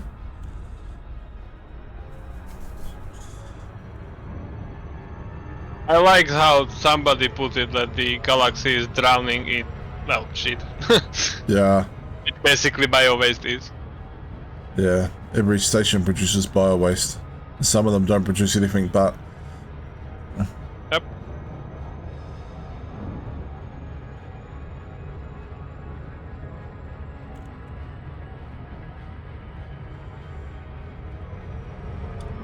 Do you know if they would be, do you know what would be interesting? They won't do it, though. Alright? Okay. Is that, if, like, the speed at which it's expanding, right?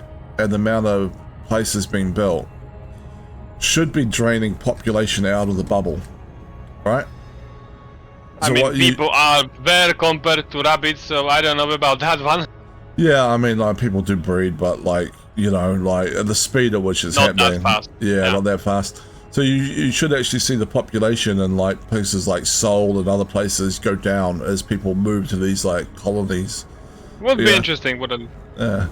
It won't happen, though. The population is just this Probably not, random yeah. number in the game, so... Well, not random, but you know what I mean. Like, it doesn't... Pseudo-random, yeah. Yeah. I mean, based on some characteristics, but yeah.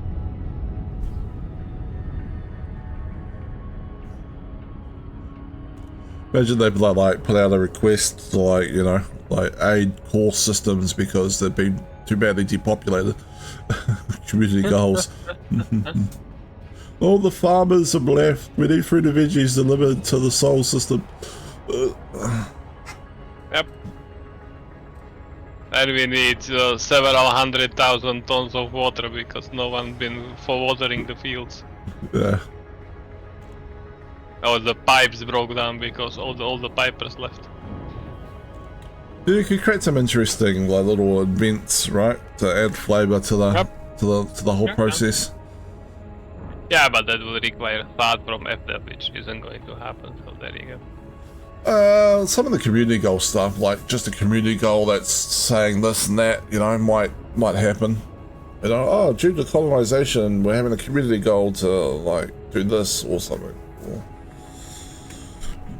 It might happen. But yeah, doubt it, but here is to hope.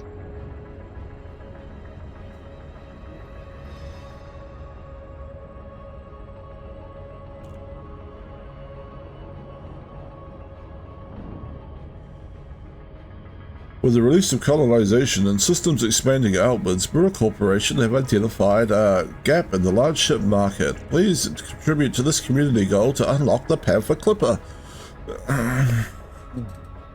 Yeah, no. No, probably not. And then it unlocks, and it's like Panther Clipper now available for ARX for the next 4 months.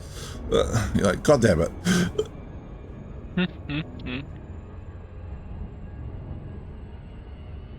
And like, also, that was the ship we were planning to release anyway. That's the new ship pick.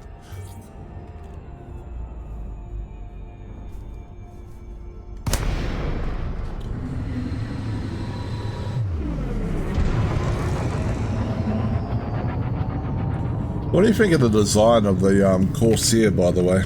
Like the new Imperial ship that's coming. First impression was it looks like a toucan. Yeah. Or however that's pronounced. You know, the bird with the large beak and hooked beak. Yeah, I was thinking it looks like a vulture. The same sort of beak shape though. Not really, but yeah, I get it. The vulture has a much smaller beak, but Yeah. I get what you mean. Yeah, toucan's probably closer. Yeah. Yeah. Oh yeah, I've seen a lot of people like they seem to either really quite like the design or quite hate the design of it. Yeah, I have been to the stream that they announced it live, and yeah, I saw the chat. Landing gear deployed. They're just basically two camps. I hate it, it's ugly, and I love it. I want it yesterday. Yeah. I'm one of the weird people that's kind of in the middle. I'm like, it's not my favorite design, but it's not terrible. I'd fly it. Yep. Depending if I can find a use for it. Maybe I'll just be bored at that point. It depends on what these specs are. Like, if it's, I don't know, fast, then yeah, okay, fine, maybe. But if it's fast, then it also needs like good handling and or good armor for fighting and or good placement of hard points. You know, there is a lot that goes into a ship. There is. I think they didn't mention like what the purpose of the ship is, like if whether it's like multi-purpose, combat, exploration, racing, I don't know. But yeah. What I remember hearing was that it was supposed to be supposed to have good hard points. It was supposed to be fast, good jump range. You know, it was like a real multi-purpose type ship. Which I mean, I don't know. I'm trying to think of what I would use it for, right? And like, I mean, I could use it for bounty hunting, but I got the Python Mark II, and I'd rather work on a unlocking Federal Corvette or something. Yep, gotcha. And like if it does come with like good speed, good internals, good like hard points and stuff, maybe it could actually be a PvP ship, maybe. On that path you will have to endeavor on your own, because I'm never ever gonna do that, but sure. Oh, I'm never going to do it seriously. Frameshift drive. I don't mind the occasional like PvP duel with Vinard or something like that. For me, yeah, but I get it. I imagine if I went out and was like, haha, I'm the best PvPer, and I'd just get smoked by a whole bunch of people real quickly. So, like, Probably. it wouldn't be a lot of fun. So, I never Well, really... maybe not for you, but for them definitely. Oh, for them, definitely, yeah.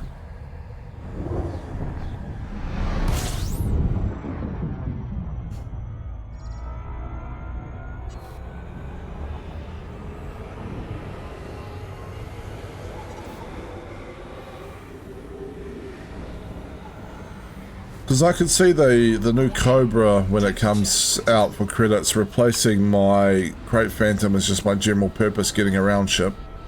And like, doing stuff like collecting mats from high grade emissions and, just because of like the... Frameshift drive charging. Because A, sometimes it's nice to change things up, and B, the Super Cruise overcharge in it would be a lot more efficient. Yeah. Navigation for next system. 2, 1, engage. And then it's like, oh, they keep releasing these new ships, and I want to use them, and I want to find purposes for them. And what would I use this Corsair for? So as I can own a ship just to own a ship.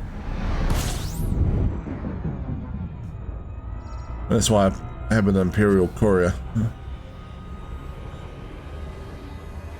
I own that ship just because every now and then I like to take it out, fly it around, and feel like I'm in a fighter jet with the way the canopy is set up. Frameshift drive charging.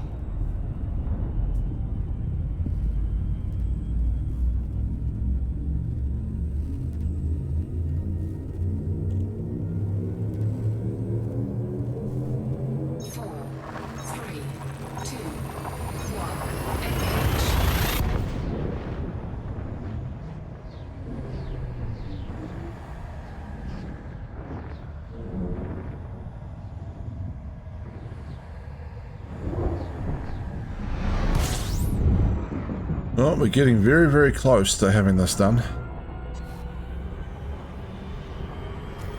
Definitely.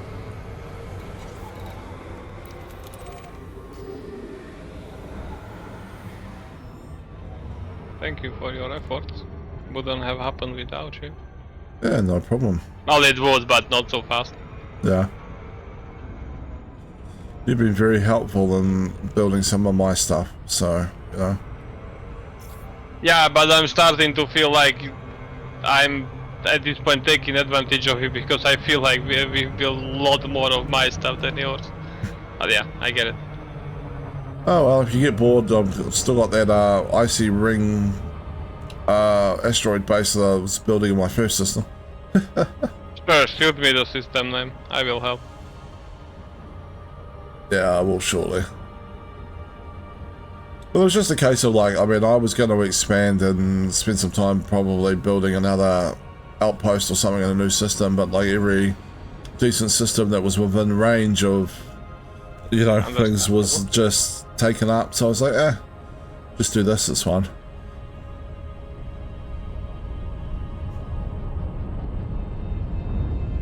You expanding outwards probably puts more systems in range for me. That is also true. And also everyone else. I'm kind of surprised people haven't been branching off more from what you've been doing. Well, Maybe there have been a few, but...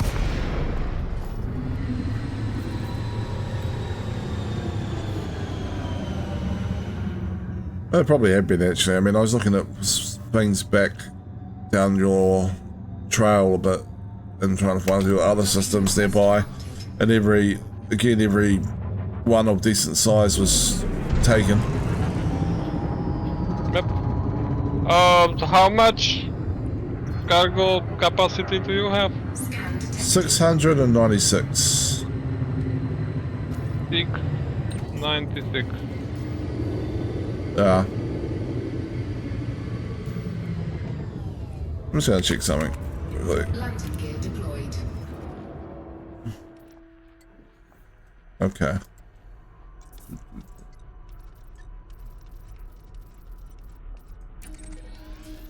Well, damn, I was hoping that I could pick up the remaining materials, but apparently we need even if you load the full cargo load of your cutter, we will still be missing exactly 50 materials. I was hoping that I could do it in one go, but unfortunately not. Oh. Nothing else encroaching I mean, on us? I'm still gonna do it. So on your next loop, you can just pick up 50 of whatever is left, and Engines or well, disengaged. titanium. But, you know, Yeah. I will in the meantime switch to the small ship, so I increase my chances just in case someone is lurking around. Yeah. Which I don't think anyone is, but just in case.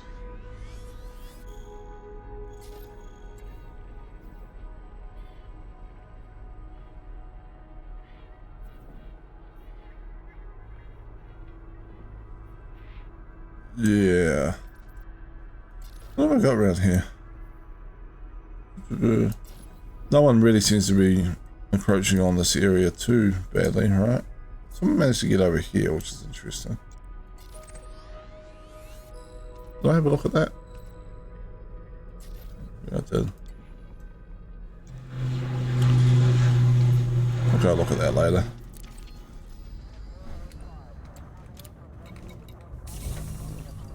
Alright. Wait, did I hand in? Ship released. I did hand in. Engaged. No, I didn't buy. I'm buying. Damn it.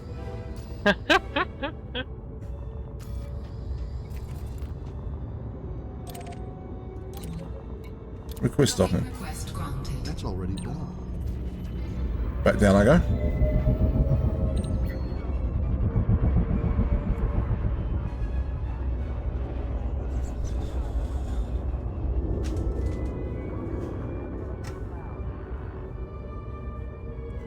See, I wonder if the colonization kind of moves in a little bit in kind of waves, like, you know, like people in the area with decent systems opens, everyone grabs a system or two, and then it takes like, you know, a week or two for people to finish building that up, and then they kind of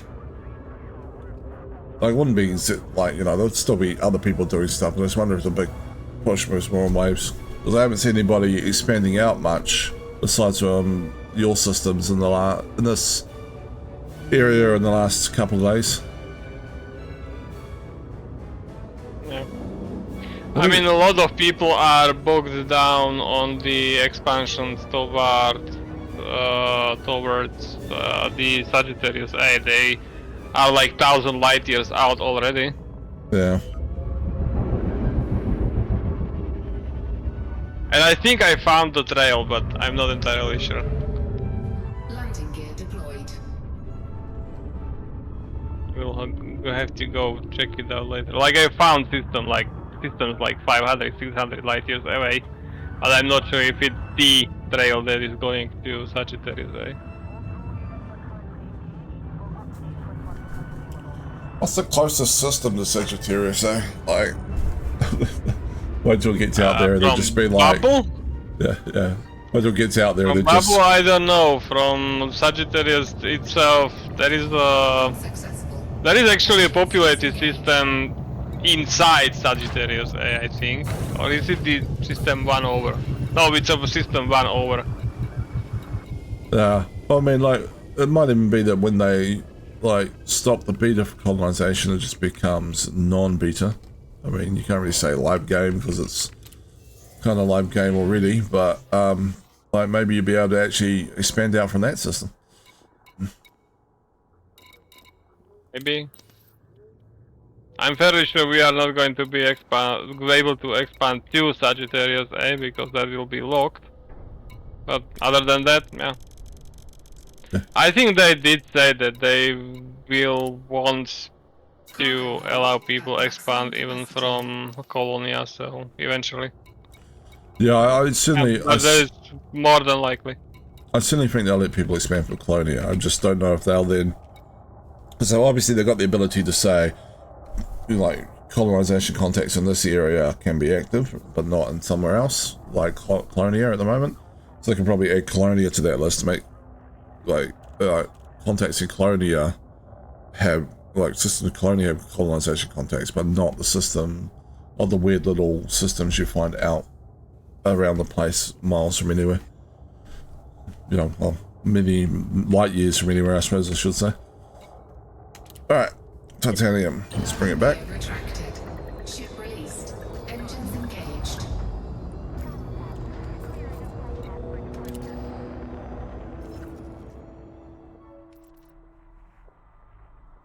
What is this route? No. Doesn't seem right.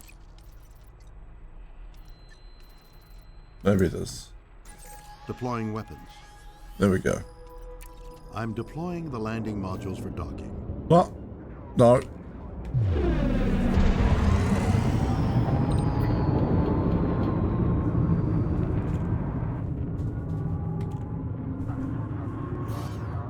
I don't know why Captain Kirk starts getting looking up random stuff and Drive charging. Oh, this is gonna hurt. Ow, ow, ow, ow, ow, ow, ow. ooh. 60% Yeah, hull bar. survived. Uh, Survived. yeah. Walked away from the landing. Yep. Yep. 60% gone. Exactly 60% actually. All systems check out.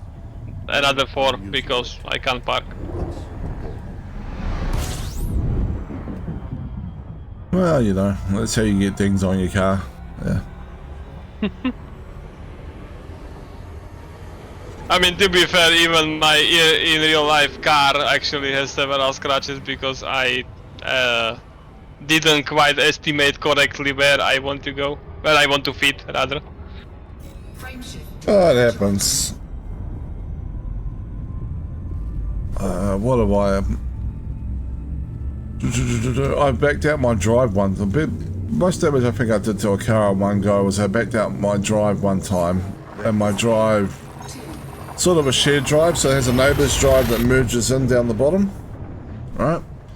And there's a fence down the other side, and I tend to look over my left-hand shoulder when I'm backing down and watch the fence, because, you know, that's the closest object to the drive, and so I tell them I'm going back down.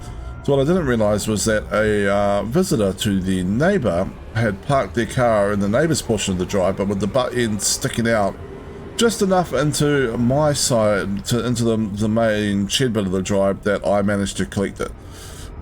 And so I ended up scraping the neighbour's car all the way down the panel of my door and stuff. Ouchie. And they came out getting very upset, and I was like, "Oh, just calm down. Your car is drivable. I have insurance. It's not a big deal. You'll get it fixed." Yep. I need to calm down pretty quickly after that, to be fair. Like, At least that is that. yeah. You know. 4, 3, 2, 1.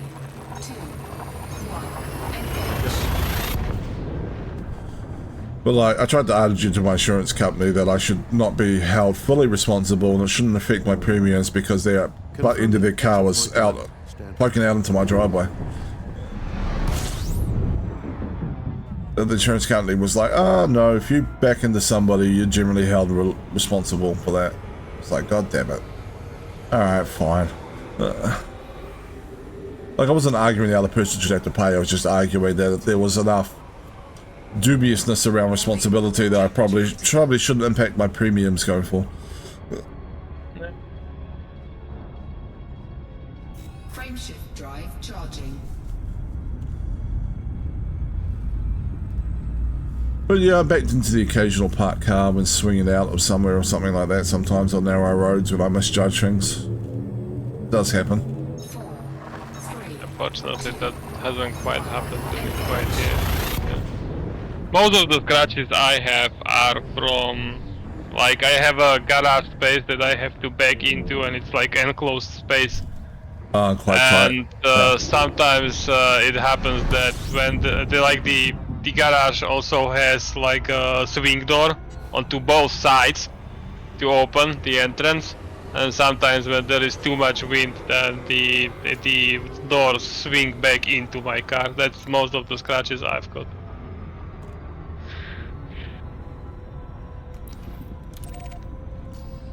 Of which there are many, but still, you know.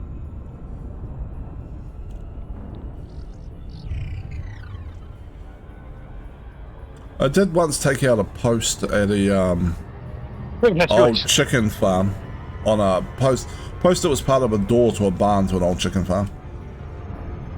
That actually worked out. That actually worked out in my favour though. How is so? Remember I told you I did a stint running a rock climbing wall yesterday? Mm. Well, the place I was working for was like run by a church, and they had a bunch of different things. And they sort of said, "Oh, we need you as part of working here to go and collect this firewood that we get these offcuts from. We get these offcuts from a local mill, and we store them at this place, and then we give them away for charity, like as firewood, these big bundles of like offcut wood." And I was like, "Okay, cool." And then I paired me up with this other guy, and he was a real pain in the ass to do anything with, right?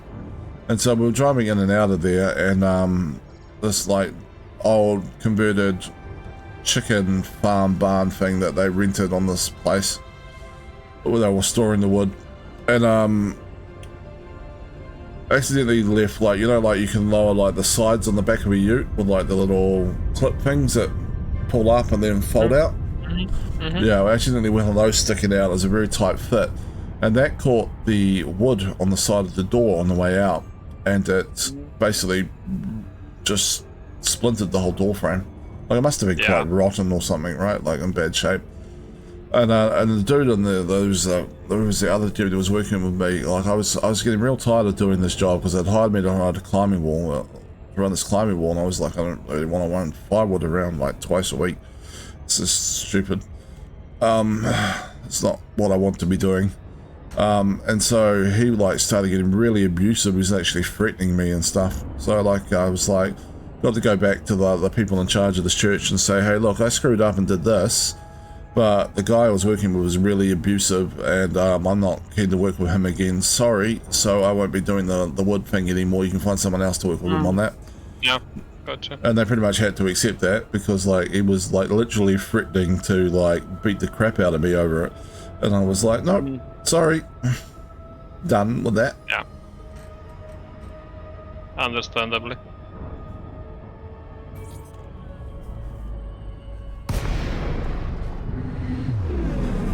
Alright, 96% done. Alright, I'm about to hand in a load of titanium, so it should probably only really be one more run Yeah, that's needed. it will literally be 50 units Yeah. titanium that is missing. I'm gonna switch to my small ship so I can dock and claim the system. Alright, do you need me to go grab the titanium or? Well, yes, I've kind of betting on you doing that. Yep. Oh, I was just checking because it might have been your small ship had like 50 cargo space. No, that one has 10 only. But even if it did, I want you to hand in so I can boost into the station Yeah. as fast as I can. Come back and somebody's handed in 50 tons of titanium and claimed the... I mean, It's unlikely. can it happen? Yes, but would it suck? Very much so, but yeah. Landing gear deployed. I wouldn't go into war about it, so. Fair enough. Like, yes, it would suck because I've put huge effort into getting there in past few days, but you know. Well, we've put a huge effort, not just me. Yeah, it would. Well, you'd just wait for them to finish the build and then like pirate Wasp one out from underneath them. Successful. If possible, yes, but yeah.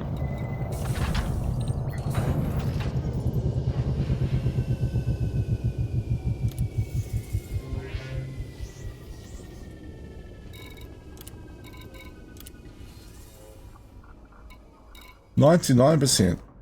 You're right, exactly 50 tons of titanium. Alright. I'll go grab it. Yeah, despite it being past 1 AM, my math still works somehow.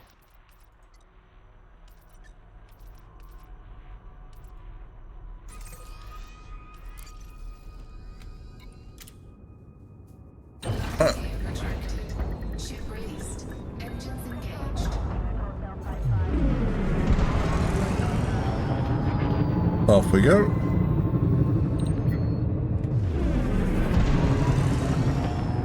Bum bum bum bum. Bum bum bum.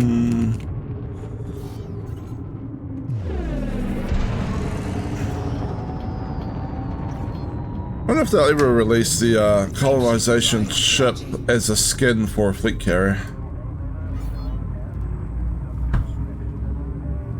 Maybe they're planning to, just haven't yet. Because that is a cool design, right? It does do the whole, you have two landing pads, two doubles your landing pad capability, but I don't think that really matters for most fleet carriers.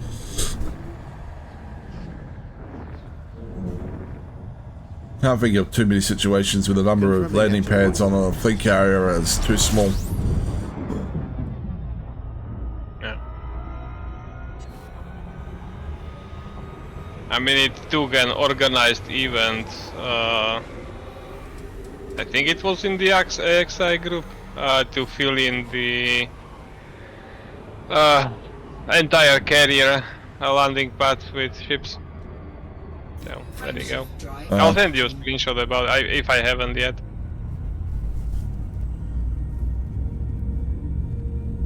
And if I have, sorry, I will resend it again. Don't think you have. Send me the screenshot. Be interesting. 3, 2, 1. Engage. Want to get a decent skin for my fleet carrier at some point, but it's just been a little bit short on spare spending money, and that's low on the list at the moment.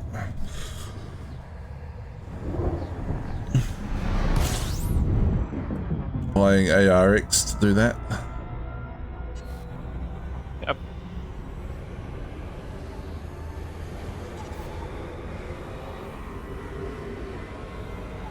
Bum bum bum bum bum. Bum bum bum. Frameshift drive charging.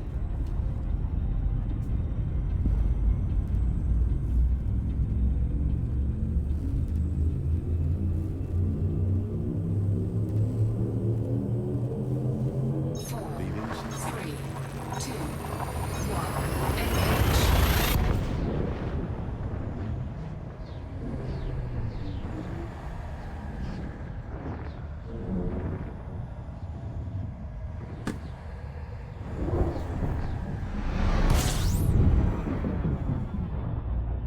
All right.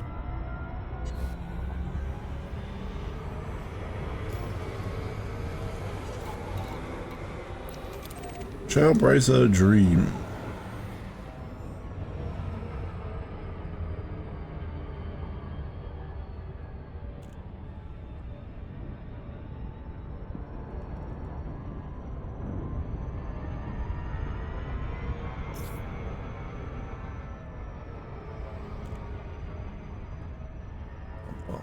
Ba-boom.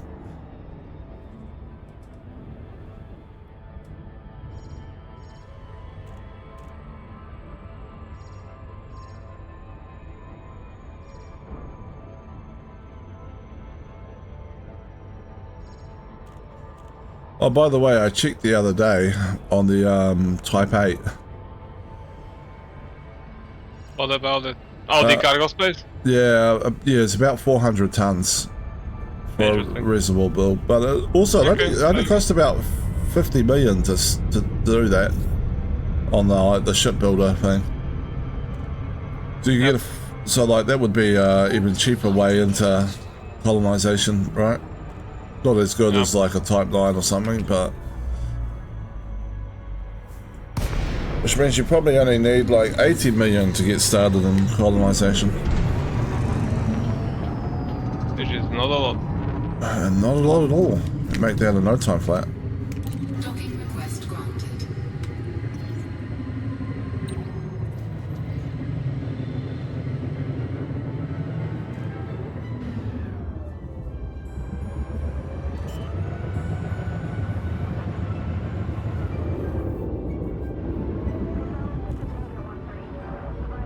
Landing gear deployed.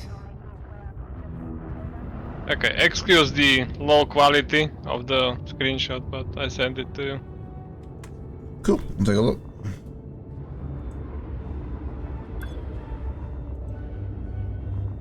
Oh, that's kind of cool.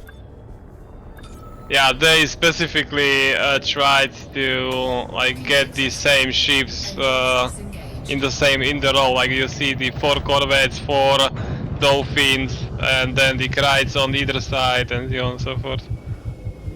Yeah.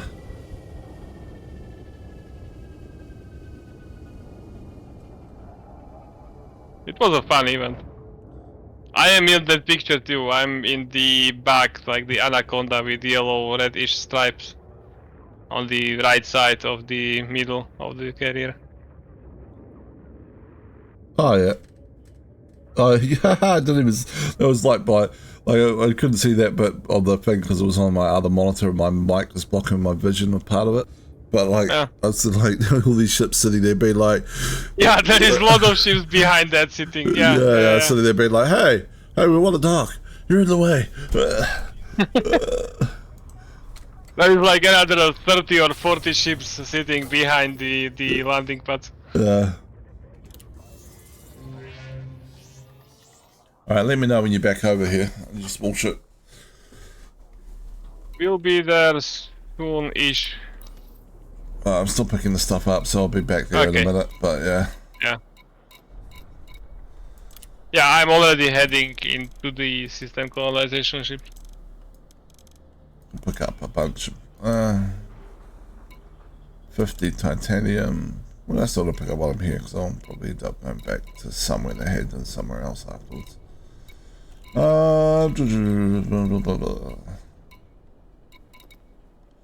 Let's go polymers.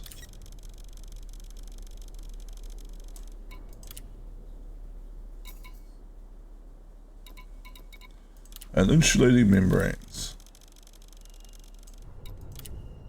Drop those off at my fleet carrier after I've handed in. Capacity. Landing gear retracted. Ship released. Engines engaged. Boom, boom, boom, boom, boom. Galaxy map? Leaving map. No. That's... God damn it. God damn it, Captain Kirk. You can see that on your old age, man.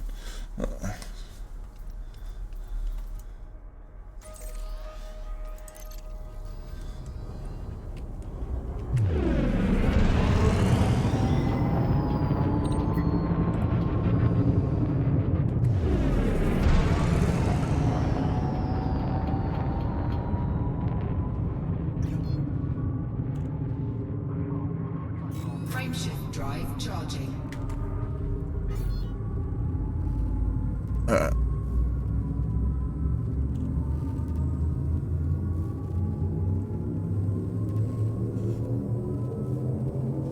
Navigation for next system. 2, 1, engage. Checking systems now. Complete. Why is that? Scanning for anomalies. None. Is it just me, or is this jump, like the star at the end, looking wobbly? Never mind. Stop breaking things. It's like the hyperspace tunnel itself was slightly drunk. Again, stop drinking and stop breaking things. Frameshift drive charging. Oh, Or, well, alternatively drink more, maybe it will stop bubbling. Yeah, I could try and hit the Bulmer's Peak or whatever You it know? is. You know, that's... Yeah. yeah. The wobbling cancels out. 3, 2, 1, engage. I'm going to assume the station appears towards the planet. 'Cause I would like to catch it, appearing. Like, I'm not gonna record it, but I would like to see it happen. It probably just pops into existence. Probably, but you know, I want to see.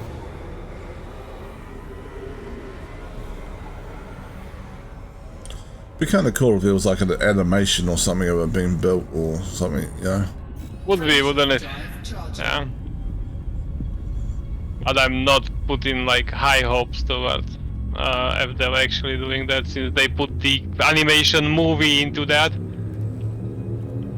To the handling screen, that I assume has a reason.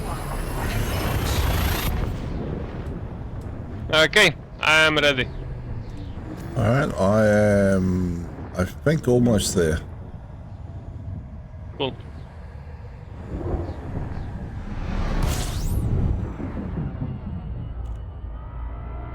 Well, looks like it might be one more jump. Yeah, No worries. we'll start jumping now. Oh, no, destination obscured. How about now? Frameshift drive charging. And just hit the old heat sink. There we go.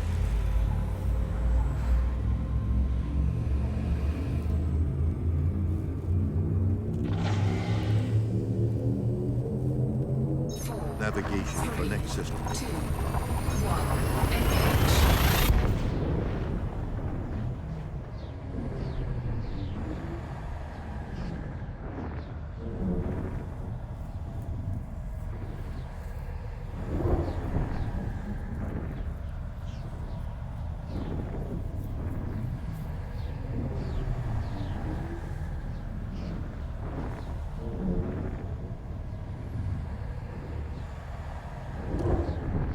Jump, jump. That's gonna be like disconnected.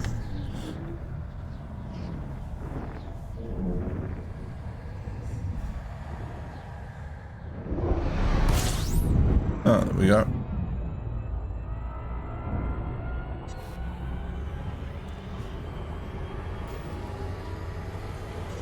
Boom, boom, boom, boom. This is the colonization ship.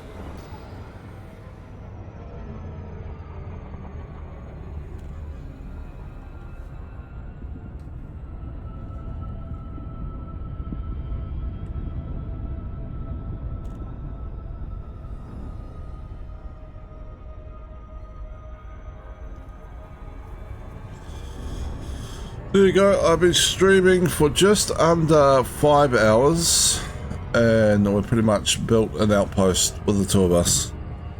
Yep, Well- so about an hour spot, two of us, for a single person. Yeah, so we've been grouping off a little bit and stuff. You could probably do it in 8 for a single person if you were really focused. Or yeah. Closer to a But colonization ship. good luck being focused for 8 hours straight. Yeah.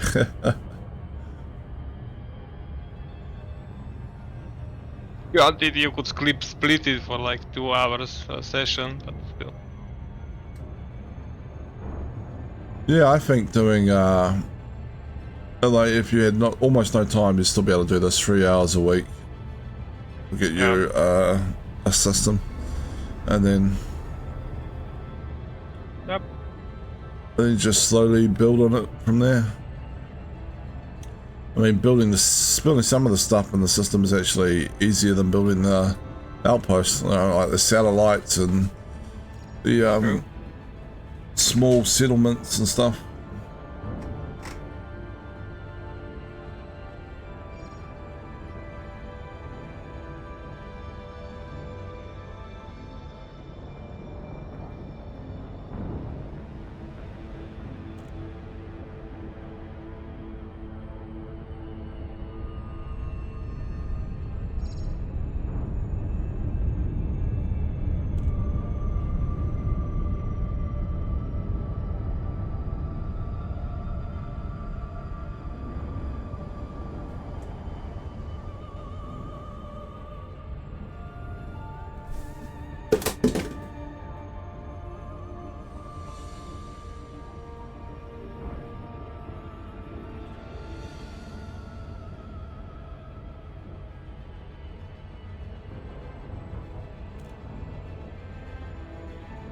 Boom, boom.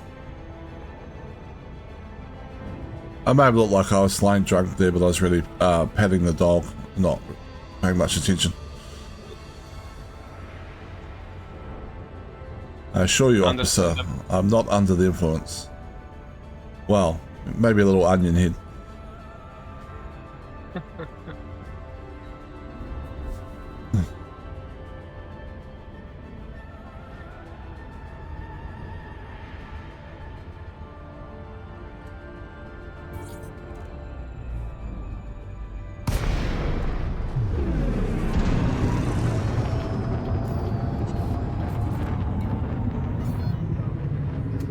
Docking request granted.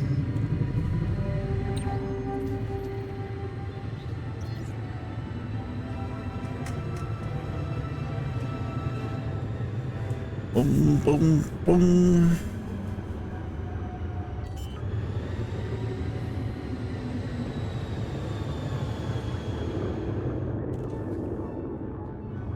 Landing gear deployed. Boom, boom, boom, boom, boom, dum, dum, dum, dum.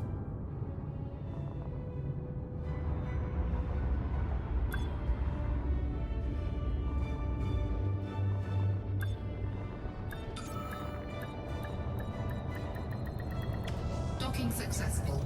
Engines disengaged. Alright, you ready? Go for it. Done. Where is the station?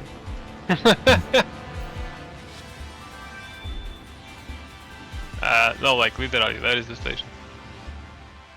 I don't know. Maybe they slowed them. Oh, now it popped in. Okay, fair enough. Maybe I was waiting for. It took a while to pop in. Yeah, maybe it was waiting for you to finish the movie. Yeah, the thing plays and then the button shows up like after like 10 seconds and you click it. So maybe it doesn't show up till you actually click the button. Also, yes, the station just plops in. There is no animation. Unsurprisingly. Why does it say moon landing? Because it is named Moon Landing. Oh, okay. I'm going to keep it because this is too epic. I'm going to keep it. Yeah, that's a good name. I would absolutely keep that.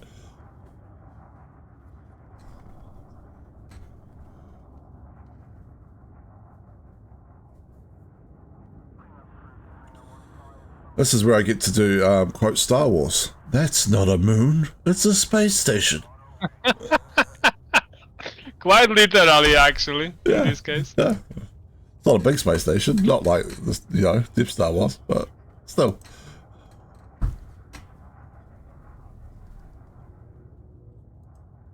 I didn't even know this was an option. I didn't even know this was an option, like to get Moon Landing name. Yeah, neither did I. Okay, I'm about to dock.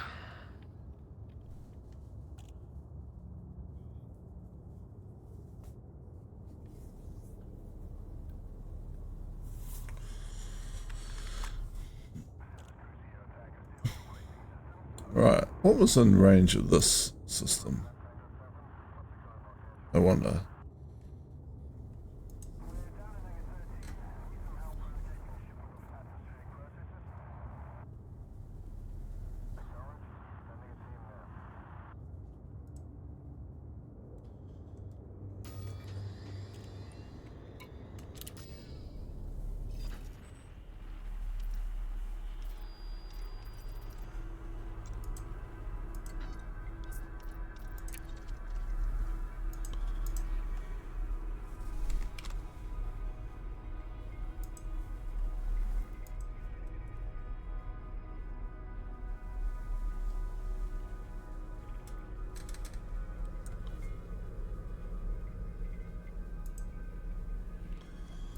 Does it?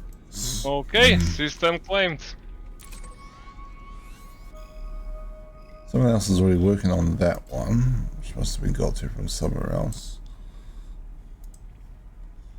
Would be slightly out of... Oh no, actually it wouldn't be. It's rounding up. Is there another one? Huh. Guess what? It's potentially a good system here. Maybe. Go check it out if you want to. Yeah, I'm going to. Landing gear retracted. Ship released. Engines engaged.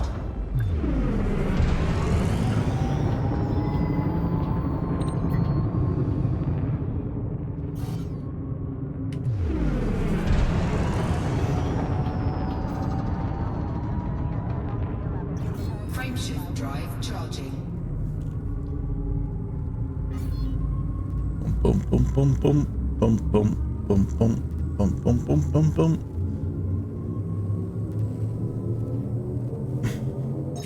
One of the ones within like 14 point something light years has literally been claimed. Like, where did that come from? Yeah.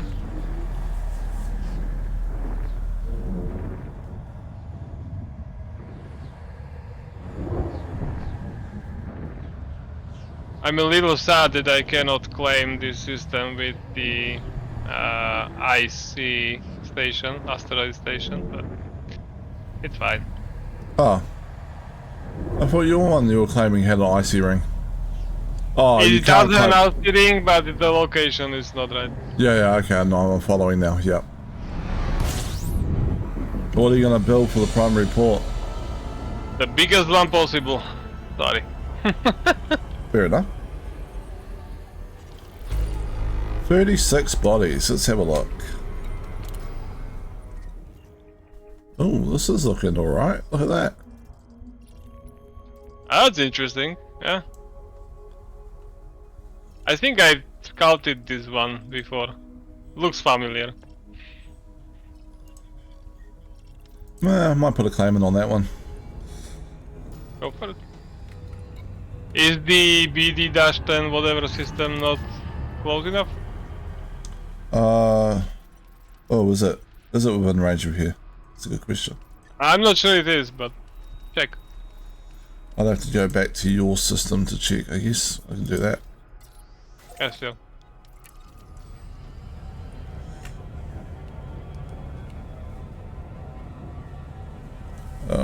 Won't do that. That's Galaxy map.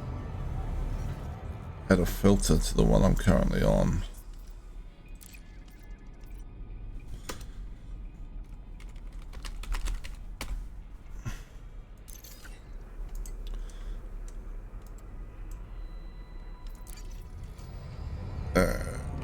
Frameshift drive charging.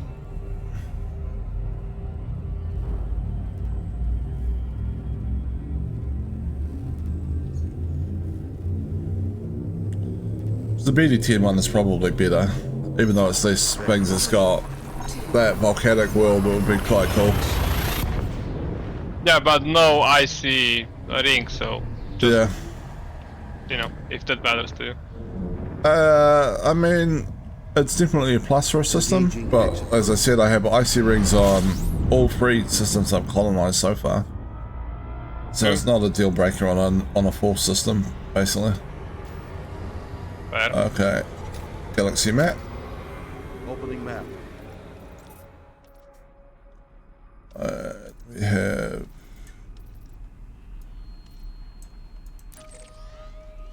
19 light years away. Damn. That one's probably even further, right? 21. Yep. That's alright.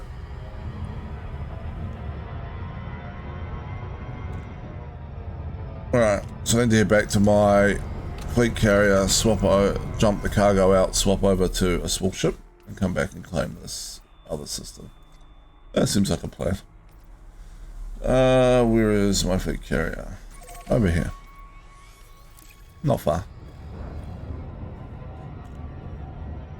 Funnily enough, the first station is placed straight above the hellish-like planet, which is quite funny. Oh, Oh, at least it will be cool looks on stream when when and if you deliver to this station as well.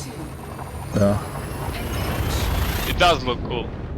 Yeah, no, I think that's calling for an asteroid base on that particular planet, I think. I mean, if it did have the ring, then yes, but it does not. Oh, your one. Yeah, okay, Yeah. in that case it's definitely calling for a tier 3. Yeah. Yeah, in yours there is a ring right above the hellish planet. So yes, you build an asteroid ring, asteroid base around that, but yeah, mine does not have that. Yeah. Frameshift drive charging.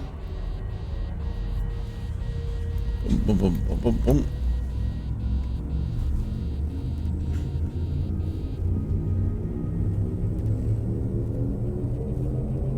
I'm a little scared to look at the resources required. Oh yeah, it's gonna be A lot. a Yeah. lot, yes.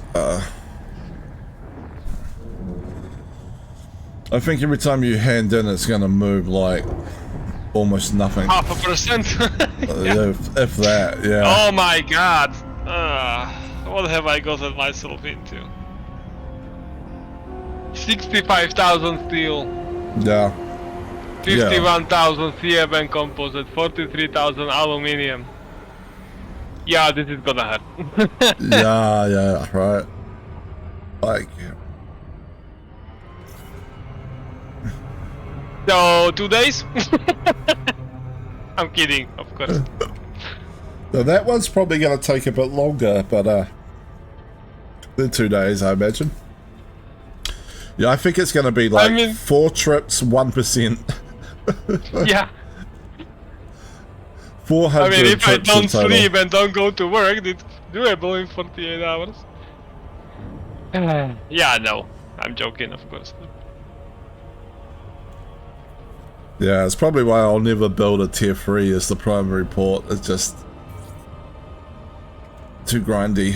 I mean, I'm fairly sure I will comfortably finish it in the 4 weeks I have for it, but, you know. Oh yeah, no, I think you could, but yeah. It feels like it would be mentally interesting, right? Like it's gonna be like, you're just like, oh, I'm still working on this, Whereas at least like if you don't have a time limit on a tier 3 port in a already colonized system, you can sort of take a break from doing that, you know? And come back to it a couple of weeks later and be like,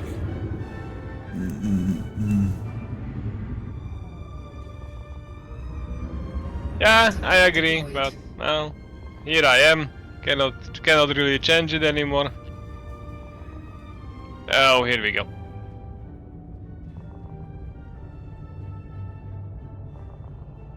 Well, technically I can change it, I can release the claim, but then the system would go into a weird state and yeah, no. No, I think you can, well, I'll pull it off. I mean, I'll help out a little bit as well, so it's not just going to be you solo. But I'll probably help out after I've done 1 or 2 things first, yeah. Absolutely understandable. Alright, I need to deposit stuff.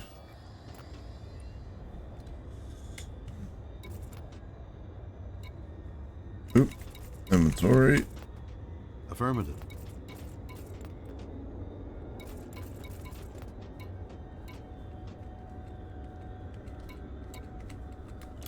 Transfer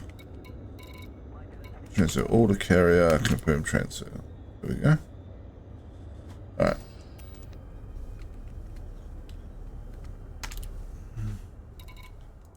Available ships. Great Phantom. Could use a Mandalay as well, I suppose, but alright.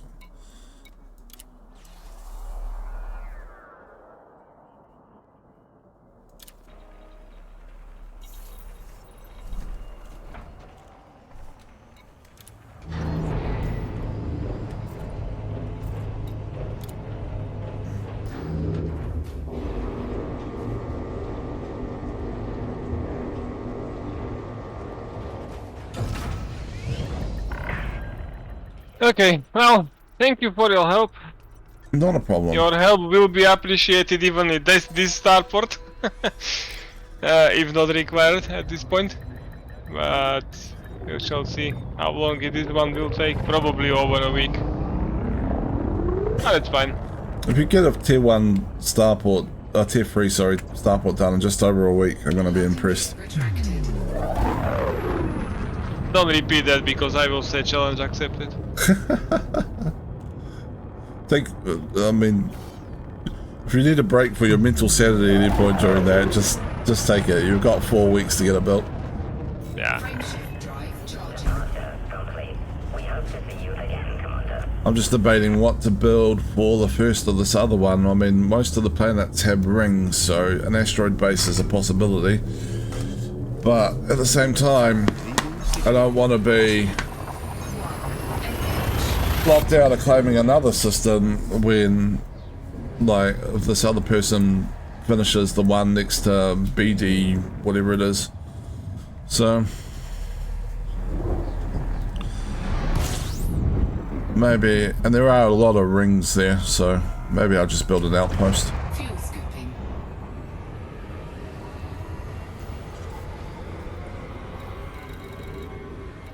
Moon landing. Fuel scoop disengaged. Get back here in one jump.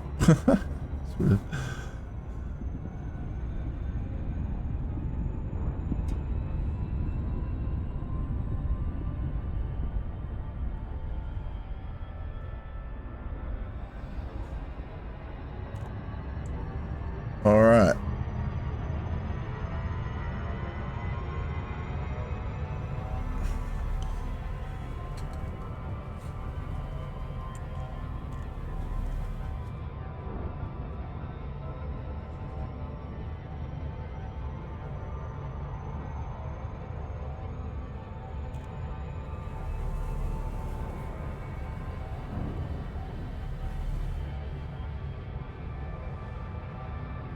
I think I'm gonna head off.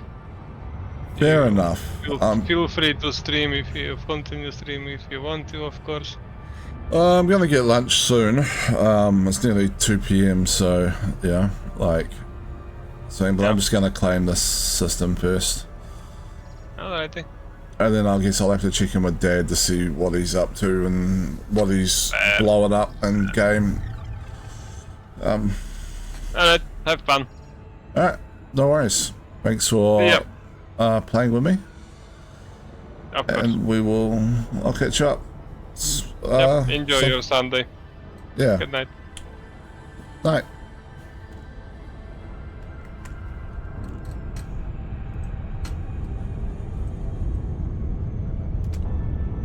Okay. We're coming in for a landing. I'm gonna claim this other system, try and build out an outpost on it relatively quickly. And so that we're ready to claim one of the other nice big systems in this area as well. And that might even do it for me for claiming systems after that, I think. Right? Like this system, one more decent sized one, and I'll just work on building them up.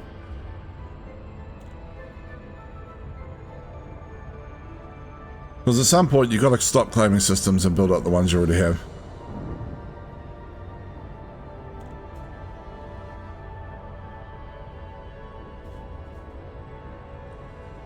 Well, I mean, I suppose you don't have to, but I want to, I guess.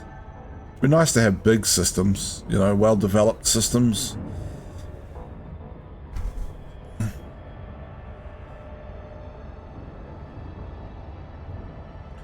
Maybe I'll try and build a refinery thing in one of these systems out here so that we have a closer source of steel and titanium. Get that passive income.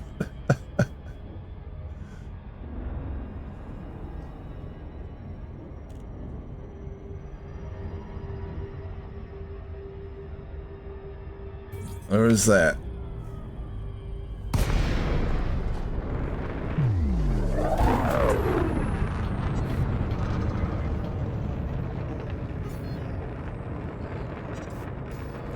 What type of commercial outpost? Docking request granted. Why is a commercial outpost smaller than a pirate outpost? You think a commercial outpost would be quite large.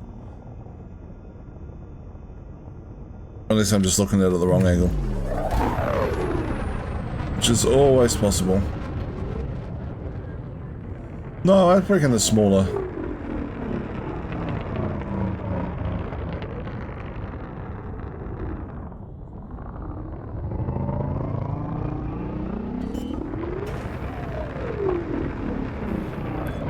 Landing gear deployed.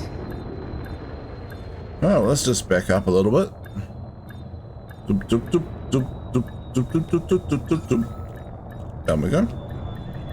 Docking successful. Engines disengaged.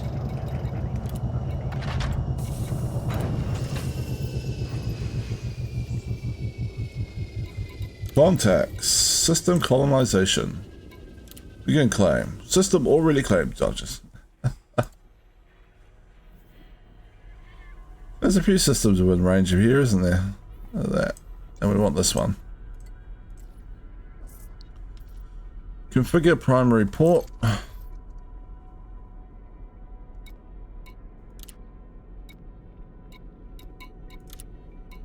Oh, that. I can't even build an asteroid base, so that makes it easy. Outposts. What do we want here?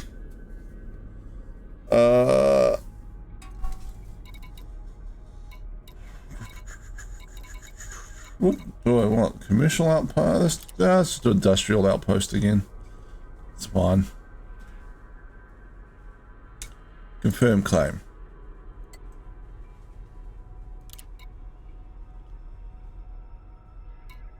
Acquired commodities. Yep, that's fine.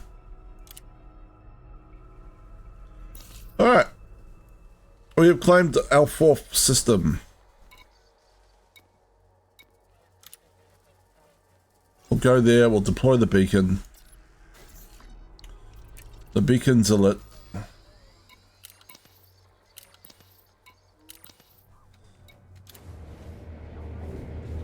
And have fun. Basically.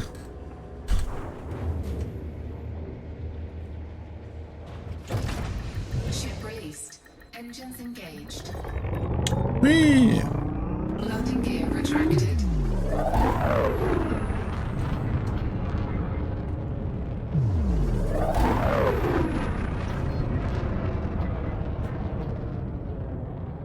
Frameshift drive charging.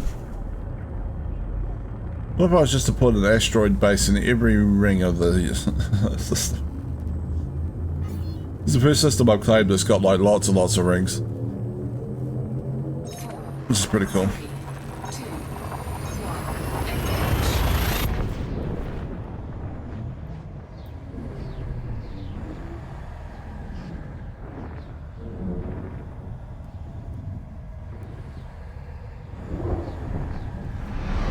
Incoming message. Alright.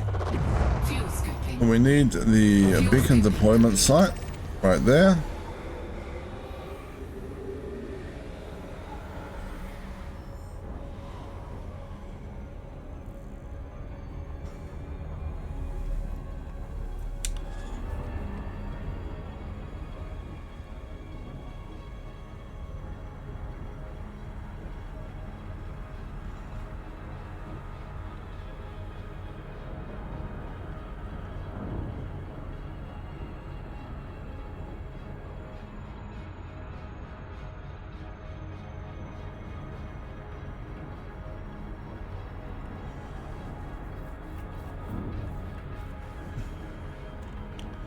Boom, boom, boom, boom, boom, boom.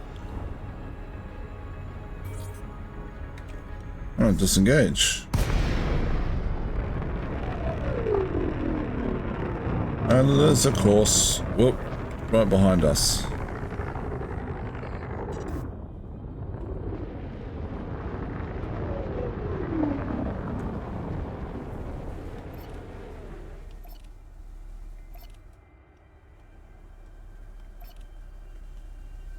There we go. Launching beacon! Beacon away!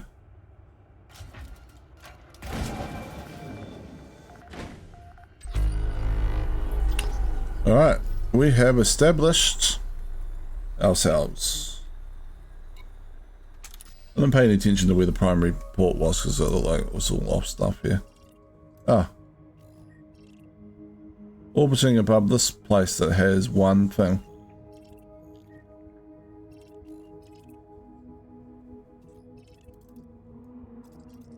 That's pretty close.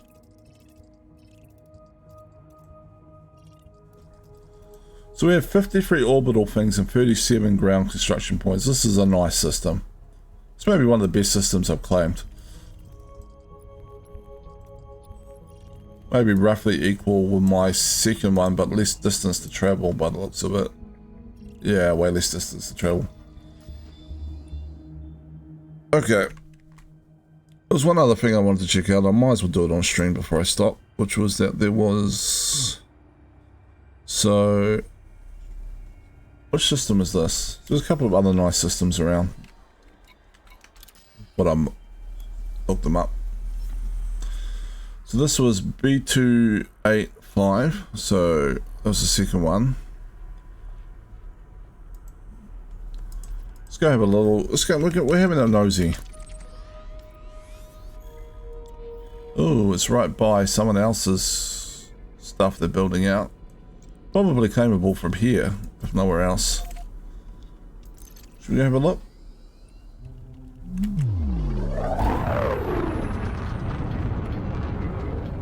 Cannot comply.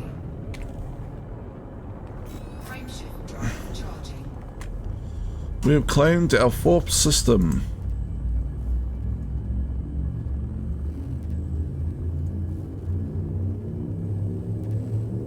Exciting. 4, Vector 3, 2, 1. Engage.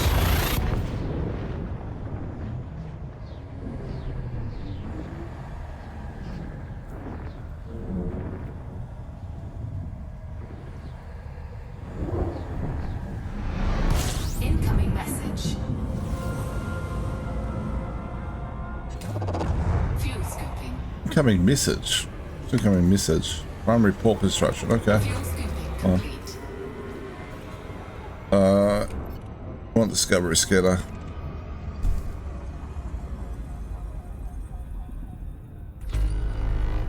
$24 orbital bodies. It's not bad. Open system map. Displaying map. Nothing with rings and 90,000 light years away on the other thing. It's not ideal, unfortunately. And there's one more I wanted to look at, which is this one might be. I wouldn't be surprised if this one was already claimed. Might even be ones I've looked at before. I lose track. The names are so bad.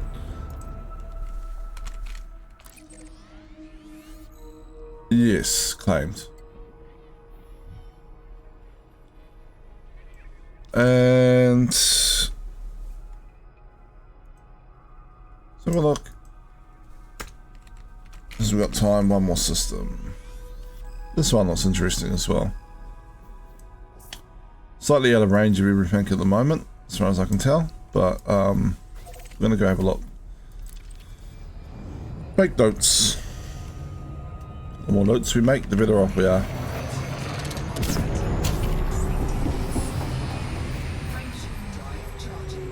So according to this one should have 25 bodies, which isn't bad.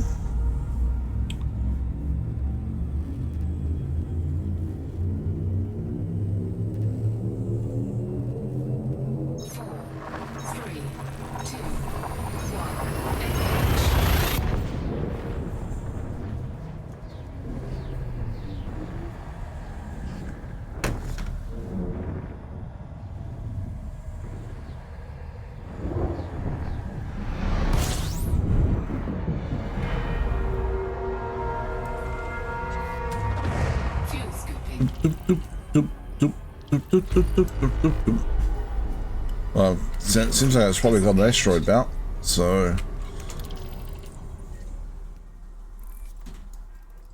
Oh, almost everything's around the primary body. It's like, how far away is this one? 59. I mean, that's not even that far. You can still build a station there, no problem. Where is the primary? Down the end here, primary port.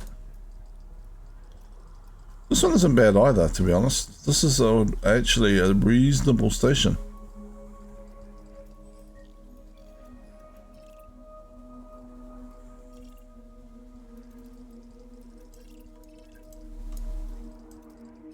Or a reasonable system. Alright. That's what we'll call it on the bookmark. Reasonable system.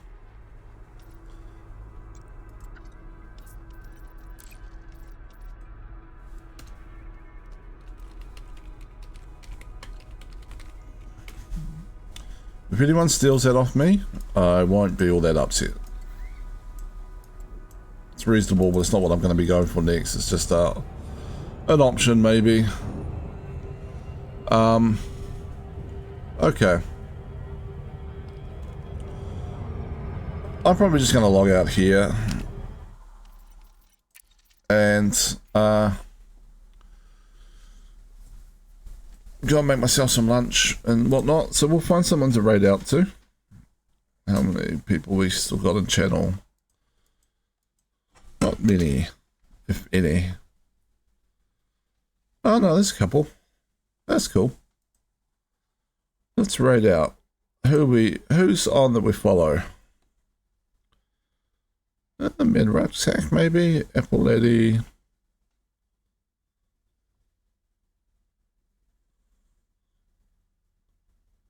Crash. Let's raid Cedar.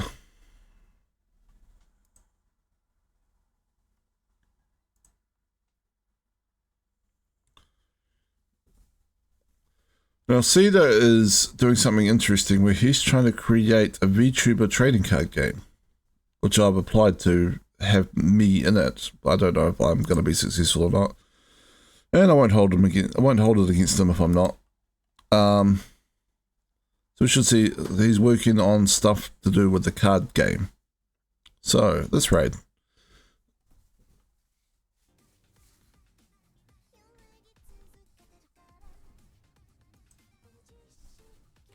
Oh, win! I win. You get your shout out.